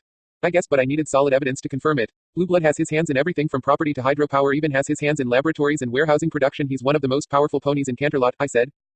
Well, soon he's going to be the deadest pony in Canterlot. But why did you want to be wrong in your hunch, Ash? You of all people should hate this prick, Rage said. How do you think the princesses will react to a member of their family being a terrorist leader and has been planning to have them assassinated? I said, causing the others to exchange worried glances. All I can say is I'm glad I'm not in his shoes, Rage said. Hey Ash, do you need anything else from Branding Iron? Shining asked. No, why? I asked. Cause I plan to end her misery with my own hands, Shining said as he turned towards the door. Hold on, Shining, I'm getting a lot of vengeance coming off you, Rage said as he grabbed Shining's shoulder.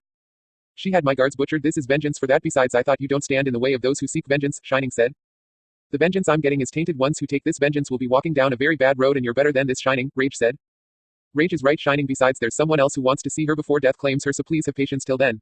But, if her life is called for, then I'll let you pull the trigger, but only when you have a clear head, I said, enveloping us in silence. Very well, Ash, Shining said. Thank you, my friend, I said. So we got the name now, what? Spitfire asked. I just need to head to Ponyville to give the girls a letter, and once we're done we gather a few guards in Canterlot and head to the prick's home and drag him to the palace, I said. Canterlot Castle, Blueblood's mansion, 10 p.m. I stood in front of the mansion in my armor and stared at the size of the place. It was a two-storied building and massive width. I was standing with the Immortals, the Brotherhood, including Octavia and Vinyl, Rage, Spitfire, Fleetfoot and Shining Armor. We were with 20 guards, 10 from the Lunar Guards and 10 from the Solar Guards, each one ready to follow my orders. Eyewitnesses say the prick came back but hasn't left his home, Rage said. Must still be here, then we'll search the house and question the staff for his whereabouts, however they may not be in on this, so do not harm them. Use stun rounds if they put up a resistance, but if they decide to try and kill us, deadly fire is authorized, but only as a last resort. We don't want any more blood to be spilled tonight than it already is, I said. Yes sir, everyone said. I led the Immortals and guards to the double doors and we kicked it down and I held my pistols out in front of me. The guards entered before I did and we were met with a screaming maid. Royal Guards on the ground now. A guard shouted and the mayor complied. What's happening here? Another maid said as she came in. Ma'am, you need to get on the ground now, I said, and the mayor did so. Sir, I must ask you stop frightening the staff and leave, a butler said at the top of the stairs. We're under orders to arrest Prince Blueblood for crimes against the royal family of Equestria, Lightning Dust said. But on whose orders? The butler asked. My orders, I said after I removed my helmet. Now sir, I want you to gather your staff and exit the building so you can be taken for interrogation. As long as you have nothing to hide, you have nothing to worry about. Be very well, the butler said when he saw my face before I looked at the maid I saw when I entered. Miss, I must apologize for startling you, but do you know where Blueblood is currently? I asked. His SS study, your highness, the door is marked so you'll find it easily, the maid said as she pointed to a hallway. Thank you, all right, half you guards sweep the building, rest of you follow me, have a feeling I'm gonna need you, I said before I walked down the hallway with the Immortals, the Brotherhood, the Wonderbolts and Shining Armor. I found the door and my brother and I stacked up it while the rest watched the hall. I gave a nod and both Rage and I smashed the door down and entered. I looked around and saw we were in a study but there was no Blueblood. Think we missed it? Rage asked. No, this is the room, I said. Mare must have made a mistake, she was pretty scared, Fleetfoot said. Hang on, I said as I looked around the room. I carefully scanned the room and when I looked at the carpet I saw brushing marks in front of a bookcase. I walked over to it and scanned the shelf and saw a Templar cross carved into the wood. I then pushed the cross and the entire shelf opened like a door revealing a staircase. Show off, Shining said. Let's go, I said as I led the group down the stairs while I selected a song on my iPod. I began to lead the group down the stairs and I came to a door and opened it and saw a red hallway filled with doors and I heard lustful moans coming from them indicating the obvious. The hallway was also filled with a few Templars, but when they noticed us we all had our guns aimed at them. The guards then arrested the Templars and opened the doors to each room and cleared them out. I saw mares and stallions exiting the room. Some I remember is nobility, and when I looked at a stallion I saw he had a brand mark on his back, a Blueblood's mark.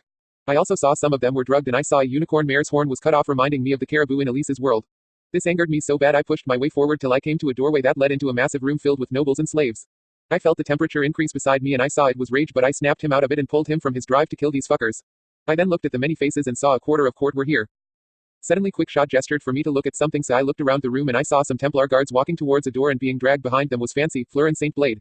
I then thought about how to approach this before I got an idea as I switched to my assassin robes. I pulled out a smoke grenade and told the others to do the same before they silently made their way around the room without being noticed. Once they were ready I gave the signal and pulled the pin and tossed the grenade into the room. Soon smoke filled the room and many nobles thought it was part of the show. But as the smoke covered the room the world seemed to slow down for me. Under the cover of the smoke I took out a guard and Rage did the same and I could only assume the others were doing the same. I then walked into the center of the room and waited for the smoke to clear, and once it did the others and I stood in the center confusing the spectators. We all then aimed our weapons at the crowds and suddenly the guards came in and began arresting the nobility. I then lowered my weapons and got the others to help arrest the nobles. I then walked over to the door at the back of the room and walked in. I was then met by a hallway with Blueblood's guards standing in front of a heavy metal door. The two saw me and gripped their weapons tightly, but I just walked forward till I was directly in front of them. Out of my way, I said firmly. A guard then thrusted at me with his spear, but I stepped to the side and slammed his head into a wall. The next guard used a sword and went with an overhead strike. But I stepped backwards and hit the guard in the face, knocking him out just as the song ended. I then walked over to the door and gave it a kick with the sole of my foot, causing the door to slowly fall off its hinges. I then walked into the room and I looked around and saw a couple of Templars were staring at me in fear. Fleur and Fancy looked at me in surprise and there were a few naked mares here but all unconscious. Finally Blueblood was in both shock, fear and anger, and he had Saint Blade on his table and was holding a knife close to him. Knock, knock, I said. You dare, Blueblood began, but I suddenly teleported in front of him and grabbed him and threw him into a guard and shot at the two guards holding Fancy Pants and Fleur. But one Templar managed to run me through my chest with a sword, causing Fleur to scream. Really? I asked, confusing everyone in the room. I've gone up against countless foes, all of them able to destroy the world, and you think a sword through my back will kill me? As I spoke, the sword in my chest got hotter and hotter till it melted into slag and I was unfazed as my wound closed up. I then backhanded the Templar, knocking him out. Don't celebrate yet, monster. I looked at the voice and saw it was Blueblood and he was holding Saint Blade and the dagger. Really, Blueblood, you want to add more fool's blood to the oceans of blood you spilled? I asked. Oh, you have no idea what I'm willing to do so I can sit on the equestrian throne, Blueblood said. So you lie and kill and sell pony flesh so you can sit on a damn chair? I asked. It is my destiny, a destiny I cannot achieve unless my immortal aunts step down or die, and I grow tired of waiting for that. I'm supposed to be this land's king, not some worthless slave. Blue Blood roared. You're angry at me, Blue Blood, I get that, but don't take it out on that child. He's an innocent soul. Take me instead of him, I said. You take me for a fool. As soon as I did that, you'd down me easily, Blue Blood said. Worth a shot, I said. You think you're so clever, don't you? All my life I was told that I would be a great king and that I would be the one to create a new world. I will show everyone that the king's gem that you so proudly wear is rightfully mine to wear, not some hybrid street trash, Blue Blood said. Blue Blood, just make this easy on all of us by surrendering now, I said. No, but if I'm going to die today, then I won't go alone, Blue Blood said as he went to kill Saint Blade. I swear my heart stopped as I slowly watched Blue Blood about to use the dagger to kill Saint Blade. But suddenly, a bolt of magic whizzed through the air and hit the dagger, forcing it out of Blue Blood's hands. I looked at the origin of the magic bolt and saw it was Rage with a smoking rifle. I then quickly grabbed Saint Blade with my magic and pulled him from Blue Blood's grip. I then fancy teleported behind Blue Blood and knocked him out with a punch. Wow, Rage said. Saint, Fleur cried as she rushed over to me and grabbed Saint Blade and held him close, and I saw Fancy clutching his hand. First punch, I take it, how'd it feel? I asked. Yes, it was the first time I punched someone and it hurt, but I'll admit it, punching Blue Blood felt rather good, Fancy Pants said. What's going to happen now? Fleur asked. That's up to his aunts, I said as I looked at the unconscious soon-to-be-dead prince. Canterlot throne room. I walked into the throne room with the others and saw the royals and the main six were there waiting for us like the message I sent requested of them. Cadence and Twilight were quick to react and wrap Shining Armor in a hug. But then he was slapped by Cadence, kicked in the crotch by Twilight, causing the guys to cringe and both Spike and Comet to look on in fear. As Shining recovered, the two mares decided to chew his ear out, but I stepped in and calmed the two. You should be thankful that Ash was there to save your hide, big brother, Twilight said. Yeah, I am, and I can honestly say I'm also glad Comet showed up as well. TWI saved my life twice back there and many others, Shining said. Well, I didn't want Twilight's only brother to die on me. Still got shit to talk to you about, Comet said, causing the two to chuckle. Hey, where's Rage? Iris asked. I then looked at the doors, then all around the room before I let out a sigh. Of that slippery twat, Spitfire said. This has to be the 5th time he's done this, Pierce said. Yup, Max said. What's going on? Faust asked. Suddenly Rage teleported into the doorway holding Blue Blood with both arms. Get in there and stay put, Rage yelled before he tossed Blue Blood over my head and landed in the center of the throne room. Nice toss, I said as I walked over to Blue Blood. You mangy cur, how dare, Blue Blood said as he got up only for me to punch Blue Blood in the face. You know you shouldn't insult people in front of you, aunts, Blue Blood, I said, causing Blue Blood to turn to see the princesses. Auntie Celestia, praise be, this creature has gone mad, Blue Blood said. Mad? How well then could you be so kind as to tell me what this is? I said as I went to reach for his necklace. No, don't touch that, it doesn't belong to you, Blue Blood protested as I yanked it off and tossed it Faust, who caught it and inspected it. It's nothing, just a trinket. Quiet, Blue Blood, Faust growled, causing Blue Blood's mouth to snap shut. Faust then grasped the necklace by the chain, showing everyone a golden gilded Templar cross with a ruby in the center. And this caused a few to gasp at the mark. Blue Blood, you're the Grand Master? Celestia asked in disbelief. I'm not the only one guilty here, he's the leader of the Shadow Vigilantes, Blue Blood said, pointing at me. We know, Blue Blood, Luna said. You, no, Blue Blood repeated weakly. I was the one who asked him to take up the mantle of the Master Assassin of Equestria, Faust said. Blue Blood, I expected better from you, but for you to go as far as to hurt my little ponies is unforgivable, Celestia said. Shut up, I deserve to be an alicorn. I carry your blood in my veins, the noblest blood in all of Equestria. Becoming an alicorn was a privilege only some pony of my family was worthy of having. Not some low noble unicorn that was good for nothing except cleaning up your mistakes. And this monster from another world isn't fit for a crown like the one he wears, or any crown for that matter. He doesn't even have a kingdom here, and yet you still say he's a king just because his pathetic parents were once rulers.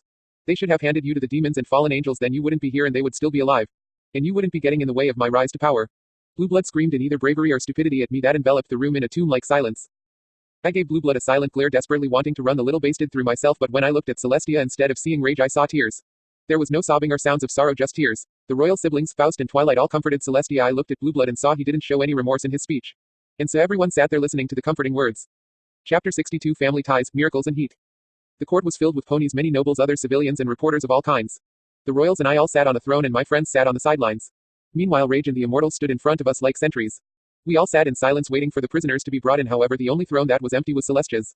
She has been hurt ever since I brought Blue Blood before them and told them of him being the Grand Master. Suddenly, a flash of light went off in Celestia's throne. Once I recovered my eyesight, I saw it was Celestia in all her regal glory and wearing a stoic mask like always. Celestia, I began. I'll be fine, Ash, I need to see this. Even though he is a member of my blood, what he has done is unforgivable and I refuse to lock myself away, Celestia said. I gave a nod in respect to the mayor's bravery. I knew what it was like to have family brought before a court. But that was a story for another time, point is I knew it was never easy. Before I could think any more on the subject, the doors opened. I then saw both Branding Iron and Blue Blood were in chains and being dragged in by royal guards in heavy armor. Everyone glared at the two in a hostile way, but the most furious glare came from Nightstreak, who had it aimed at Branding Iron. Mares and Gentlecolts, we have been gathered here to pass judgment on both the slaver and Templar Branding Iron and also the Templar Grand Master Prince Blue Blood. Both of them have committed several crimes against Equestria, so many I cannot begin to name them all. But the most serious offense is both the attempt to eradicate the Diamond Dog Kingdom. Also the attempted assassination on all the royal bloodline. With the massive pile of evidence brought to us, the court has already declared you both guilty. And so it is agreed that your punishment shall be given by the King of the Night and Demonic Angels, Ash Blade, Faust said. Thank you, Faust, I said as I stood up and teleported in front of the prisoners. Any last words before I carry out your sentence? The only king here should be me, not some slave. Blue Blood yelled before I looked at Branding Iron. I hope your death is slow and horrible, Branding Iron said. Heard that one before, I said as I went to draw Whispering Wind. Wait, my lord. I stopped drawing my sword and I turned to the source of the voice and saw it was Nightstreak's aunt. Before you kill them, may I ask a question of Branding Iron? The mayor asked. Ask away, I said as I sheathed Whispering Wind with a snap. I just need to know one thing from both of you. Why did you kill my sister? The mayor asked in tears. The room was shrouded in silence and I looked at Branding Iron waiting her answer. Because she was a whore, Branding Iron said emotionlessly, causing an uproar from the spectators, and when I looked at the mayor and I saw tears of rage. May your soul burn in Tartarus for eternity, the mayor said before she took her seat where she was comforted by her husband and niece. Anyone else? I asked, receiving silence. I gestured to Rage to come over, which he did, and I whispered something to him, causing him to nod, but his expression was hidden behind his helmet.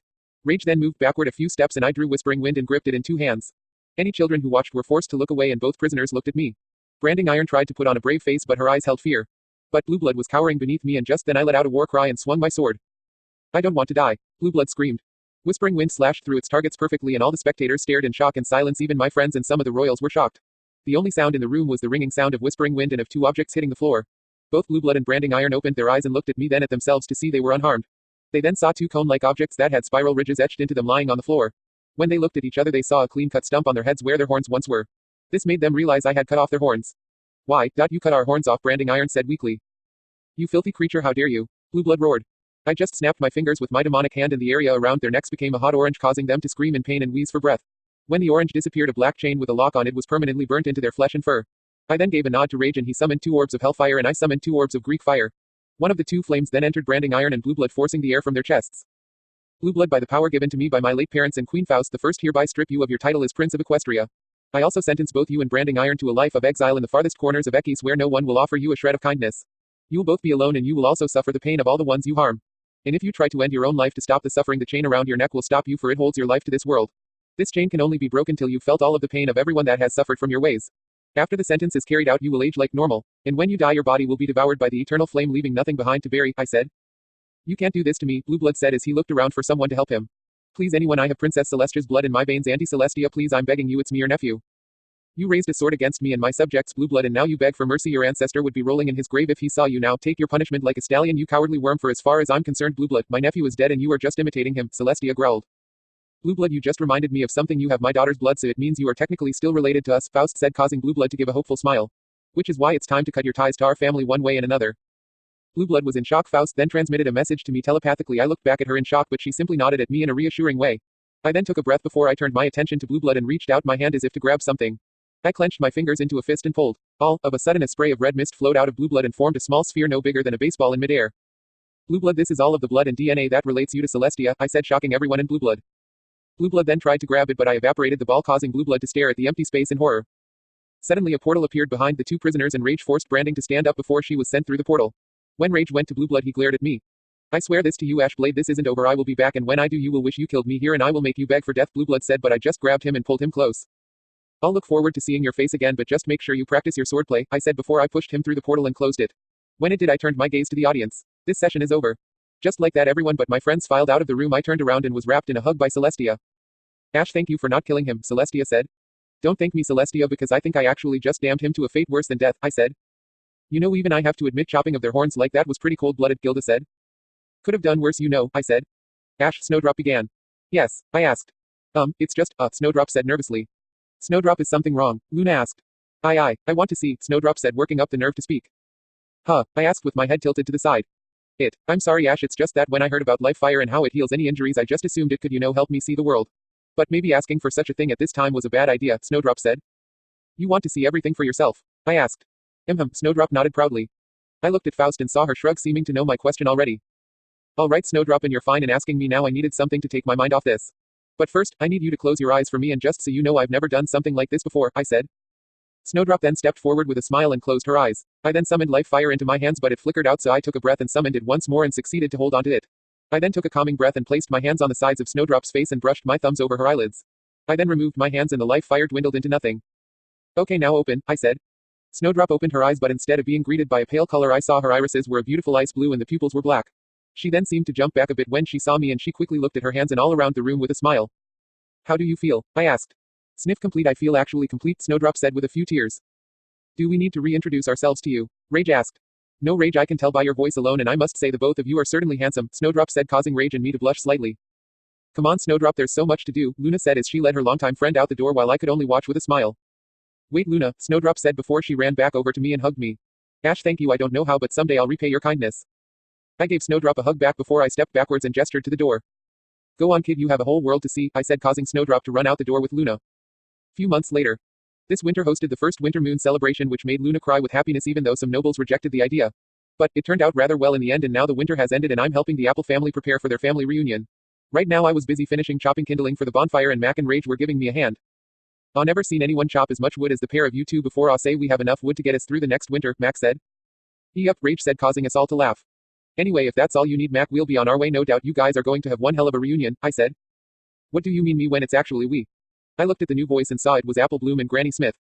Yeah, Granny Smith even said you could come, Apple Bloom said. This is something for you Apples guys, we shouldn't interfere, I said.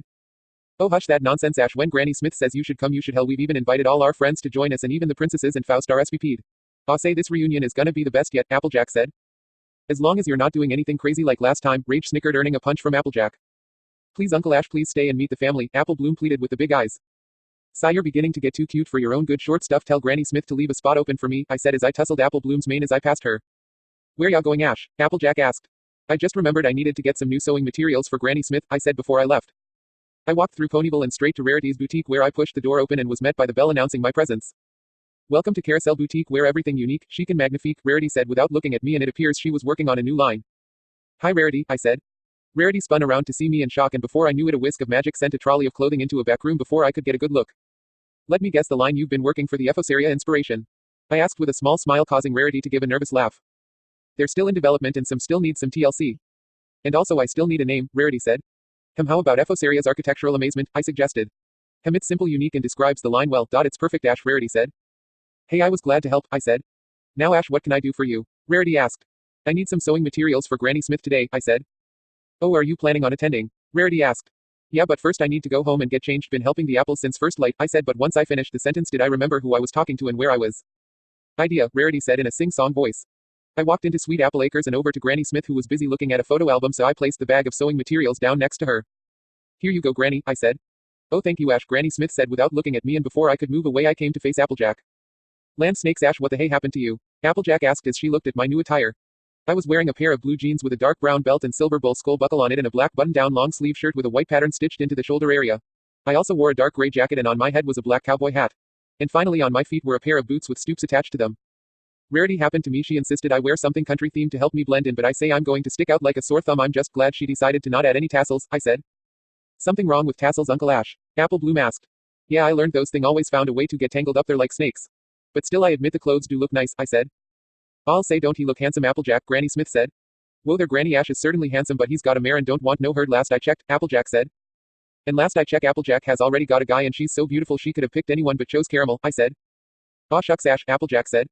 Suddenly I hear voices come from the entrance, and I look to see my friends had arrived and were all in a country-themed outfit. Which is no doubt made by Rarity, and this caused me to sigh. How do you like your new ensemble, Ash? Rarity asked. Comfortable, thank you, Rarity, I said. Great, now I must find Rage. No doubt he is going to need a new outfit for today, Rarity said before she left. So Rarity got you too, huh? Rainbow asked. Yep, was just trying to get some sewing materials and well, you can figure out the rest, I said as I gestured to my clothing. Well, at least you look good in that. This totally messes up my style, Rainbow said. Well, you're right on both those accounts. We all looked for the new voice and I saw it was the royals, and all of them wore country-themed outfits. I can see you lot are dressed for the occasion, I said. Well, even a queen is allowed to wear a hat and some country duds every now and again, Luna said, who was holding Midnight in her arms.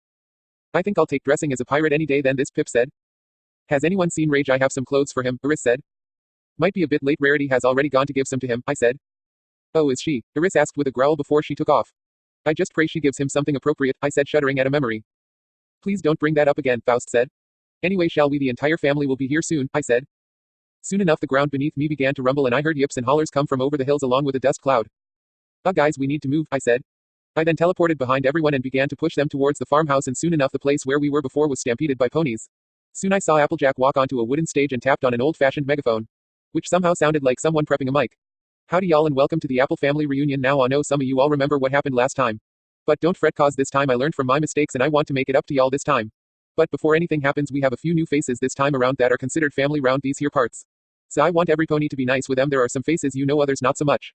If you need to know who they are, they're over there by the farmhouse, Applejack said, gesturing to us, causing everyone to clap and cheer while some even bowed. I then decided to say a few words, so I walked on the stage and gestured to the megaphone, and Applejack gave a nod before she stepped backward. Thank you, Applejack, for that heartwarming introduction, and thank you all for being so welcoming. I believe I speak for the rest of us when I say that we are all looking forward to getting to know everyone here and hope we have a memorable time with all of you, I said, causing the ponies to cheer. I then walked off the stage and began to mingle with everyone. I met many apples, and each one's name had something to do with apples. But I suppose that's why they're apples, and truth be told, this whole celebration reminded me of one back at home. Applejack then asked me to tell some of the foals some stories, so I decided to tell some about my father. And so my father stood there against the massive cave troll, armed only with an old oak branch, and his troops lay behind him, too weak to fight. My father was also weakened himself, and the cave trolls were hungry and were ready to swallow them all whole, I said, causing the foals to gasp. But then, as all hope was lost, the sun appeared over the horizon, turning the troll to stone. Now I've heard the troll still sits there to this very day, his body frozen in stone but still alive, hungry for flesh. The foals then gasped but then clapped for me, and I just smiled at the applauding foals. Can you tell us another? Apple Bloom asked. I think I've got one. How about the time my father conquered the stone giants of Thunder Mountain? I said. Now hold on there, youngins, if I remember correctly there is an entire family here and there's someone who wants to see Ash. So sometime after that y'all can listen to the story, Applejack said, causing the foals to whine. Don't worry you lot, we're just gonna have a quick break and then I'll tell you the rest of the story, I promise, I said as I got up and left. Applejack then led back over to the stage where I saw both Octavia and Vinyl along with a yellow-coated mare with a blue mane and tail. She wore a pair of jeans and a torn yellow shirt and a red bandana around her neck, and she also wore a white Stetson. But, apart from that, she looked exactly like Octavia, even the cutie marks were the same. Oh Ash, you're just in time. Have you met my sister Fiddlesticks? Octavia asked, gesturing to the yellow mare. No, but I sure am glad to meet her now. From what I hear she's a very talented fiddler, I said. And from what I hear from my sis is that you ain't so bad yourself, both in looks and with a fiddle. Glad to see one is correct. Now I just need to see the other, Fiddlesticks said. Sis, please not in front of my friends, Octavia whined in embarrassment. Aw, come off it, Tabby, she's tons of fun, Vinyl said. Hey, speaking of all this music just reminded me of something. Ash, you know any songs from your home for this here celebration? Applejack asked. Oh, you bet, Applejack, but where should I start? I asked. Start with the best, Applejack said. Alright then, just let me set up the stage, I said before I got on stage and began fixing up some speakers. Once I was ready, I plugged in my iPod and summoned my violin and made sure it was tuned and the bow was rosined before I got everyone's attention. Howdy everypony, I'm sure everyone is having a good time today as much as I am. Now Applejack has asked me to play some music from home, so I thought why not, I sure hope it's to your liking, I said before I pressed play. I let the lyrics play, but I played my violin when the violin riff was supposed to play. I looked at the audience and saw they were all dancing to the music, which brought a smile to my face. When the music ended, the audience applauded me. I gestured for Rage to come up. I then told him an epsilon of the next song and he nodded in agreement. Epsilon took control of my shadow and made himself look like a demon, which spooked some of the audience before Rage selected the next song. The three have managed to put on one heck of a performance with Rage singing the lyrics. Epsilon sang the devil's words and I sang Johnny's, but made sure to say gun instead, otherwise I'd be in huge trouble with the parents who were watching this with their foals. I also played many of the violin parts except for when Epsilon had to play. I even made some holograms of a demon band that rose out of the ground to play their own instruments. When we finished, we all bowed while the audience clapped before Epsilon dispersed and my shadow attached itself to me again. Rage got off stage while I put away my violin and selected a new song. After the song ended and the audience clapped, Applejack and Fiddlesticks came up on stage. Now that was some gosh darn good country music, Applejack said. And I'm impressed by the way you played that fiddle. Where'd you learn to do that? Fiddlesticks asked.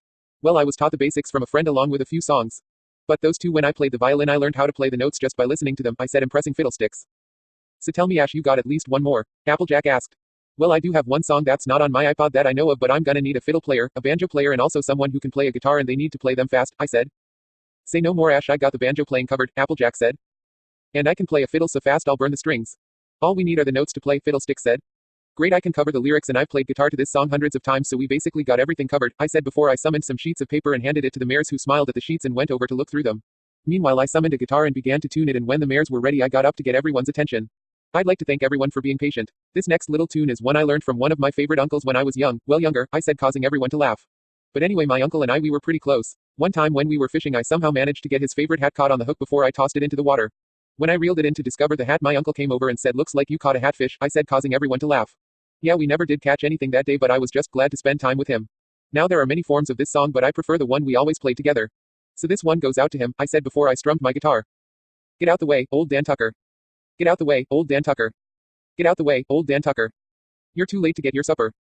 After I finished the first line, the instruments came to life and began to play a quick and upbeat tune and making the song sound fun and funny. Now old Dan Tucker was a fine old man. Washed his face in a frying pan. Combed his hair with a wagon wheel. Instruments paused, died with a toothache in his heel, instruments resume. Get out the way, old Dan Tucker. Get out the way, old Dan Tucker.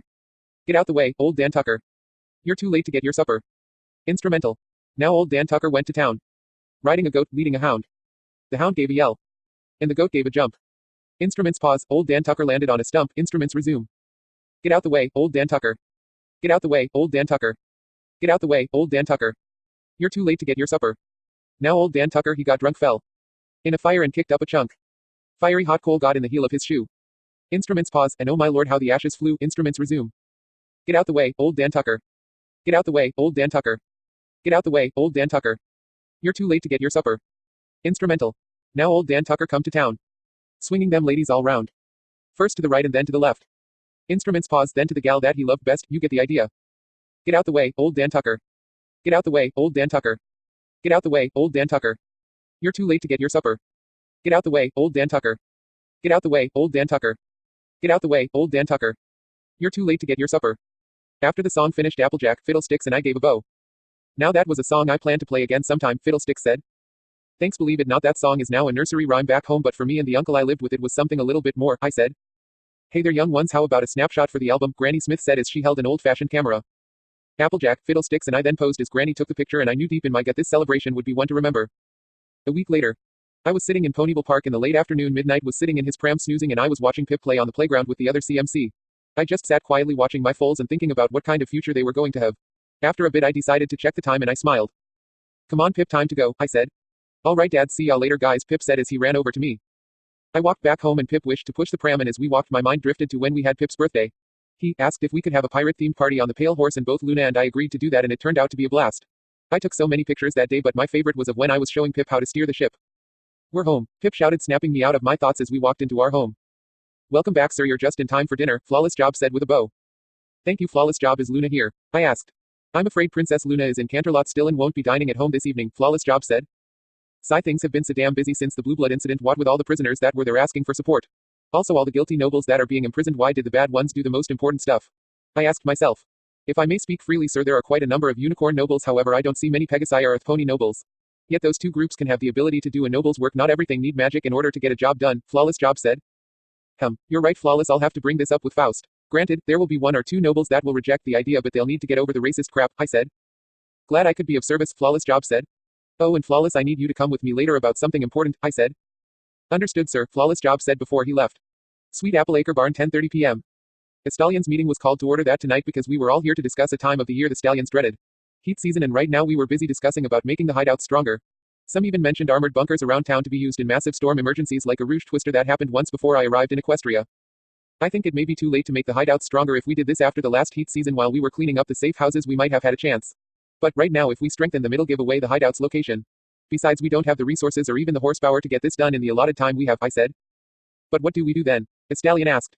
I can only see two options here. A, we hunker down in what we've got and pray the mares won't find us. Or B, we scatter into the wind till this blows off. The choice is yours guys, I said.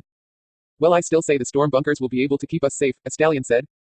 You can use them if you wish, I won't stop you, and as always both Burning Rage and my location during this time will be kept hidden for precautions of course.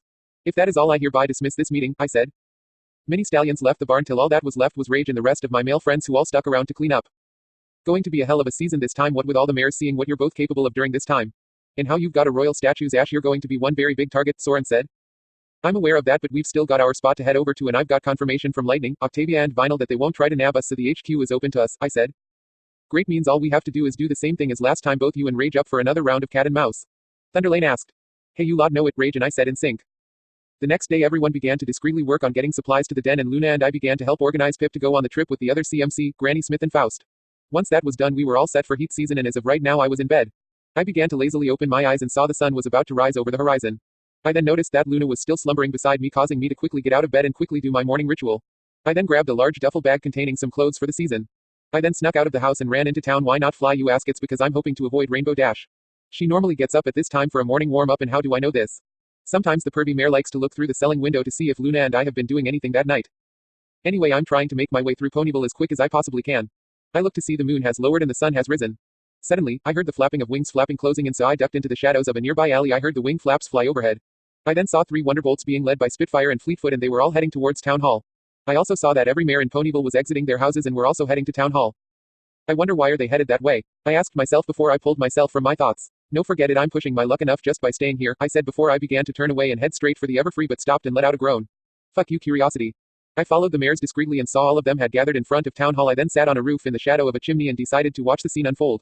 I saw Twilight step on stage with the rest of the main 6, and Luna and Twilight cleared her voice. Hello mares of Ponyville, as you're all aware our heat season has begun and like usual we're gathered here for the locations of their safe houses. But sadly the stallions were extra careful this time round and we were only able to learn of one, however once we have them we'll get them to tell us where the rest are, Twilight said. What about Burning Rage and His Highness Ashblade? A mare asked, causing Luna to step up. The situation on both Burning Rage and my husband is unknown. Like last time both of them have refused to reveal their location to even the stallions. But it is agreed that whoever finds one of the two and captures them will be permitted one round with them. But they must be turned over to either myself or Aris in the end, Luna said. I can't blame her for wanting to help her fellow mares out, but seriously, I said to myself. Suddenly, the royal carriage lands next to the building and the rest of the royal siblings and Aris step out and greet the rest of the princesses. After some words they all head to one of the storm bunkers at the edge of the town and I decide to follow them. I then land on a roof and see plenty of mares begin to pound on the door of the safe house. I sit still for a few minutes before I decided to have a little fun with the mares. So I get up and teleport behind the main six, Gilda, Trixie and the princesses, and casually walk up next to them. So what y'all up to? I asked. Trying to get into this storm bunker so we can get rid of this damned burning itch between our legs, Gilda growled. Oh and how's that working out so far? I asked. Not well, Earth Pony buildings are the sturdiest ones made, Twilight said. Just goes to show how useful we can be besides growing food for y'all, Applejack said. True that. Anyone in particular you're hoping to find in there? I asked. Our cold friends, hopefully maybe even Ash or Rage if we're lucky, Rarity said. I don't really think those last two are in there, Rainbow said. What makes you say that, Rainbow? Celestia asked. This is Ash and Rage we're talking about. Those two are extremely elusive. They could be right in front of us and we wouldn't even know it, Rainbow said. That's very true, Rainbow, but instead of in front of you, try beside you, I said. What do you mean? Twilight asked before the mares all turned to look at me. To say they were shocked was an understatement, but I just stood there and offered them a sweet smile and I decided to say something. Morning, I said casually. What the buck? Rainbow yelled, getting every mare's attention. If that's how you greet people or Ponies Road, you're not gonna get many more friends, I teased as I rubbed my ear. You, my friend, have some serious balls to just walk over here and stand beside us while we're like this, Spitfire said. Balls I'm sure gonna enjoy playing with, Gilda said while she licked her beak. Hate to break it to you lot, but I just came to see what you were up to before I left, I said. And just how do you plan on leaving? Celestia asked while I just looked at the surrounding mares. I know that look, you honestly think you can escape. I commend your optimism, but we have you completely surrounded. There is no way you can escape. If I was ordinary, yes, there would no escape. However, Celestia, you're forgetting I'm far from being ordinary, I said as I teleported out of the circle of mares before one lunged at me. Rules are the same here. You want a piece of this ass, you gotta catch me. But first, I said. I teleported in front of Luna and booped her on the muzzle. Tag, you're it. I teleported out of the circle again and began running towards Ponyville and I heard Pinky yelling at me for stealing her line. Again, you're probably wondering why I decided to run through Ponyville instead of teleporting to the Everfree Forest. 1. Twilight can track teleporting locations, and if I teleported to the den we'd be in deep shit. And 2. I find it amusing to taunt these mares even if it means getting a kick in the ass later or them taking their sexual anger out on me if they catch me. I made it to a crossroad and I saw mares surround me from both land and air. We have you now, just give up and we'll take it easy on you. However, try to escape, we won't show mercy, Luna said. And if you tell us where the other stallions are hiding, we'll leave you alone and get ours, Twilight said. Let me think on this. Okay, he's my thought on this. So far none of you have caught me, only surrounded me, and you're asking me to surrender the stallions' locations. Not gonna happen, and also you lot should know I have more tricks up my sleeve than Trixie, I said. And what trick will you use to escape? Celestia asked while I smiled and snapped my fingers and duplicated myself many times until there were about 35 of me in the center and I saw the mares were hungrily looking at us. Nice trick. Each one of us is the same as the other in how we act, sound, move and smell. The only difference is that the real one won't turn to smoke when caught, I and all the ashes said in union. I then snapped my fingers causing the ashes to scatter in different directions and the mares went after them, but I had transformed into a wisp of smoke and flew towards the Everfree. This wasn't easy because when I divided myself I become weaker. Also dividing myself that many time almost made me pass out several times. However, I made it to ruins and was greeted by the others and I told them what happened before I fell asleep. 4 days later. I was sitting crouched on a rooftop gazing across Ponyville. The stallions and I have been doing well as of late. But we've recently had a manticore attack while we were having a meal outside the HQ. The beast was quick and made off with a quarter of our rations and 3 blankets, so right now we were back in Ponyville scavenging up some food and blankets. Rage was going to draw the mares away this time and I was just waiting for the signal. Suddenly a demonic shriek broke the silence, so I jumped onto the street level and walked into an empty store and grabbed some food before I left some bits on the counter. I then checked the street and walked over to Shadow Ranger who was parked in an alley. Head back to the base, I'll be back soon with some more blankets, I said. Shadow Ranger gave a whinny before she drove off towards the Everfree. I then made my way through town but was constantly getting the feeling I was being watched. But I saw nothing, so I then made it to the store I was looking for and opened the door to see it was empty. I walked in and grabbed some blankets and placed the bits on the counter. But before I could turn around my vision went black. I woke up and saw I was in my bed in my bedroom and I was in nothing but my boxers. I gazed around curiously and then felt a presence behind me. I turned to see it was Luna and she was completely naked, hungrily eyeing the sudden tent in my boxers. Hey stud, I was wondering when you'd wake up, Luna said. Might have woken up sooner if whatever you did wasn't as effective, I said. If I did it any it wouldn't have worked, Luna said.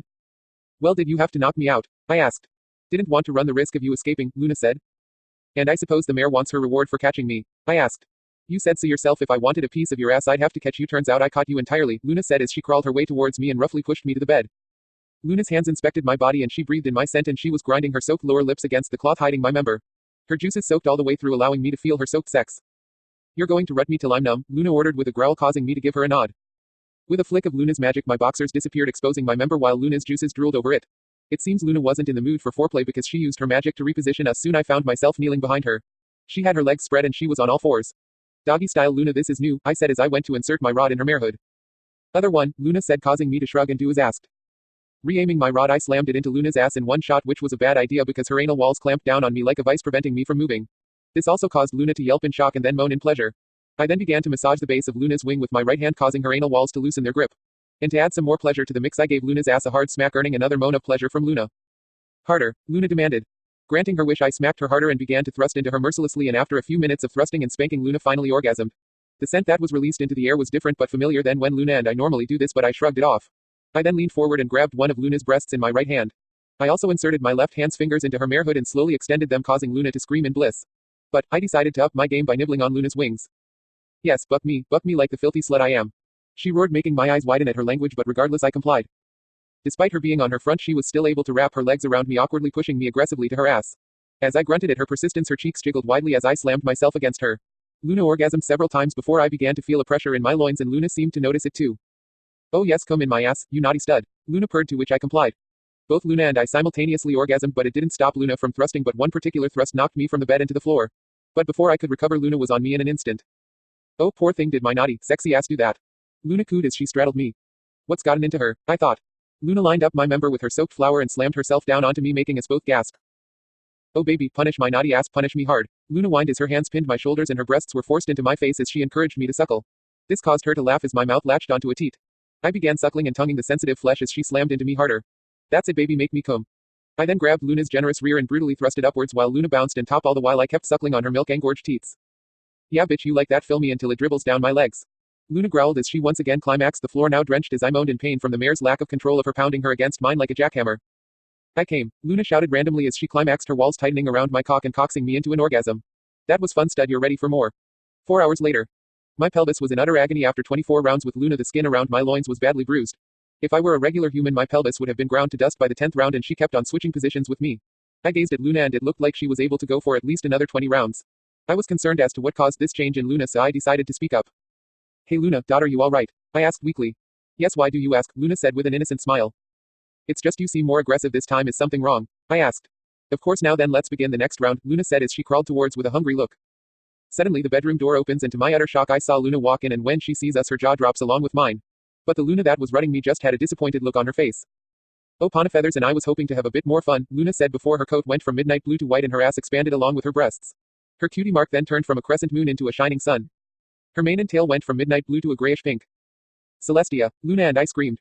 Thanks for the session, stud, should do it again next time, Celestia said before she blew me a kiss and teleported out of the room. I wanted to go after the crazy mare and beat the living tar out of her, but as soon as I attempted to move, a burning pain in my body shut me down. Then my body succumbed to exhaustion.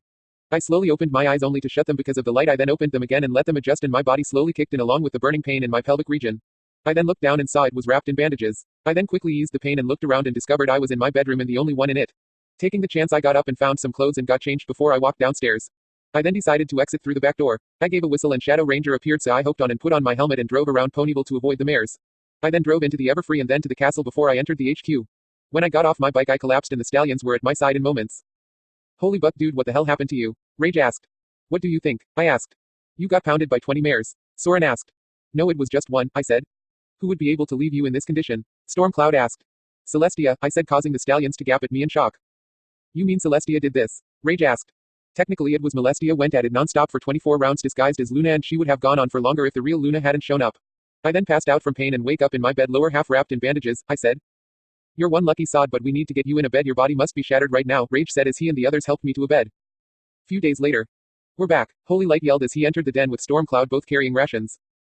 Great, set them down over there, then the pair of you get to training, I said, doing push-ups over a pit of burning coals. Damn Ash, you just recovered from your injuries and your training, shouldn't you be taking it easy? Stormcloud asked as he walked over to me. Because I've been recovering is the reason why I'm training right now. I've been slacking off and need to get back in routine, I said as I pushed off the coals and wiped the sweat off my body with a towel. I'm surprised you're able to do that. Push-ups over flaming coals would seriously burn, Thunderlane said. Not sure what you're going on about, I feel fine, Spike said, doing push-ups over the coals. Your scales are fire and heat-proof, Thunderlane shouted.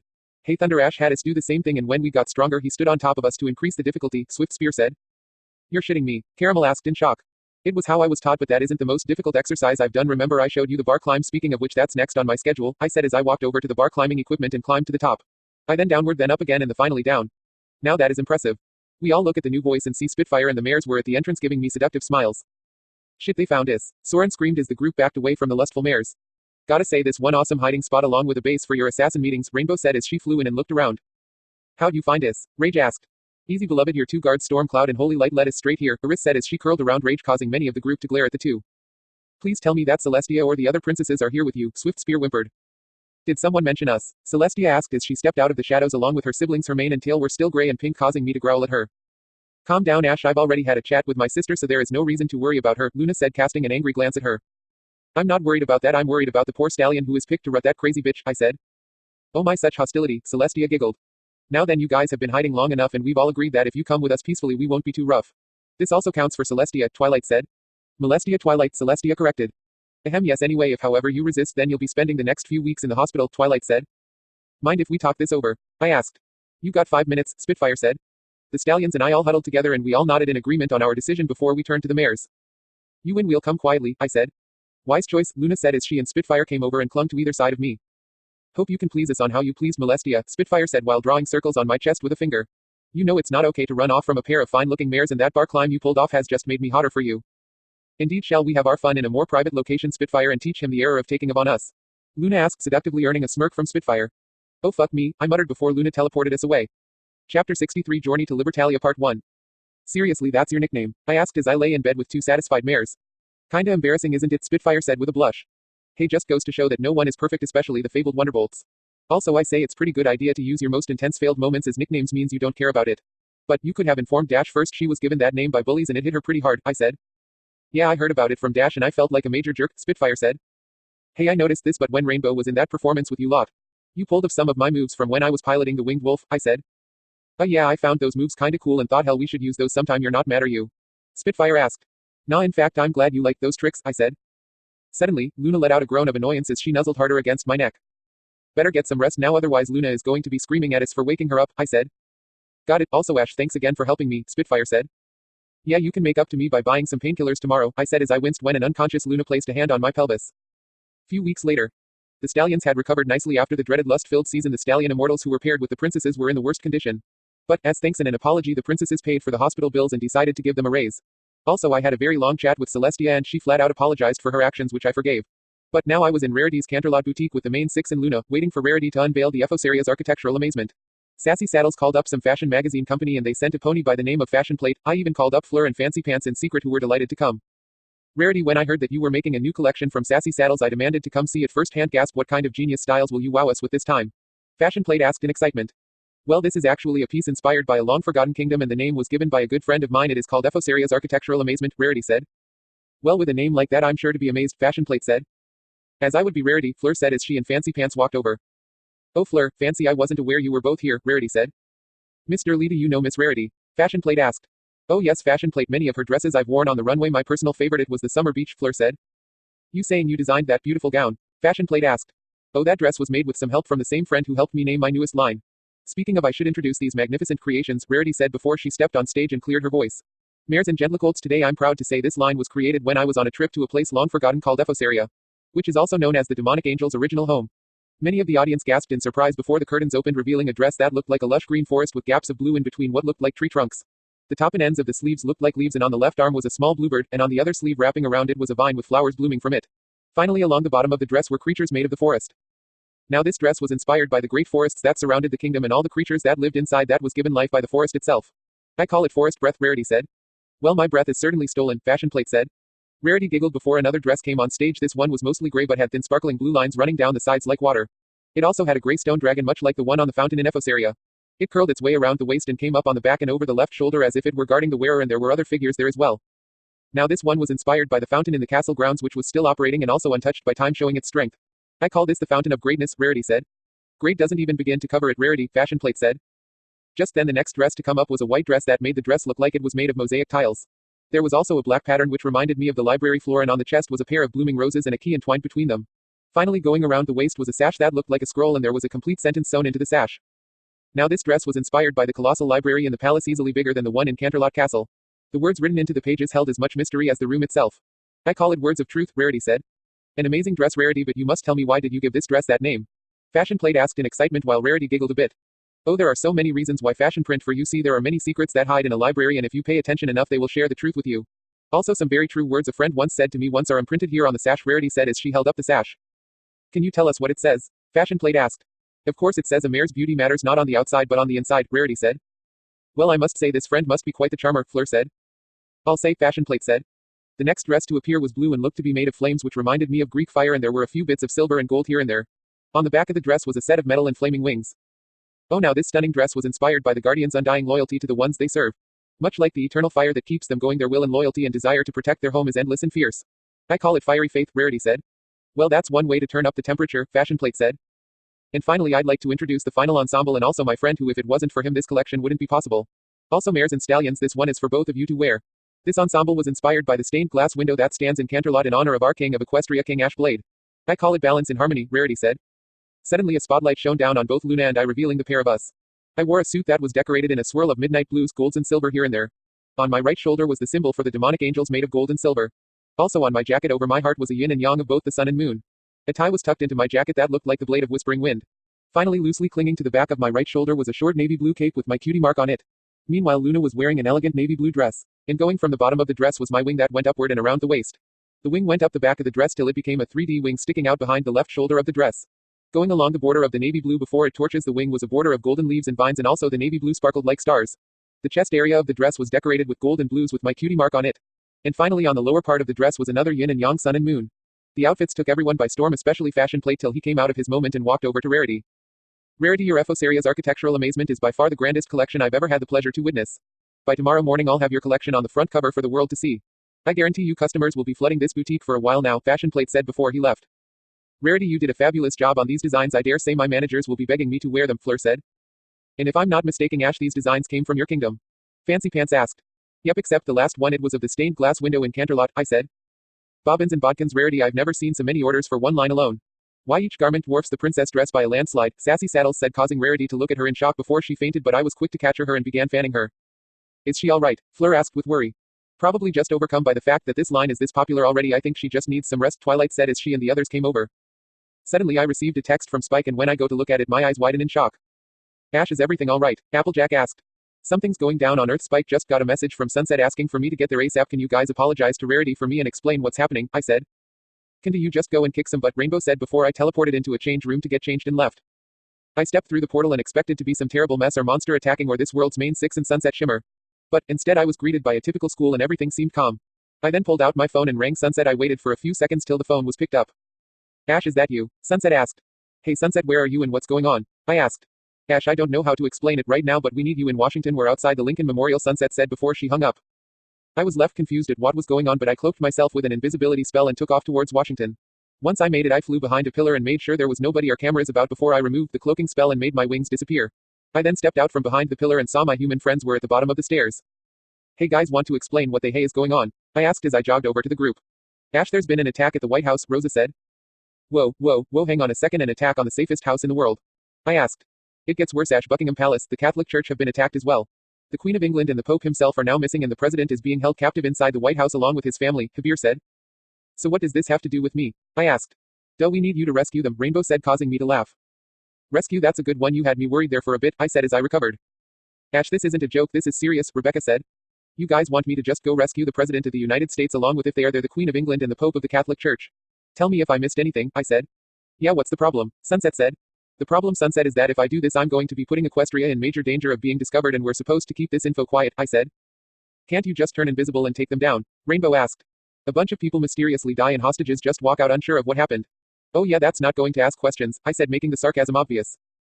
Ash, a lot of people died in there today, they need your help, Rosa pleaded. Rosa, I may be one of the most powerful things in creation, but there are things even I can't do, I said before I turned around, revealed my wings and took off. My flight was quiet for me. I felt guilty for deciding not to help them, but I knew I couldn't risk Equestria being discovered. It would make problems not only for the princesses but the world itself. Suddenly, a whisper of voices enter my ears, and as I fly more join and get louder. Soon I find myself finding it difficult to fly and keep my mind focused on one thing.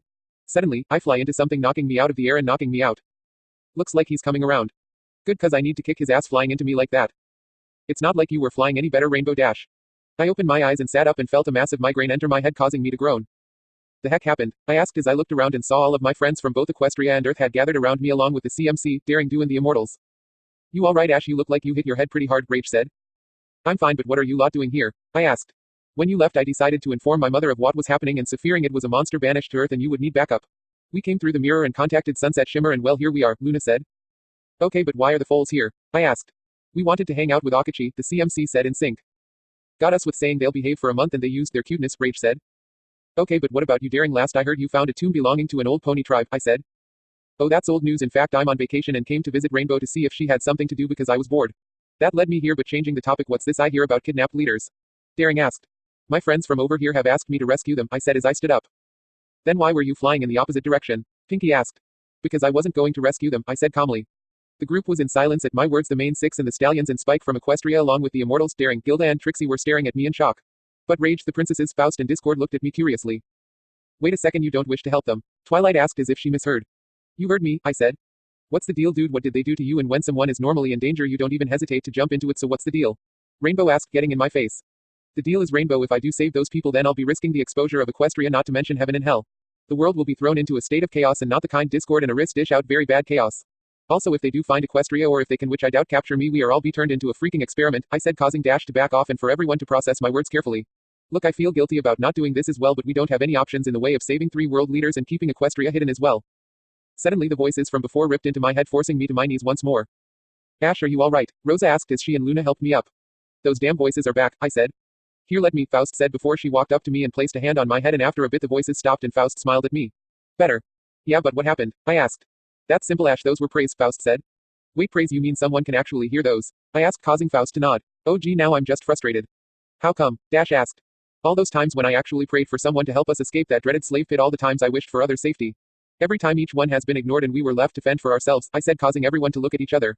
I need to be alone, guys.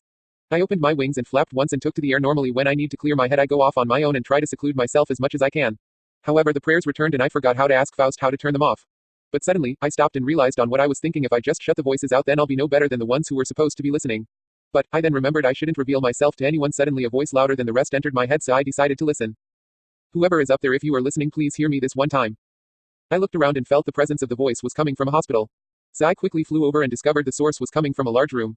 The room was filled with kids who were all asleep except for a little girl. I guessed she was about 10-year-old. She was sitting in her bed and her hands clasped together in a praying motion. Maybe you do exist or maybe you don't, but please, I only want one thing, and it's not to get better. You see, my daddy is in the president's special service and was at the White House today, so can you send a guardian angel down to keep him safe? If you can do this for me, I'll never ask anything from you again, the girl said before she laid down in her bed and went to sleep. I sat there for an unknown amount of time, her prayer still ringing in my head. My body then took control of itself and pushed open the window and I entered. However, I didn't oppose it. I entered the room and put on my assassin robes and mask and walked over to the child's bed. I looked at her little form before I noticed a photo frame. I picked it up before I looked at it and saw the girl and 2 adults, one male the other female, who were presumably the girl's parents. Damn it, I'm such a sucker for kids, I said quietly before I put the photo frame down. I was about to walk back over to the window and placed my hand on the window frame and was about to step out when I felt eyes on me. I turned around and saw a few kids were up and staring at me, so I simply raised a finger to my face and made a shushing noise. I then leapt out the window and took off back to my friends, and when I saw them I landed on the ground and walked over to them. Ash, you're back, Rage said, announcing my presence. Yeah, and I think we should talk, I said. Later at the Pentagon. I was patiently sitting in the office inside the Pentagon wearing my armor waiting for the owner to show up. Soon the doors opened and a guy wearing a white shirt, simple jacket, tie and dress pants walks in with a holster on his hip. He then turns on the lights and when he sees me he stares at me in shock. He then goes for his pistol. But, I move faster and crush the gun in his hand before he can aim it at me. And before he can yell for help I grab him and place a hand over his mouth. Listen pal, unless you want to wake up with a nasty headache you'll need to pay attention to what I have to say, I said once I had the man's attention. First things first, I'm no terrorist and I'm not here to kill anyone, and I'll let you go right now if you just listen to me, comprende? This caused the man to nod as much as he was able to before I let him go, and when I did he took a few breaths of air before he looked at me. Who are you? The man asked. I'm not here to answer your questions, the only thing you need to know is that I can get the president out of the White House, I said before I took out an antenna with a USB connector on it. This device is connected to a camera in my helmet, just plug it into your computer and let the device do the rest. However, you won't be able to hear what's going on unless I say so, I said as I handed the man the antenna. You seem pretty secretive and confident in what you're saying, but we've tried so many times, what make you think you can do any different? The man asked. I have my ways, I said before I teleported onto the roof of the White House alongside Rage and the Immortals. So how'd it go? Rage asked as he stood up from sitting on a vent. Smooth as it could have gone, but I think I've got their attention, I said. I still say this is a bad idea, Swift Spear said. It's been noted and I agree with you, but we've been outvoted, so let's suck it up. Quick Shot, you in position? I asked as I looked at a building beyond the fence. Roger that, Ash, Quick Shot said. Okay, we all go as soon as the camera is up. I'll need silence from all of you. Ah, speak of the devil, I said before a screen appeared over my left eye thanks to some help from Epsilon, and I was looking at a room filled with people in suits. And some of them were well decorated with medals. Ladies and gentlemen of the Pentagon, I thank you for your time. Where is this coming from? A man wearing lots of medals and the rank of general is on his coat. You don't need to worry about that, General. What's important now is that I can see and hear you and you can see and hear me, I said. Identify yourself, the General said. That's information I cannot reveal to you, General, I said. This isn't a request. Now tell me your name or I'll have one of my tanks blow your ass off that roof, the General said. You'll try, General, and let me make this perfectly clear so you can understand it. 1. I don't have follow your rules here, so there's no way I'm just gonna hand my name over to you. 2. Even if I do tell you my name, you guys wouldn't be able to figure out who I am by a long shot. 3. If you do manage to kill me, which you won't, your best chance of rescuing the president dies with me. Not only that, General, you'll piss off powers that are sticking their neck out to help. And when they learned what you did, you're gonna wish you listened. So do us all a favor and shut up and pay attention, I said, causing everyone in the Pentagon to recoil at my words except the General. All right then, but what should I call you for now? The General asked. Call me Ghost, I said. All right, Ghost, what do you want? The General asked. What I want is two things. One of them can wait until later, but the other I can tell you. I want to help save your president, but I need your help to do that. All it is a simple okay from you, General, and me and my team will infiltrate this place. We'll eliminate all hostiles and rescue all the hostages, and all hostages will be alive, I said. Why are you asking me for the okay? The General asked. You're the only power I can get in contact with that will allow me to do this. Also think of this as building trust. If you say no, we'll walk away and let you work this out. If go, I'll make good on my word, I said. That's a lot to promise. How do I know I can trust you? The General asked. You don't. Sometimes you get in harder pulling you in two different directions, but that's when I bring in a third opinion, my logic, I said. I then saw 2 other people start to talk with the General, and when they finished, the room was silent. All right, Ghost, you are go take back the White House, the General said. Thank you, General, and for confidential means I need to turn the camera on to mute, but if you need something, speak up because I can still hear you, I said. But what if we need to speak privately? A man asked. My hearing only applies to the room you're in, I said. Wait, you're telling us just like that? The man asked. I did say this was about building trust, I said before I turned the camera's mic off. I take it the talk went well. Rage asked. Yep, we have to go. Immortals, let's kick these guys out, I said before we walked over to a part of the roof and scanned below it, revealing 2 people, both of them holding weapons. Swift, blow it. Swift then placed a small explosive on the roof and moved back before he pushed the detonator, causing the roof to cave in. I then jumped in and drew Salvation and Damnation and shot the 2 surprised guards in the head before they could aim at me. Ghost, we need to know what we're dealing with. Can you show us their faces? The General said. I walked over to bodies and looked at their faces for the General, and I heard the men and women of the Pentagon talk among themselves. I then noticed one of the guards had a Templar cross branded into his hand. Damn it, we've got Templars, I said before I turned around and saw the others jump in. Templars, here, Rage asked. Yep, but this is pretty bold even for them, I said before suddenly someone knocks on a door. Hey, you guys all right? Shit, now what? Lightning whispered. Everyone scatter, I'll take care of our guest, I said before the others teleported elsewhere, earning gasps from the viewers. I ignored the gasps and moved behind the door and selected a song and put in my headphones. I waited for the door to open, and as soon as the guard ran in to check the others, I grabbed him and drove a hidden blade into his spine. Once the guard went limp, I dropped him and switched my guns to silence and ran out of the room. A simple patrol appeared around the corner and were about to shoot, but I shoot faster and downed them all. I then continued my run and saw a small set of stairs and a door marked with security. I got to the top of the stairs and kicked the door off its hinges and watched it sail through the room and knock some guards out of their chairs. As they tried to get back up, I unloaded a couple of rounds into them. I then saw I was in a monitor room for all the cameras in the White House. I looked at each one and saw everyone was mopping up the guards on the second floor. But a large group of people were being held in a room by armed guards. I looked at the name on the screen and saw diplomatic reception room. I gave a nod to myself before I left. I went to the stairs and ran into a hallway that was being guarded well. The guards then noticed me and fired their weapons at me, forcing me to take cover. I then took a few breaths before I ran out of cover and ran for one guard. I ran onto a wall and leapt off it while doing a flip and shooting back at the guards. Once I hit the ground, one of the guards ran at me trying to hit me with his rifle. But I spun to the left and pulled out my dagger and drove it into the guard's neck and pulled it out. While I was doing that, another guard came up behind me armed with a knife, forcing a dodge or attack. I had to occasionally draw a revolver to take care of a guard who had a chance to shoot me. I then leapt backwards as the guard lunged at me. But I then grabbed his hand holding the knife and went to kick him in the face with my right leg. But he kept dodging my attacks. So I rested my leg on his shoulder and leapt off my left leg and wrapped my legs around his neck and threw him into a wall. I then saw reinforcements had arrived, so I grabbed the knife the guard was armed with and threw it and my dagger at 2 of the guards. I managed to hit both my marks before I ran to cover to collect my breath. When I was ready, I ran out and grabbed a M1014 shotgun and ran at the enemy. Once I was in range, I shot 3 guards, and as I aimed at the 4th and pulled the trigger, I was met with a click. The guard then knocked the gun out of my hands and went to shoot me with his weapon. But before the shotgun left my reach, I managed to grab the gun and spun around and hit the guard with the butt of the weapon like a bat, knocking him out. I then looked and saw more guards approaching, so I drew my revolvers and shot them. However, one of them was fast and managed to dodge my bullets. And when he was close, I saw he was trained in martial arts, but I just kept dodging his attacks and waited to strike back. When I saw it, I grabbed the guard by the face and slammed him onto the ground and extended my hidden blade just as the song ended. I then retracted the hidden blade and walked over to retrieve my dagger, and once I sheathed the weapon, I walked over to the room where the hostages were just as the others had arrived. Hey Ash, top's been cleared, Rage said. Good God, hostages here, set up a scanner, I said. Rage then pulled out a disc and placed it on the wall and pressed a button, and instantly the wall disappeared, getting surprised looks from the viewers. The immortals rage and I then called out our targets and as soon as I fired the others did and we hit our targets freaking out the hostages. I then deactivated the scanner and opened the door gently as to not frighten the hostages any more than they have. Ladies and gentlemen, if you would be so kind to stand up and follow us out of the building to safety please, I said and almost instantly everyone began to stand up and the immortals and rage began to get everyone out. I looked around but couldn't find the president so I stopped a female hostage. Excuse me but do you know where the president is? And no but I believe I heard the guards say something about taking people to the PEOC, the woman said. Thank you, I said before the woman walked over to the others while I turned on the mic. General I need to know the location of the PEOC. That's classified Ghost, the general said. General what did I say about building trust if the president is in the PEOC then you need to tell me where he is so I can help him. If not then good luck getting him out, I said causing the general to stand still in silence. If I were hand this information over to you how would you get in? The general asked. I'll show you if you tell me, I said causing another moment of silence. Library behind the eastern bookshelf behind a bright red book is a keypad passcode is D227, the general said. I gave a nod before I turned off the mic and went to the library and over to the eastern bookshelf. I saw the book immediately and pulled it out and saw the keypad. I entered the code and heard a hiss come from the bookshelf before I put the book back. The door then opened and I walked inside and saw a set of metal stairs going down. I walked down the stairs and saw a wall and door made of metal and the electronic locks were smashed. I placed a scanner on the door and saw 6 people were in the bunker. 3 of them were armed guards and another looked to be hacking into the computers. Finally a woman and a young girl were on left of the room on their knees holding each other in front of a screen but I couldn't tell what was on it. Suddenly, a guard raised his gun at the woman and the young girl. This caused me to spring into action and reel back a fist and smash it into the door throwing it from its place and into a screen opposite the room. I then drew my revolvers and shot the guards leaving the one at the computer alive. I then marched in and as the guy went for a gun I shot at ground near his foot causing him to freeze. When I reached him I gripped the front of his shirt and slammed him into a desk and held damnation at his head and pulled the hammer back. Hold on Ghost we're going to need him alive for questioning meanwhile you need to check the first lady and her daughter, the general said before I turned the mic on. Copy that, I said before I pushed the hammer on the gun forward.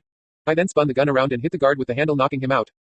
I walked over to the first lady and her daughter and helped them both up and when they were standing the girl wrapped her arms around my waist and cried into my stomach armor. Without realizing I was doing it I placed a hand on the little girl's back and head and rubbed her gently like a parent would. When she finished she stepped back and I focused on the president's wife. Thank you, the woman said. You're both welcome and are you okay? I asked. Now that you're here, the first lady said. Well this is certainly an interesting development. I looked at the source of the voice which was on the screen and I saw a man on it along with the president, the queen, the pope and the father of the little girl in the hospital. I take it you're responsible for this mess, I said. Smart man but if I may ask to whom am I speaking? The man asked. Just the guy who's going to send you off to meet the Reaper unless you release your captives and surrender yourself, I said causing the man to laugh. Oh you are amusing but I'm not going to do that and if may ask how will you send me to the Reaper if you don't know where I am? The man asked. I can find out but it'll take me a while so how about you give me a clue, I said. What? The man asked.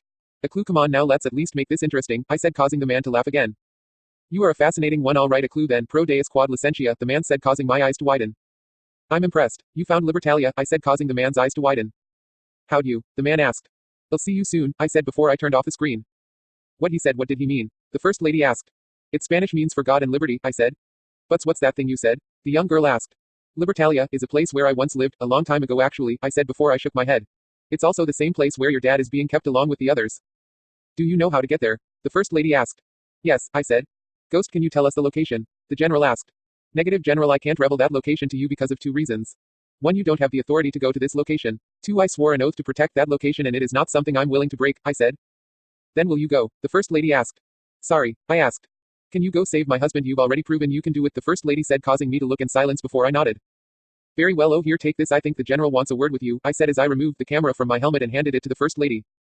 She then placed the speaker in her ear and the mic next to her mouth before I led the 2 out of the White House. We were met with the National Guard who were ready to shoot me if not for the president's wife and her daughter and once that was over I regrouped with the others. Alright so now what happens? Rage asked. We're going to visit a place I called home first then a quick drop off here and then we can all go home, I said. Excuse me. I turned to see it was the first lady and her daughter. We cannot thank you enough for your help but if I may ask why? The first lady asked. We have our reasons and also we need to discuss something with your husband, I said. So you gonna tell us your name? The first daughter asked. Hey you know it's proper manners to introduce yourself first, I said. Sorry my name is Diana could you tell me your name? Diana asked. I can't tell you my name but allow me to help you figure it out. In World War II there was a squad named the Spectres. Look for the one that was nicknamed after a heavenly being you'll figure out my name that way, I said before I teleported over to where Quickshot was along with the rest of the group. Okay so now what? Rage asked. Now we head for Libertalia, I said. To be continued. Chapter 64 Journey to Libertalia Part 2. My friends and I were sitting on the deck of the Pale Horse which I summoned from Equestria but took both Faust and I the strength to get it through. Now we were flying over the ocean on our way to an island off the coast of Madagascar. So what exactly is so special about this Libertalia place? Rainbow asked. Not much except that no one knows its location which turned this place into a myth and also the fact it was a pirate colony, I said causing Pip's eyes to widen in excitement. Pirate colony does that mean you were once a pirate? Gilda asked. That would be a yes, I said with a sheepish chuckle. Whoa, my dad was a pirate. Hey, who was the most feared pirate? Do you know any sea shanties? Pip asked. Okay, slow down, buddy. To answer both questions, yes, I do. I also happen to know a song about the fiercest pirate I've ever met and one about a ship, so which one first? I asked. Fiercest pirate, please, Pip said. I gave Pip a smile before I summoned a guitar and tuned it before Rage began to tap on the deck to start a rhythm. As I sang, the others became captivated, and when it came time, Rage shouted, "You'll never take me alive," startling the others. Wow, catchy, Eli said when the song ended. Did the pirate really do all that? Rarity asked. That and more. Crazy bastard used to consume enough explosives to blow up a ship. Also placed himself and his crew in the hold, which was filled with smoke, to test how fit they were. Turns out he was the fittest of the lot, I said. Did you do that? Rainbow asked. Yeah, and let me tell you, it's no joke. I came a close second to Blackbeard, but most of the time he just sat there as if it were nothing, I said. So why did they call him Blackbeard? Pip asked. Well, Blackbeard had a massive black beard on his face that covered most of it. Also, before he went into battle, he stuck lit fuses under his hat, which were on the sides of his face. Sometimes he tangled them in his beard, shrouding his face in a black fog. This made him look like a demon that had just stepped out of hell. Some people even say it was the fuses in his beard that made his beard black because of how many times it was burnt, I said. Sounds like a madman, Celestia said. Not really, Celestia, for you see, Blackbeard's greatest weapon was intimidation for those that surrendered their goods. Right off the bat, Blackbeard showed mercy. But, if not, Blackbeard would either give no quarter or give them a chance to join his crew. When he was among other pirates and allies, he was a pretty decent guy. The first should know, I said. Intimidation, huh? Luna asked, clearly interested. If a man plays the fool, then it's only fools he'll persuade, but appear to be the devil, then all man will submit. These were his words that he told me once, I said. Talk about fierce, Thunderlane said. Hey Dad, you said you know another song, one about a ship. Pip said. Oh yeah, sorry, I said as I readied my guitar. The others listened closely to my song, and when I finished, I heard someone cry out, "Land ho!" I then stood up and took out my spyglass and went to the bow of the Pale Horse and spotted our destination. I then teleported to the wheel and landed the ship in the water and sailed calmly towards the island, which was surrounded by sharp rocks. Certainly not a place you want to crash into, Applejack said. No sweat, AJ, I know these waters like the back of my hand, I said. I navigated the Pale Horse through the field of sharp rocks till we came to an area filled with wrecked ships. Sweet mother of Celestia, what happened here? Gilda asked. A battle. These ships are from the East India Company, I said as I looked at the sigils on whatever was left of the flags or sails. Bloody pests they were. That one doesn't look like the others, Sweetie Belle said as she pointed to a ship. I followed Sweetie Belle's direction, and once I saw the ship, my eyes widened in surprise. I saw a black and silvery gray Spanish-styled man-o'-war beached up on a few rocks. The ship had blood-red sails that were in tatters and floating in the wind. While going along the ship were skeletons holding up lamps or tied to the bow or railing like trophies. Some were even entangled in the rigging like flies in a web, and the figurehead was an angel and a demon on either side of the bow. The angel held a spear and the devil held a trident, and the name on the plaque of the ship was the Divine Punishment. Fuck me, that's my old ship, I said as I walked over to the railing to get a closer look. That's your ship? Rarity asked. The disgust in her voice was clear. Little too gruesome for you? I asked, earning a nod from Rarity. Sorry, like Blackbeard, I too used intimidation against my enemies. I never thought you would defile bodies like that, Faust said, causing me to laugh. Ash, this isn't a laughing matter. Sorry, Faust, but maybe you'll understand if I show it to you, I said before I flew over to the ship and pulled the skull off a skeleton and flew back to the others and tossed them the skull. Heads up. The group then immediately panicked and started tossing the skull between each other, hoping to get rid of it, which I found amusing to watch. Rage then grabbed the skull and looked at it and tapped it. This is fake, Rage said, surprising everyone. Let me see, Daring said before she grabbed the skull and inspected it. You're right. The skeletons are rumors I spread in a few taverns about how I like to decorate my ship with the bodies of captains I fought. Also how I like to use their blood to paint my sails red when it is nothing but blood-red cloth, I said. That just disturbing, Applejack said. True, but kept the hunters off my back, that's for sure. But the looks on your faces was something to remember, I said with a grin. Ha, ha, very funny, Rage said. It was. Oh, also Pip, I have a gift for you, but just let me grab it first, I said before I grabbed the skull and flew back to my old ship. I put the skull back where I found it before I flew to the top of the ship and saw my flag. It was of course black, and the end was in taters while the rest was intact. The image had the top half of an angry-looking skull with pointed teeth and was sitting on top of an hourglass. Behind it was a crossbone-handled cutlass and a scythe. I cut the rope holding the flag to the mast and grabbed the flag and folded it up before I flew back to the Pale Horse. Here you go, Pip, one genuine pirate flag that belonged to yours truly, I said as I handed Pip the folded cloth. I think it will look pretty nice hanging your room. What do you think? Thanks, Dad, you're the best, Pip said as he hugged me. Hey, I had some gear on my old ship that will serve the Pale Horse well. I can easily bring it over here in a flash, I said. It's your ship, Ash, customize it as you wish, Faust said. I gave a nod before I used my magic and reached out to the Divine Punishment and pulled aboard 2 mortars, 2 triple-barreled bow cannons and mines. Finally another set of triple-barreled cannons for the stern of the ship, and once I was done I gave a smile. Man, you make it look easy, Daring said. With wings and magic kinda takes the fun out of adventure, but it keeps me alive, I said. Well then why don't you go without using them just this once, Daring suggested. You know what, why not, but blood wielding isn't magic and I kinda need that to live in case something happens, I said. Fair enough, Daring said as I went back to the helm and sailed for the island. I pulled the ship into a hidden cove only I and my previous crew knew of, grabbed some gear that may come in handy for later like a grappling hook, spyglass and a torch before we set out. I was decked out in my assassin robes and had Whispering Wind, my hidden blades and finally my dagger before we set off through the jungle. Quite a place to get lost, Rarity said. Just goes to show how many jungles you've been in, Daring said. Hey Ash, any idea on where we're going? Rainbow asked. Sure do, we're heading to the main city, one of only places where we built settlements on this rock. The other districts is a little higher and little bit more inland, I said. Man, why does this have to take so? Rainbow started before I grabbed hold of her, stopping her from impaling her face on a large iron spike. Careful, I said before I looked at the spike. The spike was poking out from behind a curtain of vines, so I grabbed the vine and pulled it down, revealing a gibbet with a skeleton sitting in it, causing a few to gasp. Damn poor bastard, I said. That's certainly not the best way to go, Eli said. What happened to him, do you think? Celestia asked. Got two options: one, he starved to death, or two, he was pecked and eaten by crows or other creatures, I said. That's horrible, Applejack said. Life wasn't pretty for anyone round that time. Many sailors who had served in the war before the golden age of piracy were left to die in the streets because of the lack of work. With no one willing to take in these poor sailors, they were left with one option: to live how they saw fit, to take what they needed in order to survive, to live freely and not under some rule. This is how the first pirates started out, I said as I resumed our walk. Did you start out this way? Pip asked. No, I was living in an orphanage, but one day when I was walking around some streets with a friend of mine named Andrew, he saw a lady drop a jewel and was about to return it when someone shouted out him being a thief. Unfortunately, a couple of guards were close by and were about to cut his arms off. However, I grabbed a rock and threw it at a guard's face and tackled the other and started punching him, leaving him dazed. While the two guards were recovering, I grabbed Andrew and ran, but a patrol of guards started chasing us. We often took to the rooftops, and when we were running across some stalls when one collapsed beneath us. The pair of us fell onto the items being sold there, and that was when we were captured. But before they could drag us off to prison, men appeared out of nowhere and killed the guards, leaving only one.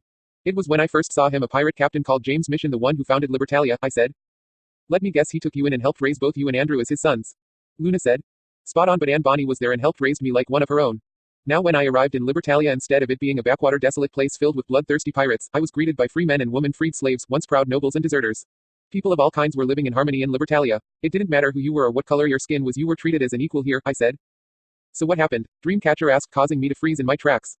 We had a spy on the inside who sabotaged our defenses, opening the way for the East India Company, who turns out had a personal vendetta to hunt down every last pirate. Libertalia fell to the East India Company, but like hell we were going out without a fight, I said. You know what happened to the traitor? Gilda asked. Yeah, saw him running into the treasury probably after some loot. I challenged him and we fought, and as we did I asked him why he betrayed us, and his response was, how can I betray a country I never believed in, I said. Then what? Rainbow asked. I drove my swords into his hands, pinning him to some stairs, and left him there, I said, silencing the conversation before I moved a massive leaf from my view to behold a familiar sight. It was a massive port made entirely of shipwrecks towered upon one another, and a massive cove served as a harbor. Surrounding the cove were massive walls with only one opening in them, wide enough for only one ship to pass.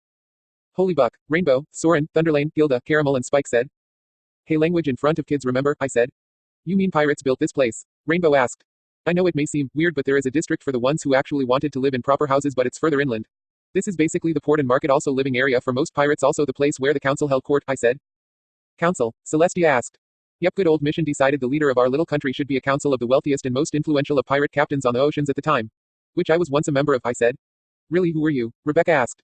I just smiled before I drew a mind-walking rune, and the area around us changed to a room made of different shipwrecks and a long table in the center. And hanging above the table were two wax-covered chandeliers, and all around the table were pirates talking amongst one another. That guy seems the most important, Chrysalis said, pointing to a man sitting at the head of the table. He wore a purple and gold coat and a purple tricone hat with some feathers in it and a golden trim. The figure's face was old and worn and had a gray beard on his face. That's James Mission himself, I said. I agree with James, we simply cannot allow this to happen, especially to one of our own, a captain said. In case ye may have forgotten, there will be a fleet of ships there stopping any attempt, another pirate who had a metal hand said. What are they talking about? Celestia asked, but I just gestured to an empty chair with a Pegasus sigil on it. They're talking about planning a rescue attempt, Celestia said, causing me to nod. What's this? Is the mighty Billy One Hand scared of a few East India Company men? The first pirate asked as he made a clucking noise. You dare call me a coward, Richard? Want you aren't even worth killing. You prefer books than treasure, Billy One Hand said as he stood. Ever heard knowledge is power? No, of course not. You would not even be able to fit one meaningful word in that tiny brain of yours, Richard said. This caused Billy to strike Richard with his metal hand, and like wildfire nearly every single pirate in the room went after the other's throat. Meanwhile, our group and James Mission just sat back and watched. This is madness, Twilight said. This is pirate politics. Twilight may not get much done, but it's fun to watch, I said. So how does this end? Rarity asked. Suddenly, a cannon's boom shattered through the room along with a cannonball blowing another hole through the room. This caused the fighters to halt in their actions and look towards the source of the cannon fire and saw a smoking cannon barrel sticking out of a porthole. Behind the cannon was a single lantern, and also in the room was a dark figure. The figure then walked out of the room and into the shadows. The only sound that filled the room was the sound of the figure's footsteps, sending chills down everyone's spine. Soon the figure stepped through the doorway and into the light, revealing a man dressed in a black war-torn coat. The figure's hat matched the coat's color, and it reminded me of the one Davy Jones wore in Pirates of the Caribbean. Except this one didn't have barnacles or seaweed on it, and it had a few worn feathers on it. The figure also wore leather gloves, dark pants, and a white shirt. The figure also wore a single bandolier going over his right shoulder, which held two flintlock pistols. On the figure's left hip was a pair of strange-looking swords that gleamed in the light.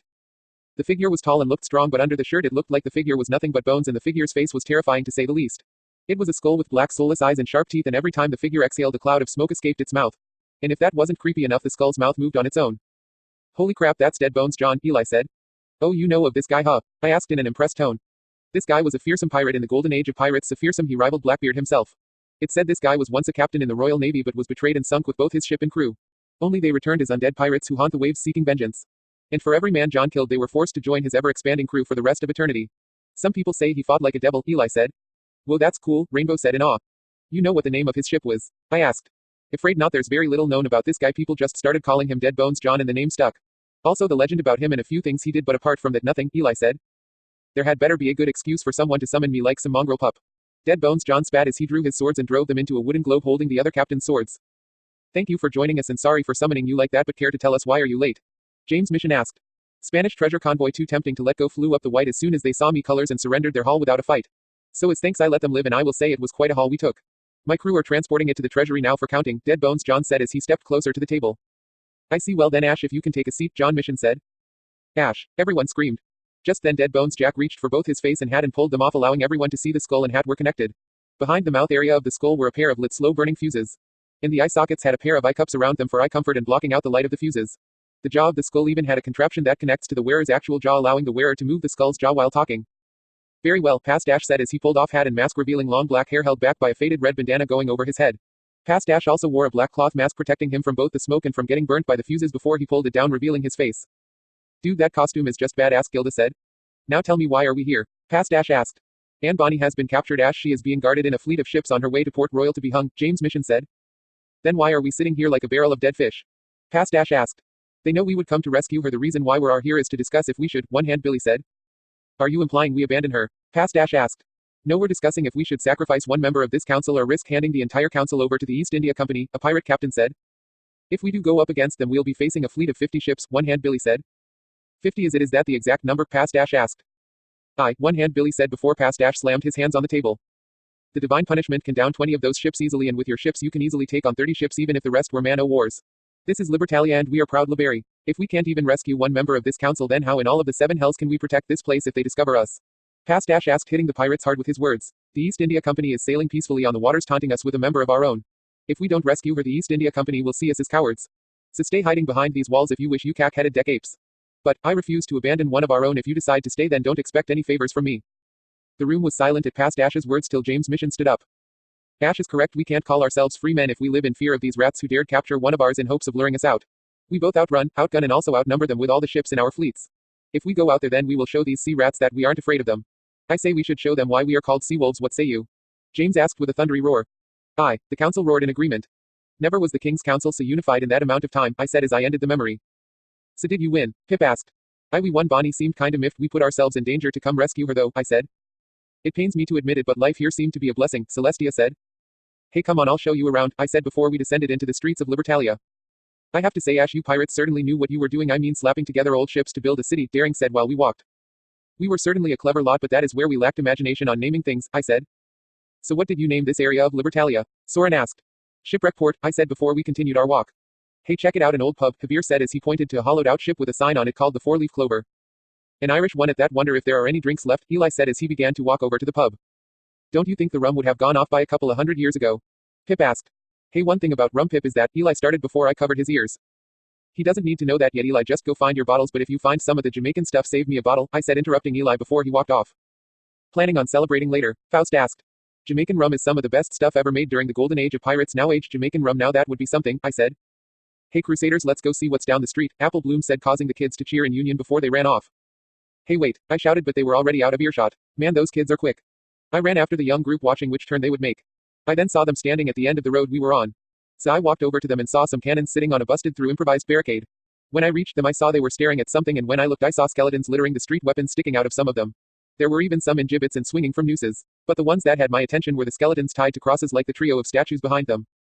Jesus, Dismas and Justas. I didn't need to look to know it was Rosa and the others. I simply walked over to the skeletons hanging on the crosses while Rosa explained the story of Jesus and the two thieves. I looked at the crosses and saw sigils hanging from the necks of each skeleton. Each sigil belonged to a captain who was a member of the council. This made me realize each one on a cross was once one of the pirate captains I sat next to. However, I couldn't see a cross for Bonnie, so that means she wasn't here when Libertalia fell. I then looked at the base of Mission's cross and saw a sign hammered into the ground. To any pirate who reads, you have the option to take the pardon and return to England penniless but free from your sins. If not, you will share a fate similar to the Council of Libertalia. Signed. East India Company. My left hand became demonic before I smashed the sign to embers and collapsed to my knees and let my tears flow gently. Soon I felt a hand on my shoulder and saw it was Rage. The look on his face was one of comfort, so taking a breath I stood up and wiped my eyes. You gonna be alright? Rage asked. Fine, these guys wouldn't have wanted me to get so worked up anyway. Sniff, come on, we've got to find the president and the other world leaders, I said. I led the group back into the city and was silent for the entire walk till Rainbow spoke. Hey Ash, any idea where we should be going now? Rainbow asked. Oh sorry, clears throat. My guess the one leading this group will want to be in a secure building and the only one I can think of here is the Treasury building, I said. So where would that be? Daring asked, causing me to look around. You don't know. Hey, it's been over a couple hundred years since I last stepped foot here and you're just asking me to remember it now. I asked. Okay, point taken, Daring said. Okay, we're going to need a high vantage point. I recommend the clock tower, I said. You do know I can just fly up and figure out where the treasury is, Rainbow said. I know, but I'm just trying to eliminate the chances of you being spotted and shot down along with giving away the fact we're here. Also, I need to be up there so we can plan a route to avoid any Templars, I said. Hey, point taken, Rainbow said sheepishly. If there's anything else, let's go, I said before I walked down the street. We soon came to a massive stone tower with a clock face on each side, either with a sun or moon on the face, and some gears were poking out of the walls. I opened the doors and let everyone inside, where they gazed at the massive machinery that operated this place. That is a very big clock, Thunderlane said. Yes, it is, I said before I noticed some old wooden stairs. You guys stay here, I'll be back. Alright dude, just be cautious, that wood is really rotten and I have no idea if it will support you, Rage said. Relax dude, I've got this, I said with a smirk before I went up the stairs. When I made it to the top, I saw part of the walkway had some fallen a while ago and the part that was still good was on the other side of the clock weights.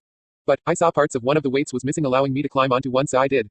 But my added weight made the weight descend till it stopped and I heard movement above and saw the gears whirl to life.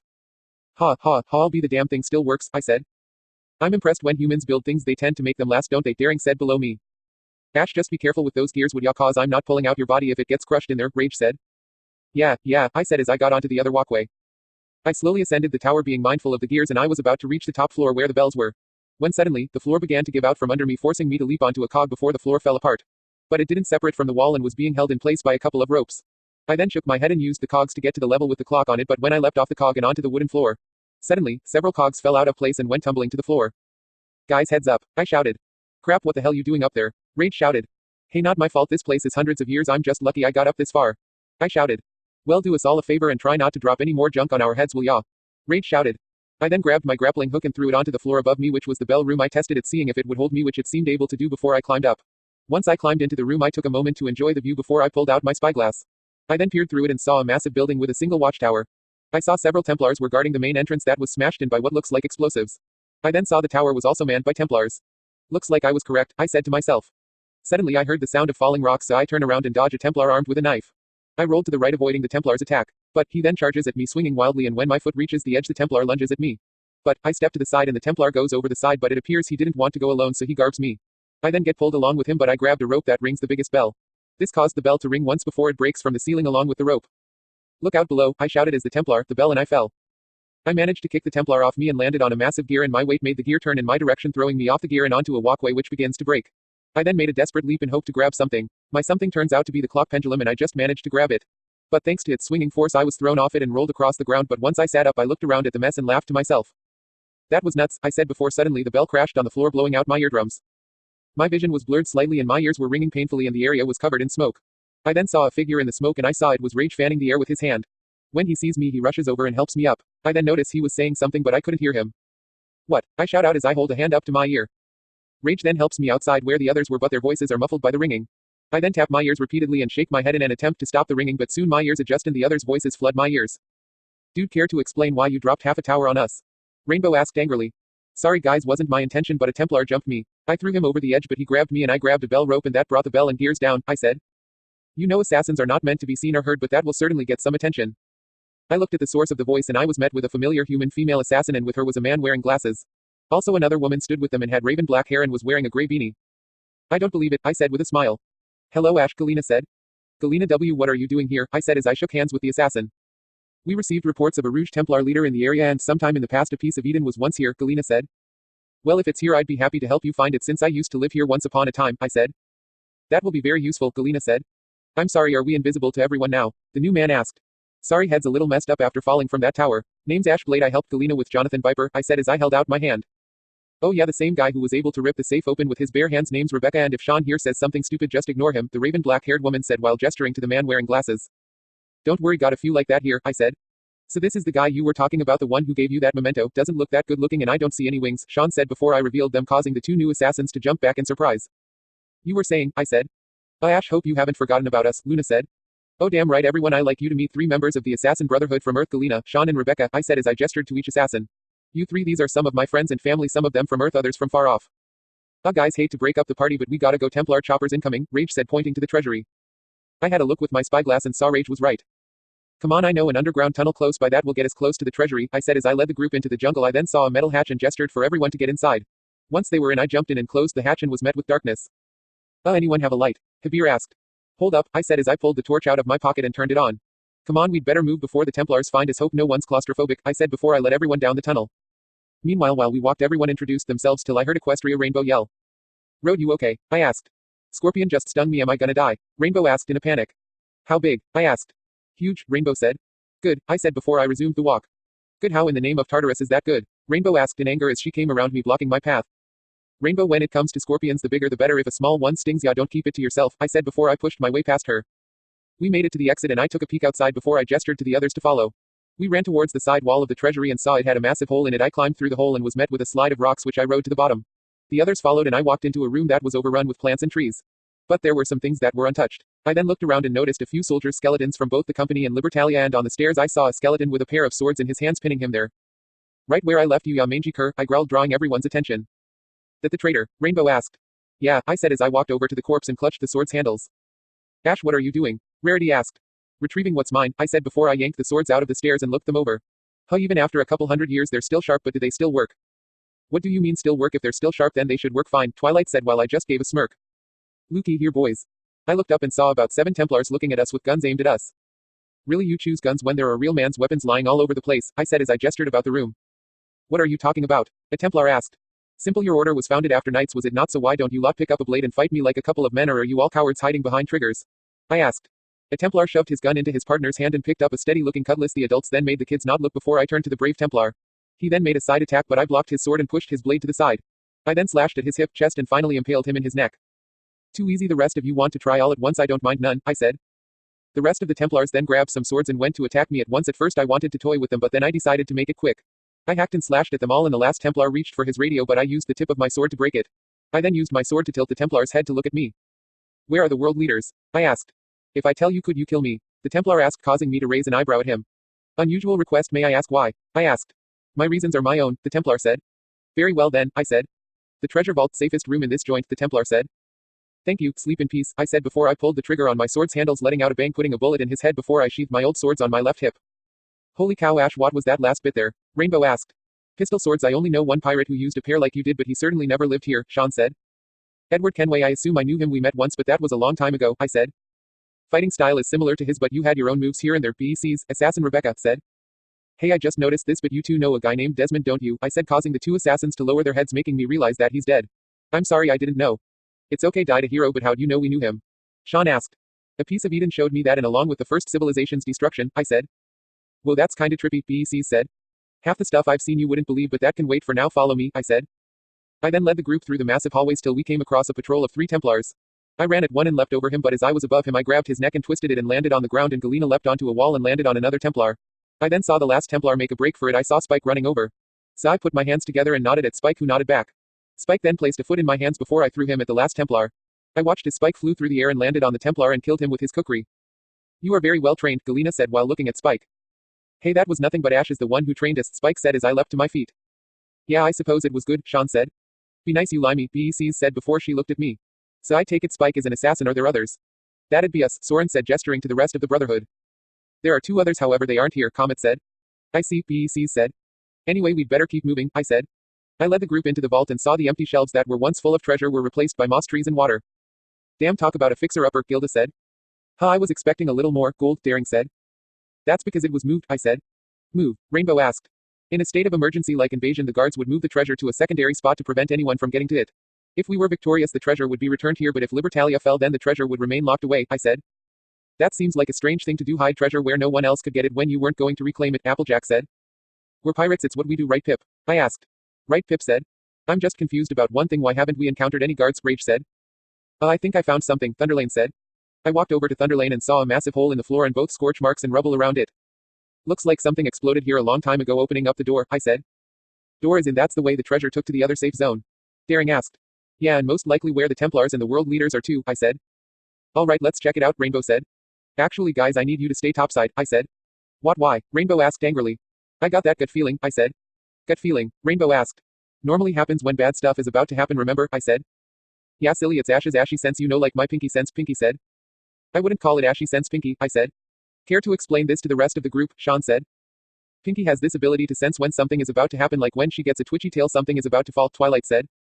Seriously that's ridiculous, Sean said. Twitchy tail, Pinkie Pie said as she pointed to her twitching tail. This caused the group from Equestria to move backwards. Suddenly, a large stone brick landed in the center of the group surprising everyone from Earth. Still think it's ridiculous? I asked. How is that Posey? Sean started before Rage covered his mouth. Dude don't ask you'll sleep better at night Rage said. Anyway Ash you should know my knee is pinchy and it feels like it's coming from down there Pinky said. Thanks Pinks, I said. Well if there's something bad and scary down there then I think a little backup is in order, Rage said. Alright fine but the rest of you need to stay in case of reinforcements, I said. But Ash lightning started. That's an order, I said causing the others to hesitantly nod. Well I don't see why we can't come along, Sean said gesturing to the human assassins. Same here, Daring said. I gave the group a cautious look before I let out an annoyed sigh. I can't tell you not to come you're right and you assassins came here on your own and have a mission to complete. But fair warning Pinky's predictions are 100% accurate me also, I said before I jumped into the hole along with Rage and the human assassins. I found another torch and lit it before I led the group through the tunnel. So you said you used to live here, Galena said. That's correct, I said. So how old are you? Sean asked. Sean, Rebecca scolded. It's fine BECs and to answer your question I'm 10 trillion years old precisely, I said causing the assassins to look at me in shock. What? Sorry it's just hard to believe, Rebecca said. Yeah well being immortal will do that, I said with a shrug. So with your wings what does that make you a fallen angel? Sean asked jokingly. God no, I shouted startling the three assassins. Sorry it's a. We've had a rough time with fallen angels, Rage said as he walked past us. You guys ever wondered why the fallen angels rebelled against God? I asked the three who shook their heads. Well I'm the reason. What happened? Sean asked. He was born, Rage growled. Easy Rage, I said to calm Rage. Let me make this as short as I can. Years after the first civilization ended the civilization I was born into came about. It was where angels and demons lived together peacefully they even had offspring born in laboratories and dubbed demonic angels. However, the rulers of the demons, angels and demonic angels living on earth had a naturally born child who possessed both holy and unholy power along with immortality. But members of heaven and hell did not approve of this. They waged a bloody battle on the demonic angels' kingdom destroying them. However, the child was hidden away in secret while the angels who fought were punished by God to be fallen angels, that child was me. Whoa talk about having a hard beginning, Rebecca said. So let me get this straight heaven and hell exist? Sean asked.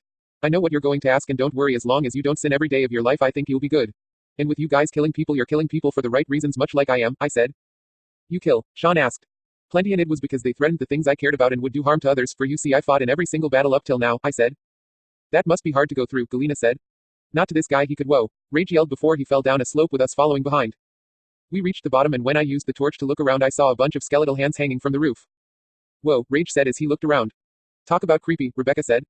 Good thing I told the others to hang back don't think many of them would be able to handle this especially the kids, I said. Then why are they here on the island in the first place? Sean asked. If I left them on our transportation they would have gone exploring on their own and they could get themselves killed and I didn't want to lock them in a room either, I said. Well that's fine parenting right there, Sean said sarcastically. Keep talking smartass just makes it harder for me not to beat your ass senseless, I said before I noticed a sign. The hands that dared try to steal from me turned back or suffer the same fate. Henry Avery, I said as I shook my head, always was a greedy pirate. Member of the council, Rage asked. Yeah but not a favorite let's just be careful good chance there'll be traps ahead, I said. Our journey through the tunnels was indeed filled with traps and human mobiles and saw many dead Templars. Watch it, I shouted as I yanked Sean backwards from almost having his head severed off by a blade that flew out of a wall. You good? Apart from almost dying from half a dozen traps, Sean said. An assassin is supposed to be prepared for everything Altair told me that, I said. You knew Altair, Rebecca asked. Shush light ahead, Rage said as he pointed towards the end of the tunnel. I jogged over to the end of the tunnel and snuffed out the torch and looked to see a massive room. Whoa this place is huge, Rage said. Look Daring said as she pointed to the central platform. I looked through my spyglass and I saw about 3 Templar guards along with the hostages who had their hand tied behind them. They were on their knees and finally the leader of this mess was there. Hey who's this Templar again? I asked. Mihal Cobalt ex-Templar officer discharged from the Templar order for taking matters into his own hand that lead to hundreds of deaths, Sean said.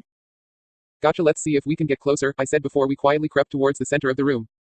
I peered over the stairs I looked around and saw a golden throne sitting on a pile of treasure.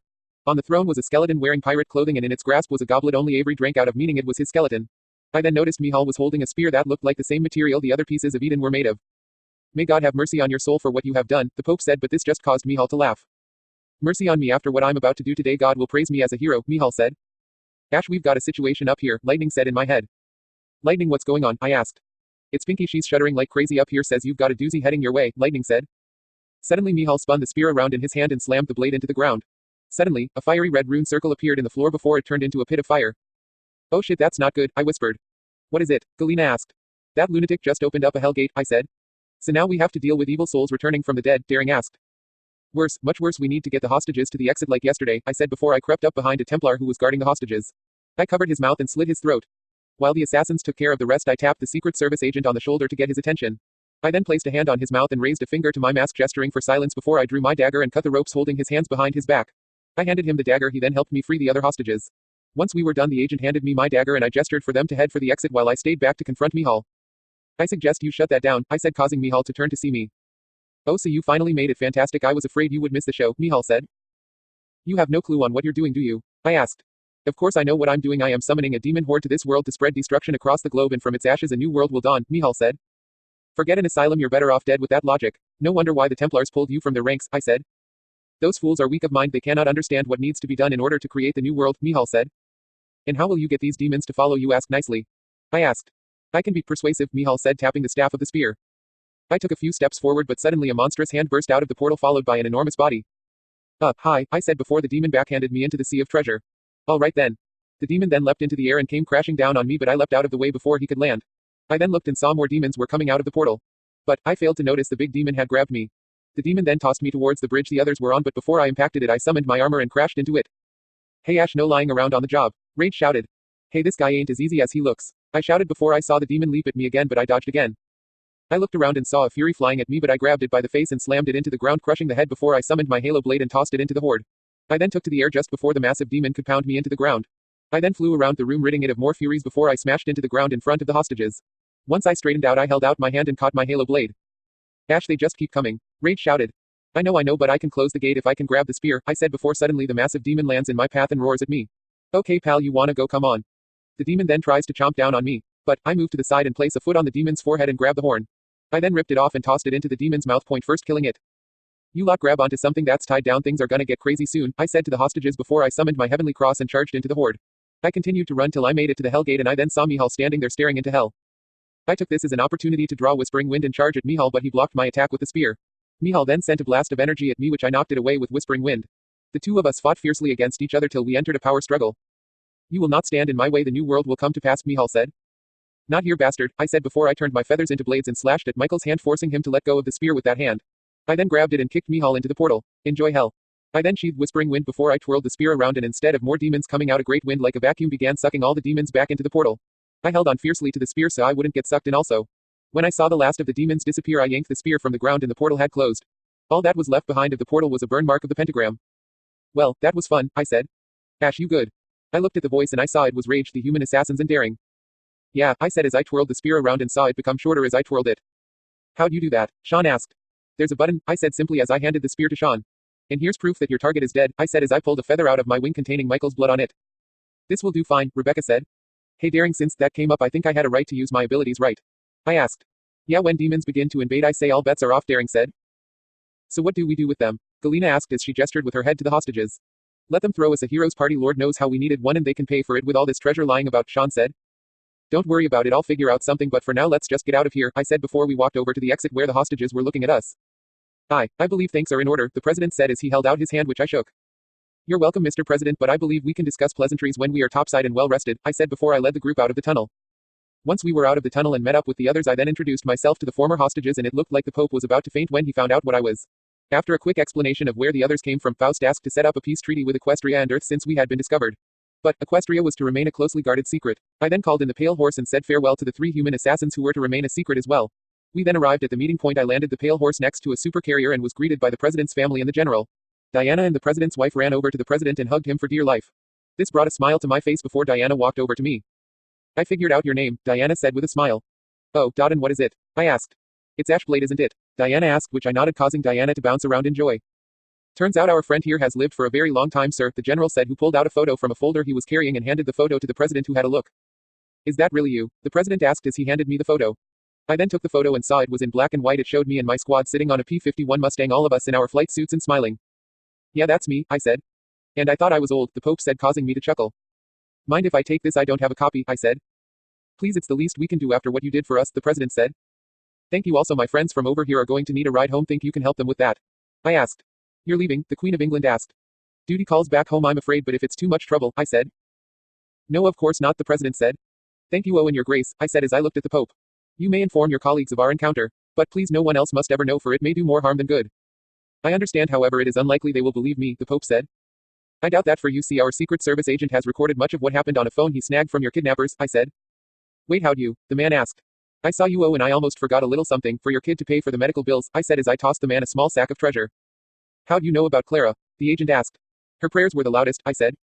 I then walked over to the gangplank and said goodbye to my friends from Earth, and Habir handed me a bottle of Jamaica rum that he found in the pub. I then climbed aboard the pale horse and we set off, and once more, both Faust and I summoned the strength to open a portal big enough for us to sail through back to Equestria. Chapter 65: A small errand and an invitation. Author's notes. Warning: this chapter may contain spoilers from The Legend of Zelda Twilight Princess. Ash, wake up. I opened my eyes and I saw the familiar silhouette of Link, causing me to let out a yelp of shock before I fell out the tree and landed on the ground hard. Geez, don't be in someone's face when you wake them from resting, gonna give them a heart attack, I said. I'm surprised you're sleeping when you could be training, Link said. Oh, like you should talk, I said under my breath. Sorry, Link asked. Nothing. Is there something you needed? I asked. Meet me at the temple, I'll explain there, Link said before he vanished. Well, that was strange, I said before I flew off. I flew through the air and over the Everfree and arrived at the temple. I gave a quick hello to both Amalthea and Slender before I arrived at the Knight's chamber, and Link appeared before me. All right, Link, what do you need me for? And it's kinda strange for just you to be here, I said. I was actually hoping you could help me, Ash, Link said before a familiar sword appeared in front of him. The Master Sword, I asked in shock, but why do you still have it? That's no longer an issue, Ash, Link said guiltily. What's important now is that I need you to return it. Wait, me? I asked. Yes, you know Hyrule better than anyone here besides me because we both lived there once upon a time, Link said. Then why can't you take it? I asked. I need to be in a physical body in order to pass through the portal I'm about to make, Ash. Also, if I were to pass over, I wouldn't be able to come back, and if I used my actual body to go over there and anyone saw me, Link started. They'd freak out, I get it. Alright, I suppose I can do this after all, nothing better to do, I said with a chuckle. Thank you, Ash. Now about this portal, I don't know it will send you, so you may want to bring Shadow Ranger along just in case it's a long trip. Also because people will freak out if they see a man with wings flying overhead, Link said. Very well, I said before I let out a whistle and Shadow Ranger appeared next to me with a whinny. I need to ask, how will you open a portal to find me and bring me back? Don't worry, Ash, I'll handle that part, Link said before the Master Sword was sheathed and wrapped it in cloth before he handed it to me, a pair of iron boots. Could you also return these to the mayor for me? I gave a nod before placed the Master Sword on Shadow Ranger's side and the boots in the saddlebag and climbed on Shadow. I then decided to dress myself in my assassin robes and mask before I hid my wings. Suddenly, a portal opened and I drove into it. Give my regards to everyone who knows me, please, Link said. I was lying face down on the ground and I felt something nudging me. I looked around and saw tall creatures with both black and white skin and strange crimson markings on their skin. I then looked around and saw where I was. The Twilight Realm, I muttered, remembering the stories Link told me. Suddenly I hear a whinny and look to see Shadow Ranger, who was turned into a horse, and she seemed spooked by the creatures surrounding us. I got up and calmed her down quickly before I noticed I had the crimson markings similar to the ones on the creatures covering my left forearm. I then summoned a mirror and removed my mask so I can see my face. When I saw it, I saw more crimson marks going up my neck and face and circling my right eye. I then saw the creatures separating, so I put my mask on again and sent the mirror away. I then turned around to see a beautiful figure. Who are you and how did you come into my realm? The woman asked in a familiar voice, but the words were in Hylian, but I could still understand her. Midna, I asked. You know me, Midna asked. Somewhat. We met as I lay dying in Hyrule Castle, I said as I pulled off my hood and mask exposing my face. Wait, I know you, you're the captain that was impaled by Xanta, Midna said, trying to remember my name. Ash Blade, I said with a small chuckle. That's it, but how? Midna asked, gesturing to me. Long story, and I mean long story, but you Link told me your story about how you got your body back, I said. You know Link, Midna asked. Well, yeah, in a way asked me to return this, I said as I walked over to the covered Master Sword and revealed a part of it to her. He sent you, but why didn't he come himself? Midna asked, causing me to frown. I'm sorry to give you this news, but he's dead, I said, causing Midna to stare at me in shock. How? Midna asked. Combat against a demon, I said. It just seems so unbelievable that he's gone, Midna said. He's not fully gone, Midna, I said. I know the dead are never gone if you remember them, Midna said. No, I'm saying his ghost visits me from time to time and he asked me to send his regards to everyone who knows him, I said. His ghost, oh geez, that's so like him to not accept that he's moved on till after he's completed his duties, Midna said with a smile. Hey, I know, but anyway, do you know how I can get to Hyrule? Still got an errand to run here, I said as I covered up the sword again. Well, I'm afraid you're out of luck there. I destroyed the only way to and from Hyrule. Didn't Link tell you this? Midna asked. Yes, he did. I just forgot, but I think I have a way to open it again, but I need you to show me where the portal opened up, I said. Okay, Midna said before she led me to the spot. Okay, so now what? I simply just rolled my neck and kneeled on the ground before I placed my right hand on the ground and closed my eyes in concentration. Oh, what are you? Midna started but stopped before my right hand became angelic. I then opened my eyes and saw a strange circle appeared both below me and in the sky ahead of me. How did you do that? It took the goddesses years to make a way through to Hyrule and you just did it in 3 seconds, Midna said. It's because this area has absorbed a lot of the Twilight Mirror's magic, creating a permanent bridge here. You just need to figure out how to open it, I said. Well, when did you learn so much about magic? Midna asked. Well, I've been around for a long time, I said as I stretched out my wings, surprising Midna. Anyway, I gotta go, but it was nice seeing you, Midna. Yeah, you too, in a strange way, Midna said. Hey Midna, I said. Yeah, Midna asked. Link misses you just as much as you miss him, I said with a smile before I left. I landed on the ground and saw Shadow Ranger land next to me still as a horse. I then looked around and saw I was in the Arbiter's grounds. Geez, this place is not one I wish to return to, I said to Shadow Ranger. I then decided to warp out of this place, and the only place that came to mind was Elden Bridge, and as soon as it did we appeared over there.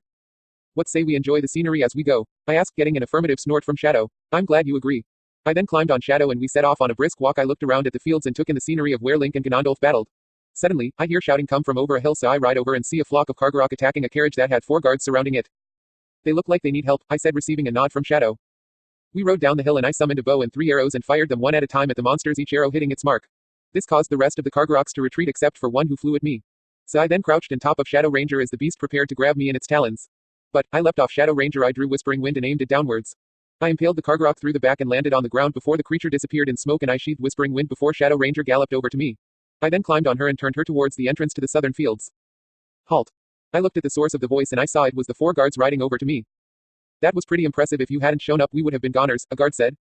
You lot are members of the Hylian Guard, shouldn't you be able to fend off this sort of thing? I asked, causing the guards to look at each other before looking at me shamefully. Honestly, you lot, if you can't defend yourself then how can you protect others? I then snapped the reins and Shadow Ranger took off. I did not look back and rode all the way to Faron Woods. But, as I entered I realized I had never been here before. I then saw a man with a massive afro sitting on a stump while birds flew around him. Excuse me sir, I was wondering if you could help me find a place called the Sacred Grove, I said. Sorry pal, can't help ya there, but there is one guy who might be able to help ya. Guy named Rusl lives in Orden Village down that way. Just turn right at the fork and follow the path, it will take you to where you need to go, the man said. Thank you, for your trouble, I said as I tossed him a gold coin. I then took off down the path going left like the man said and continued following the path till it led to a small home in a tree. I then saw a young boy with a sword and shield and was practicing on a scarecrow. I got of Shadow Ranger and as soon as I touched the ground Shadow let out a whinny. Link, Epona, the boy shouted as he spun around, but his smile turned into a frown when he saw me. Hello there, sorry I'm not who you thought I was, I said. No don't be, but how'd you know that? The boy asked. You called out Link and Epona, but when you saw me and Shadow Ranger you became sad, I said. Oh, the boy said as he kicked at the dirt. My name is Ashblade, I said. My name is Colin, the boy said as he held out his hand, which I accepted. Colin, a Link has told me about you, I said. You know Link? Colin asked. Yeah, he has asked me to return something and for that I need the help of a man named Rusl, I said. My dad, he's in the village now, I can take you to him, Colin said. Then lead on, I said as I gestured to village. Colin walked in and I led Shadow Ranger into the village and it was both quiet and peaceful. I then saw a woman rocking a baby back and forth in a cradle by the stream. Mom, Colin shouted, getting the woman's attention, and her expression was of surprise when she saw me.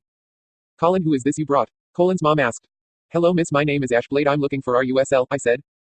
Oh my husband, he's with the mayor, but why do you need to see him? Colin's mother asked. It's alright mom, Ash says he knows Link, Colin said.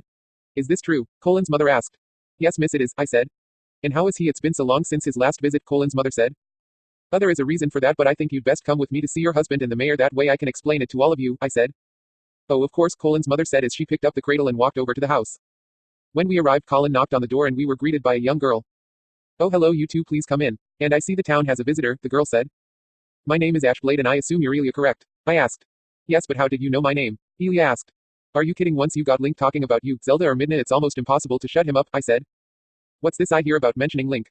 I look at the source of the voice and saw 2 men enter from the back room. Mayor Bo and Rusl, I take it? I asked.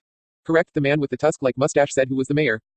You claim you know Link, mister, the other man who was now known as Rusl said. Ashblade, and yes I know him, I said. Ashblade, hang on, that name sounds familiar, Rusl said. I'd be impressed if you could figure it out, I said. So how is Link? Also how is Epona? Elia asked, causing me to wince. I started, but suddenly I heard a scream outside.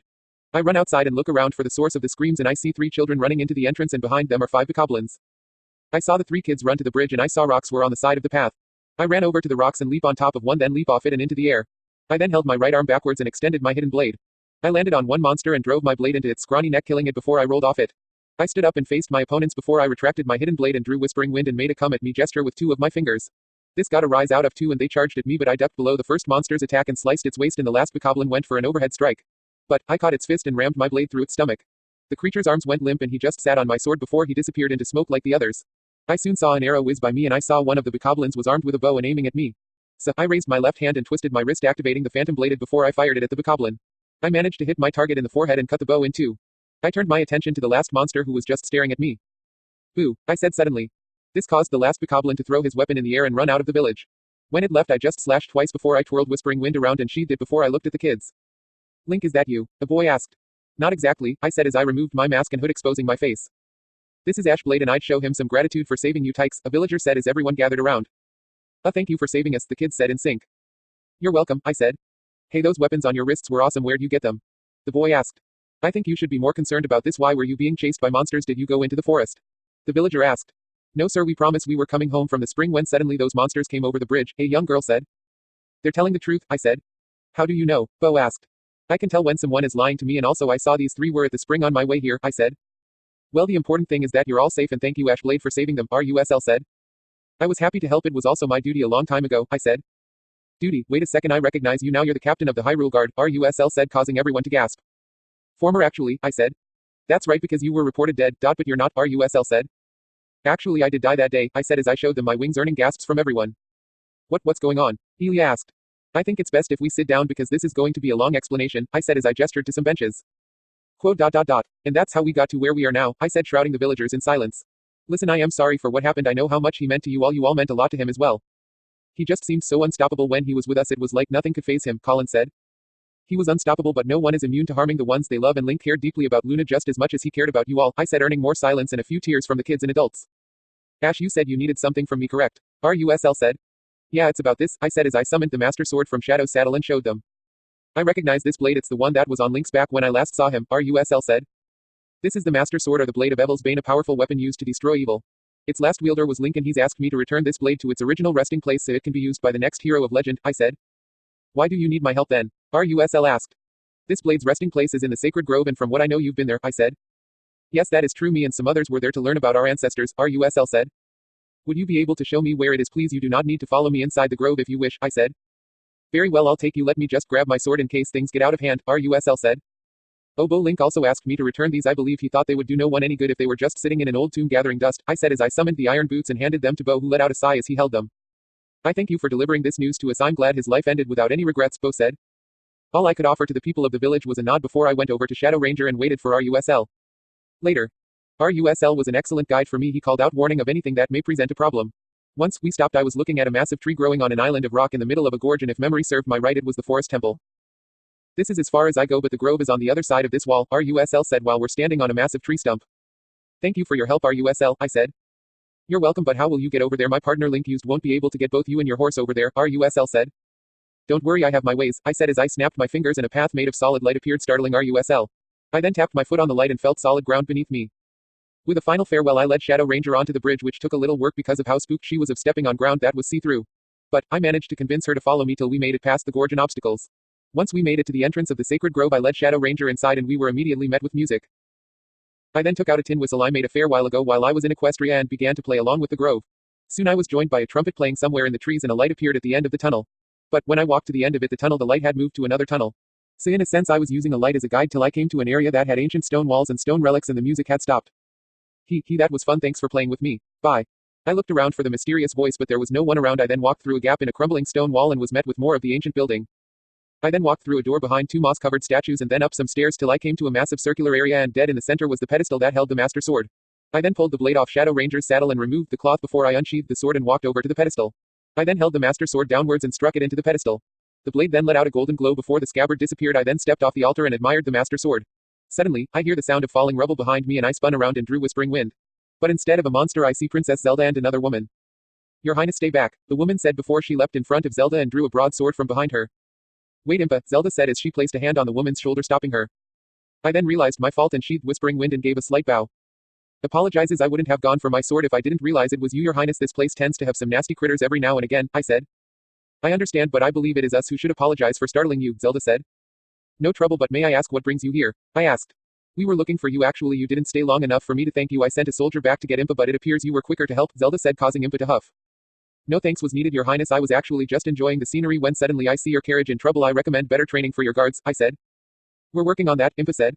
I then focused my gaze on Zelda and saw she was staring at me in curiosity and starts to walk towards me while I stay put. Zelda continues to stare at me, but I keep my face that's in view still and emotionless when suddenly her eyes widen and she takes a step back. Ash Blade, Zelda asked, earning a raised eyebrow from Impa while I sighed. It's good to see you too, Zelda, I said as I removed my hood and mask.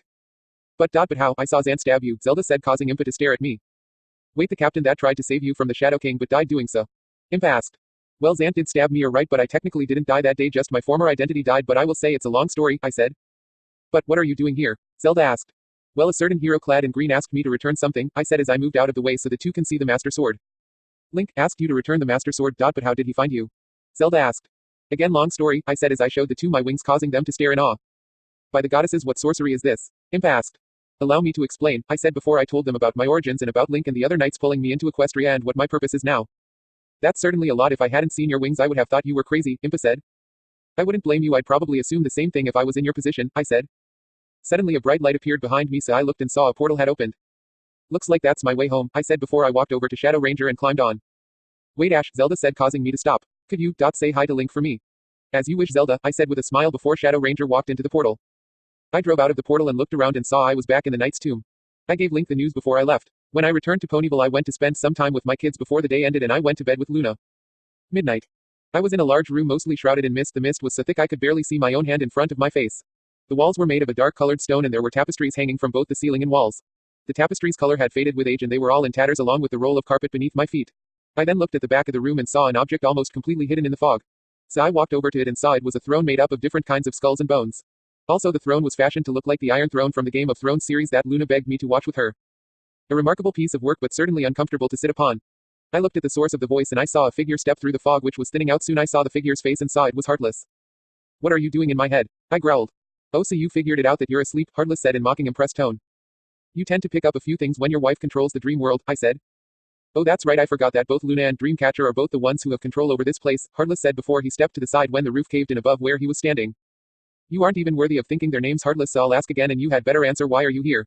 I asked angrily. Look out the window, Heartless said as he pointed to a window opening on the side of the room. I walked over to the window and looked out of it, and what I saw was strange. Both the sun and the moon were in the sky, yet the land and sky were dark enough I could only make out small shapes in the darkness. It's almost time, I said. 3 days to be precise, and I've been looking forward to this, Heedless said. Heedless. Why are you doing this? What did Faust do to wrong you? I asked. Isn't it obvious she did the same to the both of us? Heedless said, confusing me. She left the kingdom we were meant to rule to die. I asked. I was never interested in Lilith's little scheme to dominate all of creation. Instead, I wanted what you had. A family, and when I saw your parents smash into the laboratory, I saw their power, their greatness, and I knew that was where I had to be. But when I escaped and made my way towards their kingdom, what do I find? The kingdom is being turned into a burning graveyard and Faust is fleeing, leaving everyone to die. She betrayed us, Ash, and she needs to learn suffering as we've both suffered. When I was done with her and this place, I'll head to Earth and destroy both heaven, hell, and find the two cowards who laid siege to our city, Heartless said, hatred lacing his words for the first time since we've met. You make it sound so easy, I said. Huh, Heartless asked. I can understand you wanting to be angry at both Lilith and Lucifer, but what Faust did was for the good of both her family and her subjects. Even she suffered when she left, knowing she was leaving her friends and realizing she left her husband. As for both heaven and hell, I'm angry at them for not coming to stop the bloodshed. But I'm not angry enough to want them destroyed, otherwise the peace between the two will be lost forever, I said. If this is some attempt to get me to change my ways, Ash, I'm afraid you've wasted your breath. My decision is final, Heartless said. I know, Heartless, there is no stopping the gears from turning now. We are destined to fight in 3 days, and on that day, whatever the outcome, death will be there waiting. No reason to do anything. I can see myself out, I said. Till the time comes, Ash. Oh, and I sent you a gift, Heartless said before the world disappeared. I woke up and looked around and saw Luna was sleeping peacefully. I then sat up and saw a crystal on my bedside table. I reached out and grabbed it and saw it was a magic crystal, so I activated it and a holographic map of Equestria had appeared. On it I saw a bright blinking dot and a line of arrows pointing from Ponyville to the dot. I then realized this crystal was an invitation for war. 3 days later, I kept my mouth shut about the visit Heartless gave me and spent as much time as I possibly could with my family doing whatever they wanted without giving anything away. This was a fight I had to fight alone. The prophesy said that only me and Heartless should fight, and I didn't intend to drag anyone down with me. Right now I was in the forge and I was prepping my gear. It was night out and I placed all of Ponyville under a sleeping spell and placed a sound bubble around the forge so I didn't wake anyone up. Right now I was sharpening my sides before I placed them on my waist and walked back over to my house. I then said my goodbyes to my kids and Luna, staying in each room for half an hour each, and gave them all a kiss. I then walked into the garage and brushed a hand over Shadow Ranger, earning a soft snort in response. We've got a long day ahead, girl, let's not keep fate waiting, I said before I opened the garage door and walked Shadow out. I walked the both of us over till we were out of earshot from Ponyville. I then sat on Shadow Ranger, my armor now not bothering her now thanks to a little work. Leaving without a goodbye. I looked at the source of the voice and I saw it was Rage standing behind me with his arms folded over his chest. You know why I'm doing this, I said before I focused my eyes ahead of me. Yes, but it doesn't mean it's okay for you to do it, Rage said as he walked up next to me. This is why I didn't ask for your opinion, but how did you know, and does anyone else know? I asked. You and I shared the same dream, only Heartless was talking to you and I was ignored entirely, and no, I don't think anyone knows, Rage said. Why are you here? I asked as I faced Rage again. Isn't it obvious I'm coming with you, Rage said, but when I opened my mouth to speak, Rage raised his hand. And don't even think about saying no, alright, my mind is made up, and if you want to stop me, you'll need to kill me. A thick silence replaced all sound around us as we stared at each other till Rage spoke again. Look, Ash, this isn't just your problem, I'm a part of you just as much as Heartless, so we're basically a part of each other, so he's not just your problem but mine as well, Rage said, causing me to sigh. You do know we may be going to our deaths here, and if we do come back, if we don't die, Luna, Eris and the others will kill us, I said. I'm aware of that, but the option about dying, I say fuck it, Rage said, causing me to smile. Alright numbnuts, let's do this, I said with a rev of Shadow Ranger's engine. Rage then summoned his own armor and Bone Rattler and revved its own engines before we drove off. All the way during the trip I couldn't help but think back to all my time here in Equestria. The times I laughed and cried, the twists and turns, and the times I was in great pain both physically and mentally. After hours of driving we arrived in a place that reminded me of the Scottish Highlands. Rage and I sat on top of a hill watching over a vast field of grass below, and the approaching dawn made the scene spectacular. However, the beautiful scenery was ruined by the dark massive spiral tower and small city around it surrounded by walls. The tower itself was in ruins, and finally there was a massive army of demons, orcs and monsters standing between us and the city. Looks like we're in for it this time, Rage said as Bone Rattler turned into a fiery horse wearing armor. What, you scared? I asked teasingly as Shadow Ranger changed into an armored white horse also. As if I'm excited and craving blood, I can't think of a better feeling to be in to spill blood even if I tried, Rage said excitedly. I gave Rage a smile before I turned my gaze towards the army before I raised Whispering Wind and reared back on Shadow Ranger and let out a cry of war. Rage and I then charged down the hill to face the army. My will to cut down the creatures that would destroy Equestria only growing as I drew closer. The orcs then set up a wall of shields and spears ahead hoping to impale us. Alright Shadow Ranger, you know what to do, just like practice, I said, earning a whiny from my steed. Suddenly a dark dome appeared around Shadow Ranger and we charged into wall, shattering it like it was nothing while I used Whispering Wind to cut down my opponents. I was barraged by many arrows and enemies, but they all failed to take me down. I then turned to see Rage was cutting down his enemies with a burning passion. Suddenly, I hear a massive roar and I look to see a massive troll with spiked balls of iron on chains as hands and an orc on its back controlling its movements charge at me. It swung one of its deadly appendages at me, knocking me off Shadow Ranger and into the dirt, causing everything to go dark. Chapter 66, The Battle Beneath the Eclipse. My senses slowly returned to my body after the hit I took from the troll. Soon the sounds of war rang into my ears and my sight returned. I pushed myself up onto my feet and looked around and saw I was surrounded by Heartless's army. Also the troll apparently hadn't had enough with pounding me, but I glared at it and before it could take another swing at me I used the wind slash to slice the troll in two diagonally and blood and gore spilled out of the massive wound. This caused the armies gathered around me to step back in fear. I then let out a roar and slammed my demonic arm into the ground, causing a massive twister of fire to leap out of the ground. The tornado incinerated the ground around me and all those that were close by before it disappeared. Ash. I looked to see its Rage riding Bone Rattler and Shadow Ranger is by his side. I then reached out and as Shadow Ranger passed I grabbed hold and climb on. Rage and I then changed course and headed towards the tower. Having fun? Rage asked. Oh, a blast, I said as we rode through the ungodly army. Both Rage and I were highly capable warriors and the pair of us able to go toe to toe against such armies. But this one was tougher than I'd care to admit. Suddenly, a massive boulder comes crashing down in front of me, blowing several enemies into the air and causing Shadow Ranger to reel back in surprise. I looked at where the boulder came from and saw several more plummeting towards us. Rage catapults, I yelled before the ground around me was spewing up dirt and orc body parts from the landing boulders. I looked at Rage and saw he was thrown off Bone Rattler and he hit the ground hard. I then saw two trolls walking towards Rage, both heavily armored and having a battle axe and a mace on a chain instead of hands. I rode over to the trolls and sheathed Whispering Wind and drew my sides and leapt onto the troll's arm and climbed up towards the orc controlling the troll. I then threw a scythe at the orc, striking it in the chest before I ripped the orc from the seat and tossed him towards the war raged ground. I then took the reins on the troll and made it swing its mace arm at another troll, tearing its head off. I then turned my attention towards the enemies surrounding me before I then looked at Rage and saw he was getting up. Rage, get on, I shouted. Rage then looked at me and flew onto the troll's back with me and we both cheered as I aimed to flatten our opponents. I can see you've been practicing, Rage said. I was about to respond when I saw winged monsters descend upon us. They were almost dragon-like, only they were both smaller and scaleless and they had a beak filled with sharp teeth. Rage, take over, I said before I pulled out Damnation and Salvation. Rage took my place and I covered both the sky and anything trying to climb up on the troll we were controlling. I had to dodge several arrows or spears when they were flung at us and I shot down several of the winged creatures. Rage seemed to have a knack for controlling the beast we were standing on, not that I would admit it. Suddenly, a fiery object comes crashing through the troll, penetrating the armor as if it were tissue paper. The troll then staggers around before it collapses, throwing both Rage and I off it. Well, that sucked. Where the hell did that come from? Rage asked as we got up. I scanned the enemy fortress walls for where the object came from and I saw a small column of smoke. And when I focused my gaze on that area I was just able to see Heartless before he gave me a wave and vanished. I think I know, I said to myself. I then grabbed the end of a spear an orc was using to stab me and pulled it into another orc's chest and then decapitated the orc holding the spear. I then thrusted Whispering Wind into the impaled orc's neck and decapitated another who was sneaking up on me. I don't think we're getting anywhere with this, Rage said as we fought. I leapt over a sword and spun around, cutting through a demon. Rage then leapt over me and cut one down the middle. I then used a rope dart and threw it at a monster and pulled on it, yanking the throat out before I cut down more orcs. You're right, we need to think bigger, I said as I held out a shield blocking flying dirt from getting in my eyes from a catapult projectile. I then looked around for something to use before I remembered a trick I haven't used in a long time. Rage, remember my first fight with Tyrk? I asked. Yeah, Rage said. Well, what was that last move I pulled off? I asked. Rage seemed to know what I was getting at and we both took to the air. Once we were high enough we charged large quantities of magic into our hands and threw them at the ground. Two great Chinese dragons, one red and gold, the other also blue and gold, spiraled around each other as they flew towards the ground. Once they impacted there was a fiery wave that burned through the army and leaving the ground heated to burnt glass. Rage and I then landed on the ground and stood back to back, our weapons at the ready. As the smoke cleared we saw we didn't even destroy a quarter of their army. I don't think we're getting out of this one, Ash, Rage said. Sigh, no, I don't think so either, but if I'm going down I'm not going to go down by standing here and accepting death. You? I asked. No way, brother, no way, Rage said. Rage and I both stood ready waiting for what was going to happen next as the army closed in around us. Oi, you ugly freaks. I look around for the source of the voice and saw it came from the hill Rage and I rode down from. On the hill stood Habir and Eli and both were in their human form for some reason and the former was carrying a massive horn that coiled around his body and both of them were wearing the same armor I gave them when we were in my old kingdom. Why don't ya saw it off ya twits before we have to hurt ya? Eli shouted.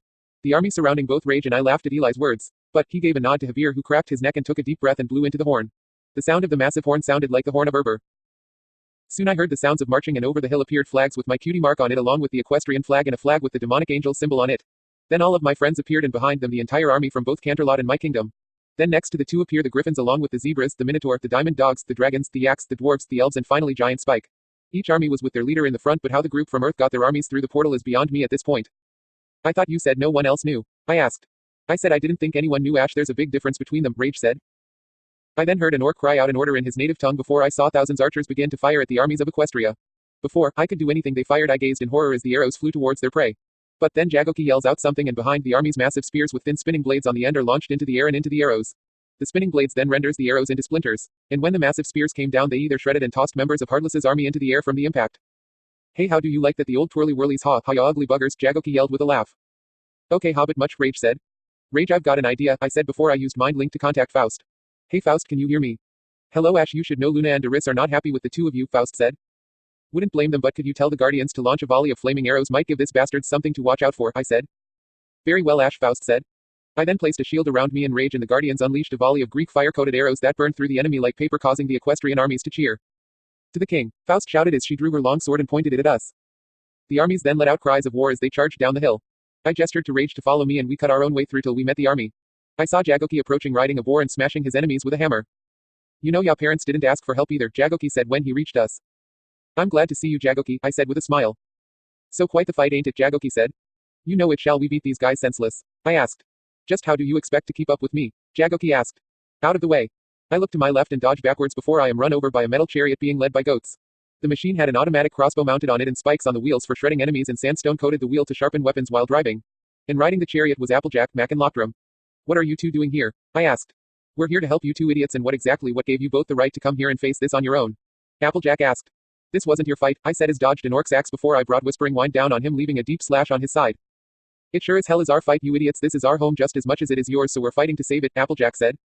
Not unarmed you're not, I said as I grabbed the orc's axe and tossed it to Applejack. At least hold a weapon just in case this gets ugly which it most likely will. Both Rage and I climbed on board the chariot and I summoned a bow and quiver filled with ice arrows while Rage went to man the crossbow. Where to ya highness? Lockdrum asked. To the wall we're going to bring it down and let our armies through, I said. That's insane or have you forgotten about the horde standing between you and the wall? Jagoki asked. I say we go for it, Rage said. Agreed, Applejack said. Yup, Mac agreed. You're all mad bastards, Jagoki said before Lockdrum flicked the reins and we set off. I like it. Lockdrum handled the chariot well and Rage was mowing down the orcs ahead while Mac and Applejack were cutting down enemies that were trying to attack us on the side. If the wheel spikes didn't do that first. Meanwhile I was taking down enemies that may become a threat I then saw a pair of ogres charge at us. I then drew an arrow and aimed my bow before I released it hitting one ogre in the head but the arrow went through the ogre's head and through the other. This caused the both of them to turn to ice statues and both Rage and Lockdrum to cheer. 2 for 1 special Ash, Rage said. Rage in front, I yelled. Rage turned his eyes back to the front just in time for him to shoot more of those dragon-like beasts. Suddenly, a rain of fire came down on our enemies on the right and a massive shadow flew overhead. When I looked I saw it was Giant Spike regular Spike using his dragon greed and torch the former dragon lord. Ash we have a problem, Rage shouted. I looked ahead and I saw berserker demons appear and charge at us. I fired as many arrows as I could hitting some and turning their limbs to ice. But many of them were out of range making it impossible for me to hit them soon we made it to the wall and we all dismounted. Alright now what? Rage asked. Mac, AJ remember that codex in my parents' vault? I asked. The Earth Pony Cannon, Applejack asked. Yeah I need you both to use it on this wall, I said. It's but we've never done it before can't you smash it? Applejack asked. I'm trying to save my energy for Heartless, I said. Got it Mac give me a hand, Applejack said before she and Mac stepped up to the wall. Both of them then prepared to do their special apple bucking kick and when their hooves connected with the wall. The very air rippled before a blast of air knocked me Rage and everyone around us off their feet and the wall shattered sending pieces flying everywhere. I then recovered first and sat up and helped up both Rage and Lockdrum. I then walked up to the Apple siblings and looked at their work.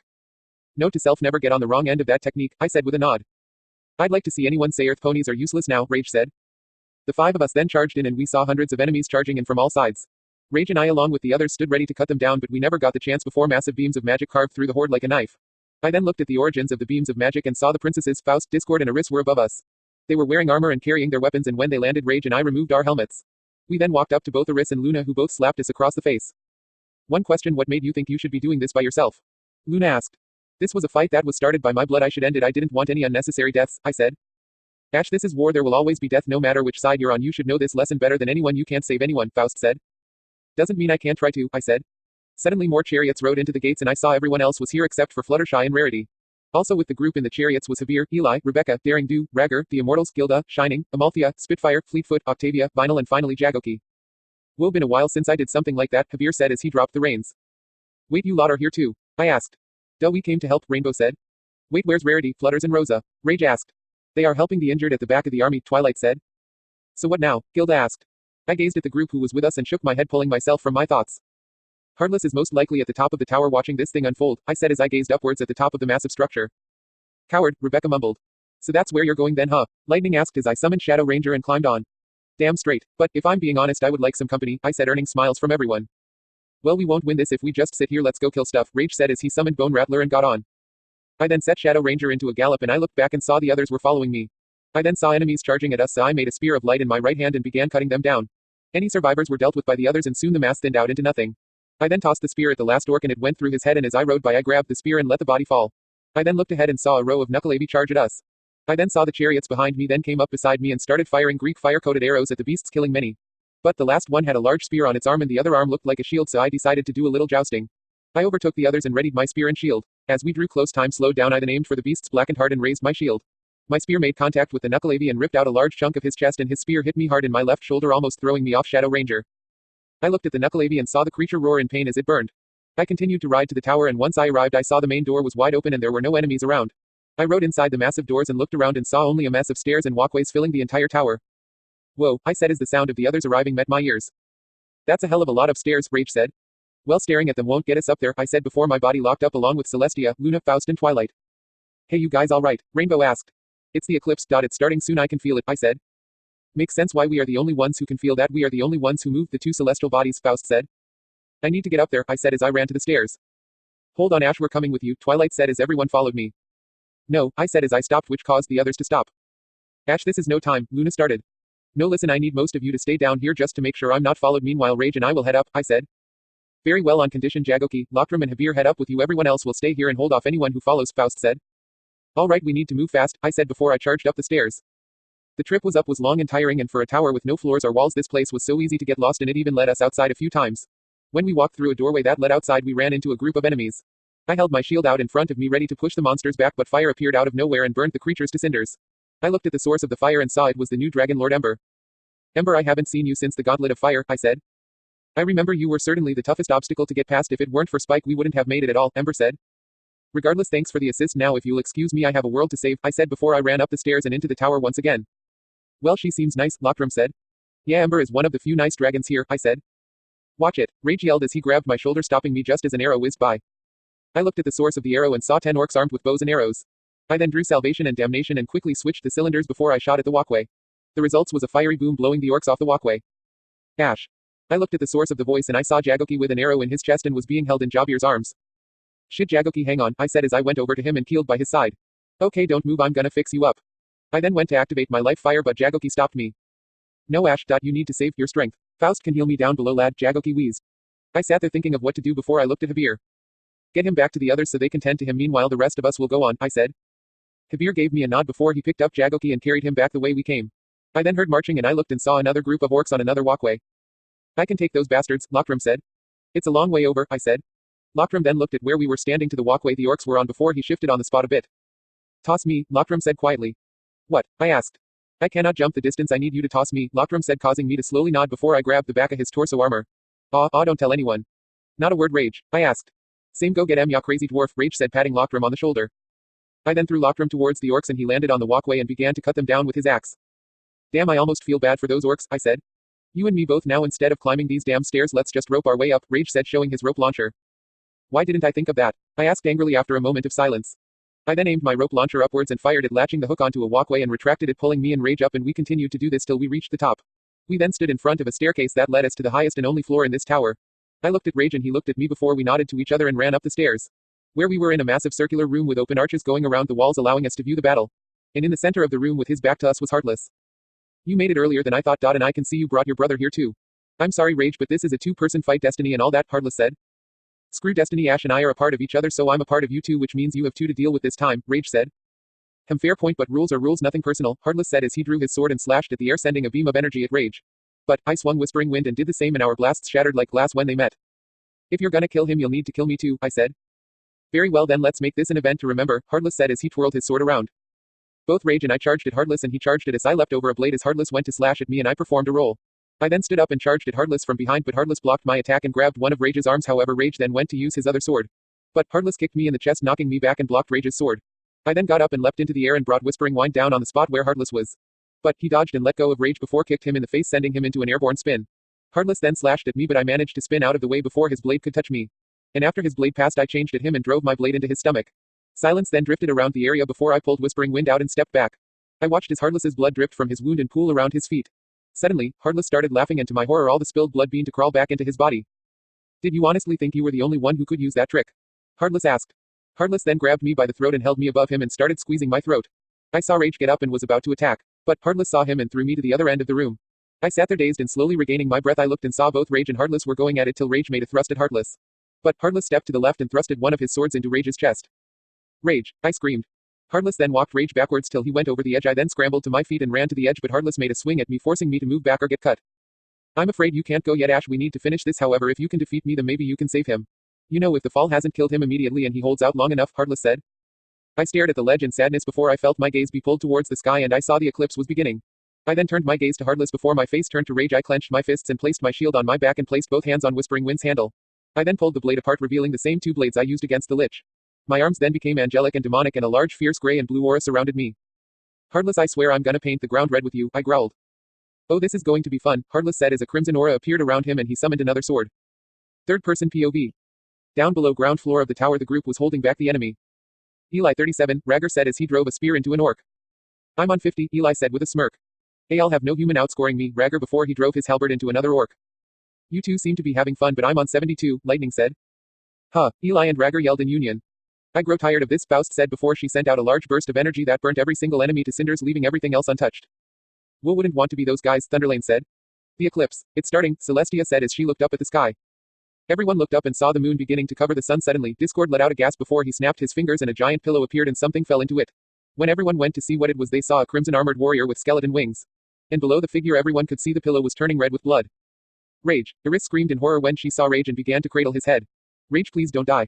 Not exactly the plan, beautiful, Rage said weakly before he placed a hand on Eris's cheek. Rage, is Ash all right? Luna asked. I assume he is, but my guess is that he's pissed now, Rage said as he pointed to the top of the tower. Suddenly a massive boom echoed above and everyone looked up and saw a massive blue and gray aura clashing against a red aura. Sweet Celestia, I've never felt that kind of magic before, nor that powerful, Twilight said in awe. Hey. Everyone's attention was broken when they saw Lochtram and Jagoki, who was being carried by Habir, running through the falling walkways and stairs. Faust then created a shield above the two as they ran towards the group. What happened? Ragger asked, noticing the arrow in Jagoki. Orc god, I'm but Ash returned the favor with blood, Lochtram said. Afraid I ain't got much time left, Jagoki said. Don't say that, Jagoki, you'll get through this, Faust said. Faust, if you want what's best for me, you'll let me die, Jagoki said, causing everyone to freeze. I've been king for far too long and now I can honestly say I'm happy this is my end. There's nothing more painful than immortality and I'm sorry for wishing for it. Sire, please, you can't leave us, Lochtram said. Lochtram, listen, coughs, I want you to lead our people when I'm gone, Jagoki said. Sire, Lochtram started but was stopped by another fit of coughs from the dying king. There is no greater honor and burden, Lochtram. I have been watching you for some time and since I have no heirs I have decided to pass the throne on to you, Jagoki said. I'll do my best, my lord, Lochtram said as he keeled. Good, time to rest, Jagoki said as his eyes closed and his body went limp. Everyone stared in silence at the fallen king when suddenly a massive boom came from above and a piece of the tower fell from the tower and towards the group. Faust then teleported everyone in front of the emergency tents and they saw Rarity, Rosa and Fluttershy staring at the tower. And when they asked, the group filled them in and Rage and Jagoki's body were placed on cots and Rage was being tended to. But his and the rest of the group's eyes remained firm on the tower, but after a brilliant burst of gray and blue, two bright objects came flying out. One was white and the other red and smashed into the center of the field, throwing up a massive cloud of smoke. But when the smoke cleared, two figures stood in the center of a wide crater. There was also an enormous aura of gray, blue and red were twisting around each other like a vortex. The two figures standing in the crater was Ash and Heartless, both standing, their swords locked against each other. They looked like they were pushing against each other, but none of them were moving. Suddenly, they both pulled away and when they went to attack again, they both pushed each other away. They then stood there staring at each other. Rainbow then tried to fly over and help Ash but stopped when Faust held her hand up and pointed to an orc that was trying to attack Ash. But as soon as he touched the aura, he turned to dust in the blink of an eye. Their power is beyond anything I've ever seen before. Even if I so much as touch that aura, I will suffer the same fate as that orc, Faust said. This is just nuts. How powerful are those two? Spike asked. Suddenly music appeared out of nowhere, but no one gave it much thought and focused on the fight at hand. The two supernova warriors then charged it, and as soon as they clashed they bounced off one another and began to circle around each other at insane speeds. This made Rainbow, Gilda, Lightning, Soren, Thunderlane, Spitfire and Fleetfoot's jaws drop in awe and jealousy. Ash and Heartless still made attempts at each other as they ran around in circles. Soon the warriors took to the air all the while they were still attacking each other with great power. In one attack the two bounced off each other and shattered the aura, making it vanish. The two then charged at each other. Ash held Whispering Wind for an overhead strike and Heartless looked like he was going for an underarm strike. And when the two drew close and swung their blades, the ground beneath Heartless split apart, and the entire sky was also split in two by Whispering Wind, shocking everyone senseless. The blades contacting again sent out a massive shockwave that blew the fighters back once more along with most of the army. When they recovered the two then circled each other again and attacked till finally Heartless made a massive ball of magic and tossed it at Ash. But Ash put his hands out in front of him, catching the ball but getting pushed back quite a bit. Ash then made the ball shrink to the size of his palm and made it more powerful. Ash then punched the orb, sending it back at Heartless at a faster speed, and when it hit Heartless was sent flying. But Ash flew after Heartless and easily caught up before he flew ahead and stopped in Heartless' path. Once Heartless was close enough, Ash punched Heartless again, sending him flying in the opposite direction. Ash repeated what he just did, but instead of punching Heartless, Ash used Whispering Wind to cut Heartless in two at the waist and let the body fall to the ground. He got him, Caramel shouted. No, Rage said, causing everyone to look at him. Rage, what do you mean? Luna asked. Heartless is able to do blood manipulation like Ash, Rage said. Everyone gasped in shock and turned to look at the epic fight and saw Heartless was pulling himself back together. And when he stood up he looked at Ash and suddenly a mass darkness surrounded Heartless and consumed him.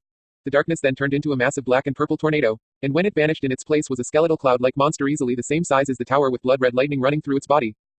What is that thing? Eli asked in shock. The monster then let out a blast of lightning from its hand at Ash, forcing him to evade the attack. The monster was quick and constantly tried to swat Ash out of the air but kept failing. Thanks to Ash's size he was able to dodge the attacks. But then the monster then turned its sights to the medical tent and began to suck in energy from the very air. The beast then let out a massive beam of energy from its mouth and sent it flying towards the tent. But before they could do anything Ash appeared in front of the beam and managed to stop it but started screaming in agony in the process. Ash, get out of there, Kabir yelled. The shout was either unheard or ignored because Ash stayed put, holding back the immense blast of ultimate power. But once the beam stopped the monster was there and used its colossal fist to punch Ash straight into the ground behind the emergency tent. This created a massive cloud of dust half the size of Heartless's present form. Ash, everyone screamed when they saw Ash get sent flying. You bastard, what you have done is unforgivable, Luna roared before she fired a blast of magic at Heartless's face causing an explosion. The rest of the alicorns along with any magic users including Rage. Both spikes also came up and unleashed a massive blast of magic upon the monster. But when they finished and the smoke cleared, Heartless stood there completely unscratched, causing the group to stare in horror. Heartless then swatted both spikes away as if they were bugs. He then raised a fist and brought it down on the group. Overdrive. Suddenly the massive fist stopped before it could crush the group, but it was close enough to make their hair stand on end. Suddenly, a glowing light blue hand reached through the dust storm and grabbed Heartless and pulled him into it. Soon enough there was a massive earthquake that knocked everyone off balance. Suddenly, a great wind swept over the fields blowing away the dust cloud. And when everyone looked they saw a massive glowing version of Ash. The wings feathers were glowing a pristine white and the webbed part of the wings were glowing brownish red while the rest of the body was glowing blue. Impossible, Faust said. Mother, Discord asked. An overdrive on this magnitude should be impossible to create even for Ash, it just can't be done, Faust said. Do you think it's because of the eclipse? Luna asked as she pointed to the totally eclipsed sun. That's one theory, but I sense something deeper than that, Faust said. The two giants then roared at each other before they charged and began to use their fists to fight each other. Heartless managed to get the upper hand and punched Ash in the gut then in the face, causing him to stumble backwards. But once Heartless tried to attack again, Ash stepped to the side and grabbed the top of Heartless's head. Ash began punching him and kneeing him in both the face and gut repeatedly, causing Rage to cheer him on, which caused the others to do the same. Ash landed one last punch on Heartless's face, knocking him onto his back. But Heartless got up and made a pair of swords out of lightning. Ash then drew the massive Whispering Wind from his back and pulled it into two and got into a battle stance. The two then charged at each other, but when their blades met there was a massive bright light that caused everyone to shield their eyes. And when the light vanished the two titans of power were gone. And for a while the only sound was the wind blowing across the field. The hell is going on? Where's Ash? Rage asked, breaking the silence. Ash's POV. I opened my eyes and pushed myself off the dirt-covered ground. I then saw the elements of harmony and the 3 apples of Eden surrounding me. I then grabbed them in my magic and placed them in a pouch on my belt. Boy, am I glad I decided to pack those, I said to myself. I then looked around and saw a bleak landscape of dirt rocks and a dead tree or two along with a dirt hill, but there was no life anywhere. The only sound was the wind blowing across the desolate plains, kicking up dirt every now and again.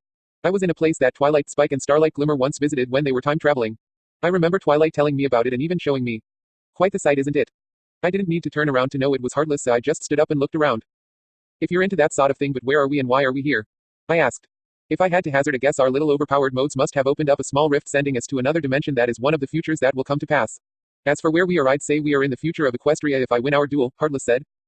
So you'd see Equestria become this just for revenge against Faust? Is this really worth it? I asked as I turned to face Heartless. She needs to suffer. What better way than to destroy all of her creations, Heartless said as I picked up Whispering Wind. Well, if this is the future you're going to make, then there is only one option for me now, I said as I pointed Whispering Wind at Heartless. Feel free to go all out, nobody is alive to care on this place, Heartless said. Don't tempt me, I said as I pulled Whispering Wind in two. Heartless then drew his swords and we charged at each other, and once we met our contact sent out a massive shockwave that ripped through both the sky and the ground. The blast created mana cracks everywhere, showing us a different Equestria. But not only that, a different world altogether. Both Heartless and my blades moved like lightning, the pair of us unwilling to give up till either of us killed the other. I made a slash at Heartless, but he leapt into the air and brought his swords down on me. But I blocked the attack, but Heartless's power was too much for the ground, and so it gave way beneath me. This caused the two of us to fall, but our fighting never ceased, and we continued to battle, clashing against each other again and again. Suddenly, we hit the ground and we were knocked away from each other. When I got up, I saw we were in Tartarus, but I shrugged it off before I glared at Heartless. Suddenly, I heard a screech on my right and I saw a horde of demons running at me. Get lost, I said with a growl. The demons then stopped and stared at me before they slowly backed away in retreat. I then turned my gaze towards Heartless and charged at him again. But before we came in contact, he jumped over me. But I garbed his leg and slammed him on the ground, breaking it more and causing Heartless to fall through the ground. You're not getting away that easy, I said as I jumped through the hole. Once I caught up to Heartless, we clashed against each other again, leaving several wounds on the other this time. Heartless then opened a rift and we fell into it and landed on the top floor of Heartless's tower. I pushed myself off the ground and saw I was bleeding profoundly. I looked over at Heartless, who in the same condition, however neither of us could be bothered to fix ourselves up. Whispering Wind was still in my grasp but was back to being one sword. I had barely any magic left and I realized if Heartless could use blood manipulation, so if I attacked he'd heal and our battle would never end. I then sat on my knees and looked down, thinking of what I could do, till finally I looked at my blood and my sides that were on my hips before an idea came to my mind. After I connected my sides, I healed myself and stood up and held both Whispering Wind and my sides. Up already? Heartless asked with a laugh as he struggled to stand. Save your energy for trying to finish me off, if you can, I said. Oh, confident are you? Heartless asked. Damn right I am, this is where it ends, Heartless. Once and for all, I said.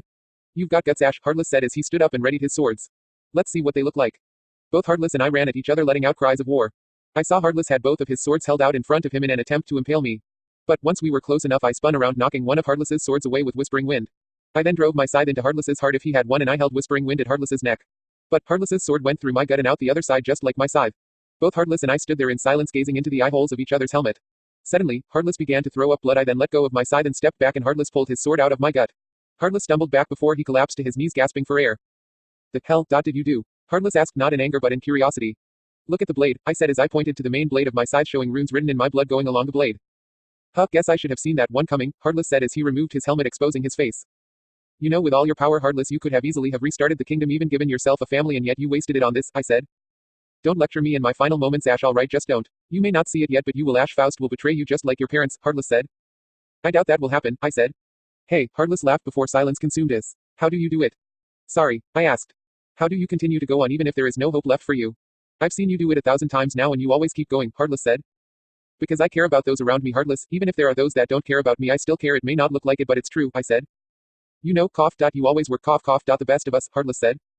I then walked up to Heartless and held Whispering Wind in both hands and raised it upwards. Any last words? I asked. See you soon, Heartless, before I swung Whispering Wind and decapitated Heartless. Heartless's head hit the floor with an echo while I let out a sigh. I pulled out my scythe and chucked it to the ground with a clatter. I then wedged Whispering Wind into the ground to support myself from falling over. I then looked at the wound in the right side of my gut and sighed. Suddenly, the world became brighter and I saw the eclipse was over. I let out a smile and looked at a scroll I took out of one of my pouches and sighed. Third-person POV. The group in front of the emergency tents watched as the armies continued to clash against each other. But suddenly, the orcs, demons and monsters vanished into smoke, leaving a very confused army in its wake. Everyone just stared in confusion at what had happened till Faust spoke. Heartless is dead, Faust whispered. Heartless is dead, Twilight asked, causing silence to wash over the group. Heartless is dead, King Ashblade did it. Shining yelled at the top of his lungs, causing the entire army of equestrians to let out roars of triumph. But where is he? Luna asked. Probably savoring the moment, Rage said as he walked over to the group. His stomach was wrapped in bandages and his torso armor was missing.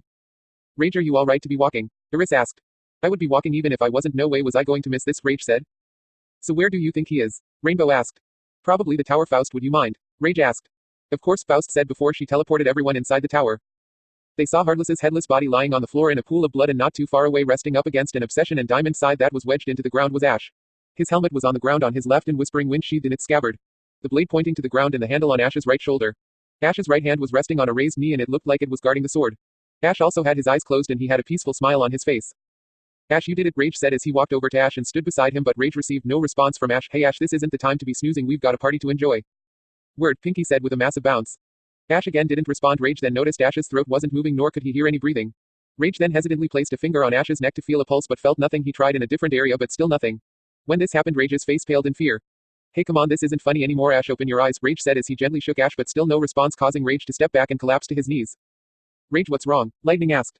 Holy Light walled over and placed his fingers on Ash's neck but yielded the same results as Rage. He's gone, Holy Light said. Gone? What do you mean gone? Fleetfoot asked. He's dead, Holy Light said as he removed his helmet and got onto his knees like Rage and stared at Ash's body. Good one, Holy Light. Ash is dead, Swift Spear said, thinking it was a joke, but the expression Holy Light had was one of seriousness and Swift saw it. The harsh reality set into everyone and tears began to fill their eyes, but Luna was paralyzed with both shock and sadness as she stared at the burnt feather around her neck. Everyone else cried hard at what happened, but Faust, Rage and Luna cried the hardest at the fact Ash was gone till Twilight spoke up. Life fire, Twilight said, causing everyone to stare at her. Faust, do you think you can use life fire to bring him back? Yes, Mother, you can restore him, Luna said. I cannot, Twilight. Life fire is only used to heal any injury or cure any sickness, even restore limbs and create life. But life fire is unable to restore the dead. The only thing I could possibly do is put another soul in his body. Besides, even if I could, my body is too weak to use it, and once I recovered I'd be unable to pull his soul back, Faust said sadly. Please, Mother, I beg of you, surely there must be a way to save him, Luna begged, but Faust could only shake her head. Luna's eyes then filled with tears before she let out a scream of pain and sadness. Her family then surrounded her in a giant hug, trying to let her get through it. All the while they were letting out tears of their own. That selfish bastard dying on us just like that, Spitfire said while trying to hold back her tears. Even after everything he went through, he finally dies, Vinyl said as she comforted a sobbing Octavia. To think there was nothing to kill him, but he just, Applejack started but couldn't finish her sentence as she held her Stetson over her heart and rubbed her tear-soaked eyes. What happened? Rarity asked as she dabbed her eyes with a handkerchief while a distraught Pinky and Fluttershy hugged each other. Rage was shattered, his eyes becoming bloodshot from his tears. But, as Rage looked Ash over, he saw a rolled-up scroll in Ash's right hand. Rage grabbed the scroll and removed the seal and opened it, and two other scrolls fell out along with a vial filled with a silvery liquid. Rage, what is that? Gilda asked as she wiped away her tears. It's from Ash, Rage said before he read it out loud for the others. To my friends. If you all are reading this, then it means I'm dead and I was not able to say goodbye to you all personally, and I am sorry for that. I know this feeble excuse of an apology isn't good enough for forgiveness, but I'm still gonna write it anyway. Please understand that I didn't want to die today, but unfortunately Heartless had an ability that prevents anyone from killing him. So I had to strike somewhere where it will definitely hurt him, his soul. In case you're wondering how this relates to me dying, the answer can be found on the blade of my scythe.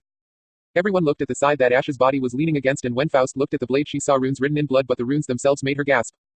Soul suction runes, Faust said. Soul suction runes, Twilight asked. They are special runes that can be attached to any object or weapon, and once someone touches or is stabbed and slashed, the victim will have their soul ripped from their body. But it comes with a price, the equivalent exchange, Faust said. Aquava, what now? Rainbow asked. Equivalent exchange for this situation: to take a soul, you have to give a soul. Ash gave up his own soul to kill Heartless, Rage said as he looked back at the letter. I know all of you are not happy with what I did, but I promised myself that this would only be used as a last resort, nothing more. But I know it's still unacceptable. I know there are those of you that are crying for me now. But I want you to know that what you're feeling would have been 10 times worse if I lost any one of you, and I wasn't about to let Heartless do that to any of you. Hey guys, this is a pretty good moment for me to pass on a lesson of friendship. It's one I learned during my long life. This got everybody to stare at the letter in curiosity before Rage continued. Dear readers. Today I want to tell you about an important lesson in friendship. There will be times when your friends must leave you, maybe forever. Everyone may tell you that as long as you think of them, they are never really gone, which is actually rather true. When someone is gone, the ripples they left in their life will be remembered by others for who knows how long. And for the friendships we share with each other, you must remember that one day we must all say goodbye. But the important thing is that you use whatever time you have left with your friends to create memories. Memories that will last till the end of time. Yours sincerely, Ash Blade. P.S. The two scrolls and vial are for Luna and Pip. There were no dry eyes from anyone in the group as they all stared at their fallen hero in saddened silence. His journey is over, and so is ours. Everyone looked at the source of the voice and saw the 6 knights of Equestria. What do you mean, you 5? Faust asked. Is it not obvious? Faust did it. He completed the mission we weren't able to, Arno said. And now it is time we slumbered, Altair said. You're leaving. No, I just lost Ash. I don't want to lose you too, Luna said as she latched onto Link. Do not cry for us, little one, just like in Ash's letter, we will always be there in your memories, Link said as he hugged Luna before he led her over to Ash's body. Your husband was a great man and should not grieve for him but celebrate his life. It's how he would have wanted it. Luna then sat close to Ash's body and watched as Link smiled at her gently. And don't worry about Ash, he's just going to see some old friends, so he's not going to be lonely, Corvo said. May the rest of your days be one of life, Ezio said. And remember, we will always be with you, Link said before the 5 vanished. Luna then latched onto Ash, desperate to feel his arms around her and tell her everything was all right. A week later. It was sunset and a massive crowd had gathered in front of a massive lake, and in the center of the lake was an island. This place was nothing special, but this spot was once Ash's favorite place in Equestria because he'd often take Luna stargazing. The pair both loved the way the stars mirrored off the still waters. Normally, the island is barren save for the lush green grass and a single tree. But now it has a large stone building on it and several boats surrounded the island. The building had a massive rectangular courtyard with a pool in the center. And in the center of the pool was a brazier holding Greek fire. On the walls were the names of each fallen soldier who fought in the battle under the eclipse. Each name was carved in gold and flowers were laid beneath them. But all eyes were on one thing as a song played through the air. A gold, silver, and glass coffin containing Ash's body was being carried by Rage, Spike, Mac, Comet, Thunderlane, Caramel, Pierce, and Soren through the courtyard. Leading the way was Eli on the bagpipes, and surrounding the coffin were the immortals. Finally, walking behind the coffin were Ash's friends and family. The Greek fire guardians made a path holding back civilians who came to offer their respects. Ash's body was dressed in his coronation armor and his crown was upon his head, and laying across his chest was Whispering Wind and his shield. The coffin was then taken into a massive arch-shaped room through a massive set of doors at the back of the courtyard. The room had a massive statue of Ash, making him look like he was hovering in place. And around the room were several items from Ash's journey. There were tapestries made by both Fancy Pants and Rarity hanging from the walls. There were books telling the stories of Ash's heroism written by Twilight sitting on pedestals. And at the back of the room alongside the statue on a raised stone platform were glass walls going along the curved stone wall. And behind the glass walls were Ash's armor, assassin armor, and some of his weapon like his scythes and hidden blades. Even Shadow Ranger was behind one who went dormant after the battle. There were also other little trinkets behind each wall. Finally above the statue going around the curved wall were stained glass windows showing Ash in a different battle. Even the roof was decorated with stained glass in the shape of a massive dome. The glass was showing the constellation that was made by both Luna and Ash. And a full moon sat beside it along with Ash's cutie mark. The group carrying the coffin then placed it on a large stone rectangular altar, and once they did they paid their respects and stepped back and let the others do the same. Faust then stood at the top of the stairs and addressed the crowd gathered. But, unknown to them, another set of eyes was watching. Ash, or his spirit anyway, was leaning against a wall watching the funeral, but his eyes were mostly placed on his family and friends he had to leave behind. But, out of the group his gaze constantly shifted back to Luna, Pip and Midnight, who was being carried in Luna's arms. Ash then walked over to them and tried to wipe a tear from Luna's cheek, but his hand just phased through her. Luna didn't even shiver at Ash's touch, so he let out a sigh before he looked at Pip and smiled. The bile Ash put in his death letter was a liquid spell that he created that would turn Pip into an alicorn. The letters Rage gave to both Luna and Pip were to tell them about it. However, Pip must be the one to accept the gift. It was his choice whether he should drink it or not. The letter also explained that if Pip drank it he would no longer be related to his birth parents. But he will be given both Luna's and Ash's blood, making them related to each other. So now Pip had a long pointed horn on his head and a set of wings that matched his father's, but his colors and everything else stayed the same. Suddenly a bright light appeared behind the coffin Ash's body was in, but no one took any notice of it except Ash.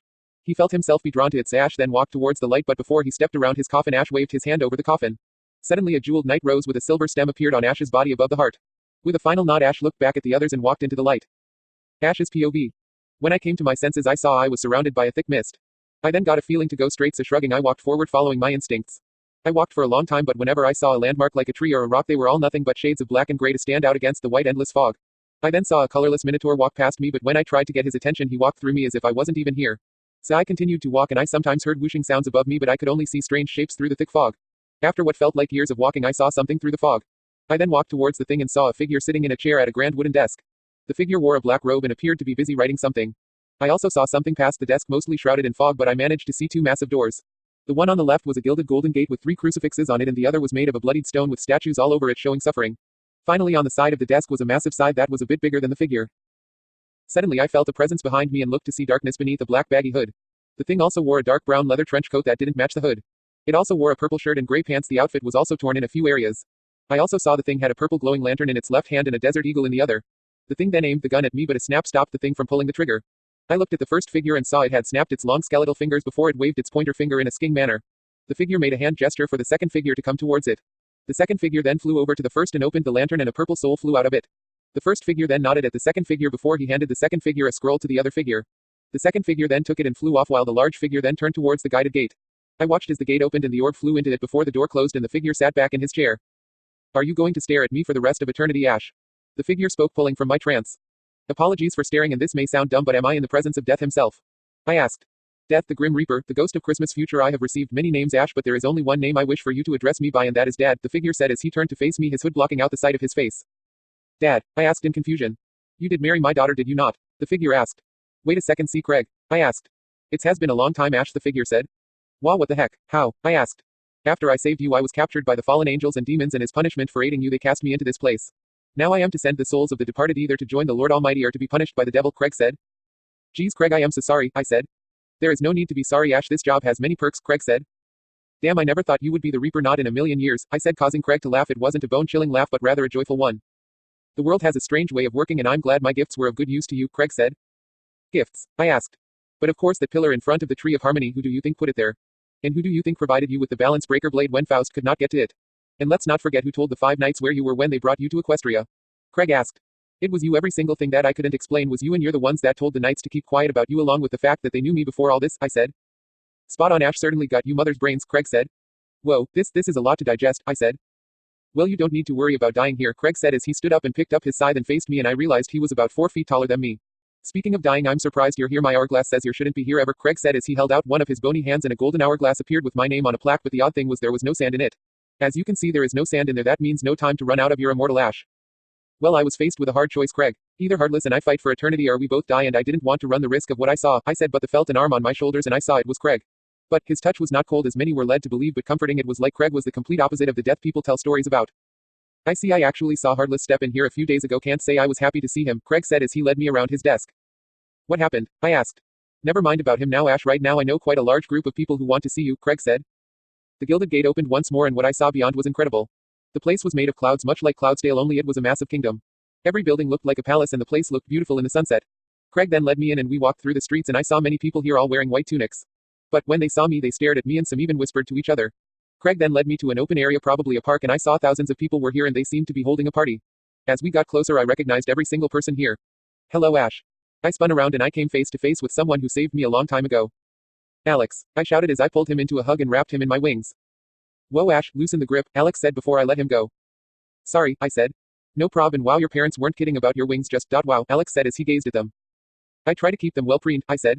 Must be hard, but anyway, we have a lot to talk about. Start by telling me what you were up to since my death and don't leave out a thing, Alex said he, and Craig led me towards the gathering and when everyone saw me they let out cheers of applause. Author's notes. That's it. Phew, I thought I'd never finish, but anyways, thank you all for reading and your support. Love you all and good night, good day. For Howl.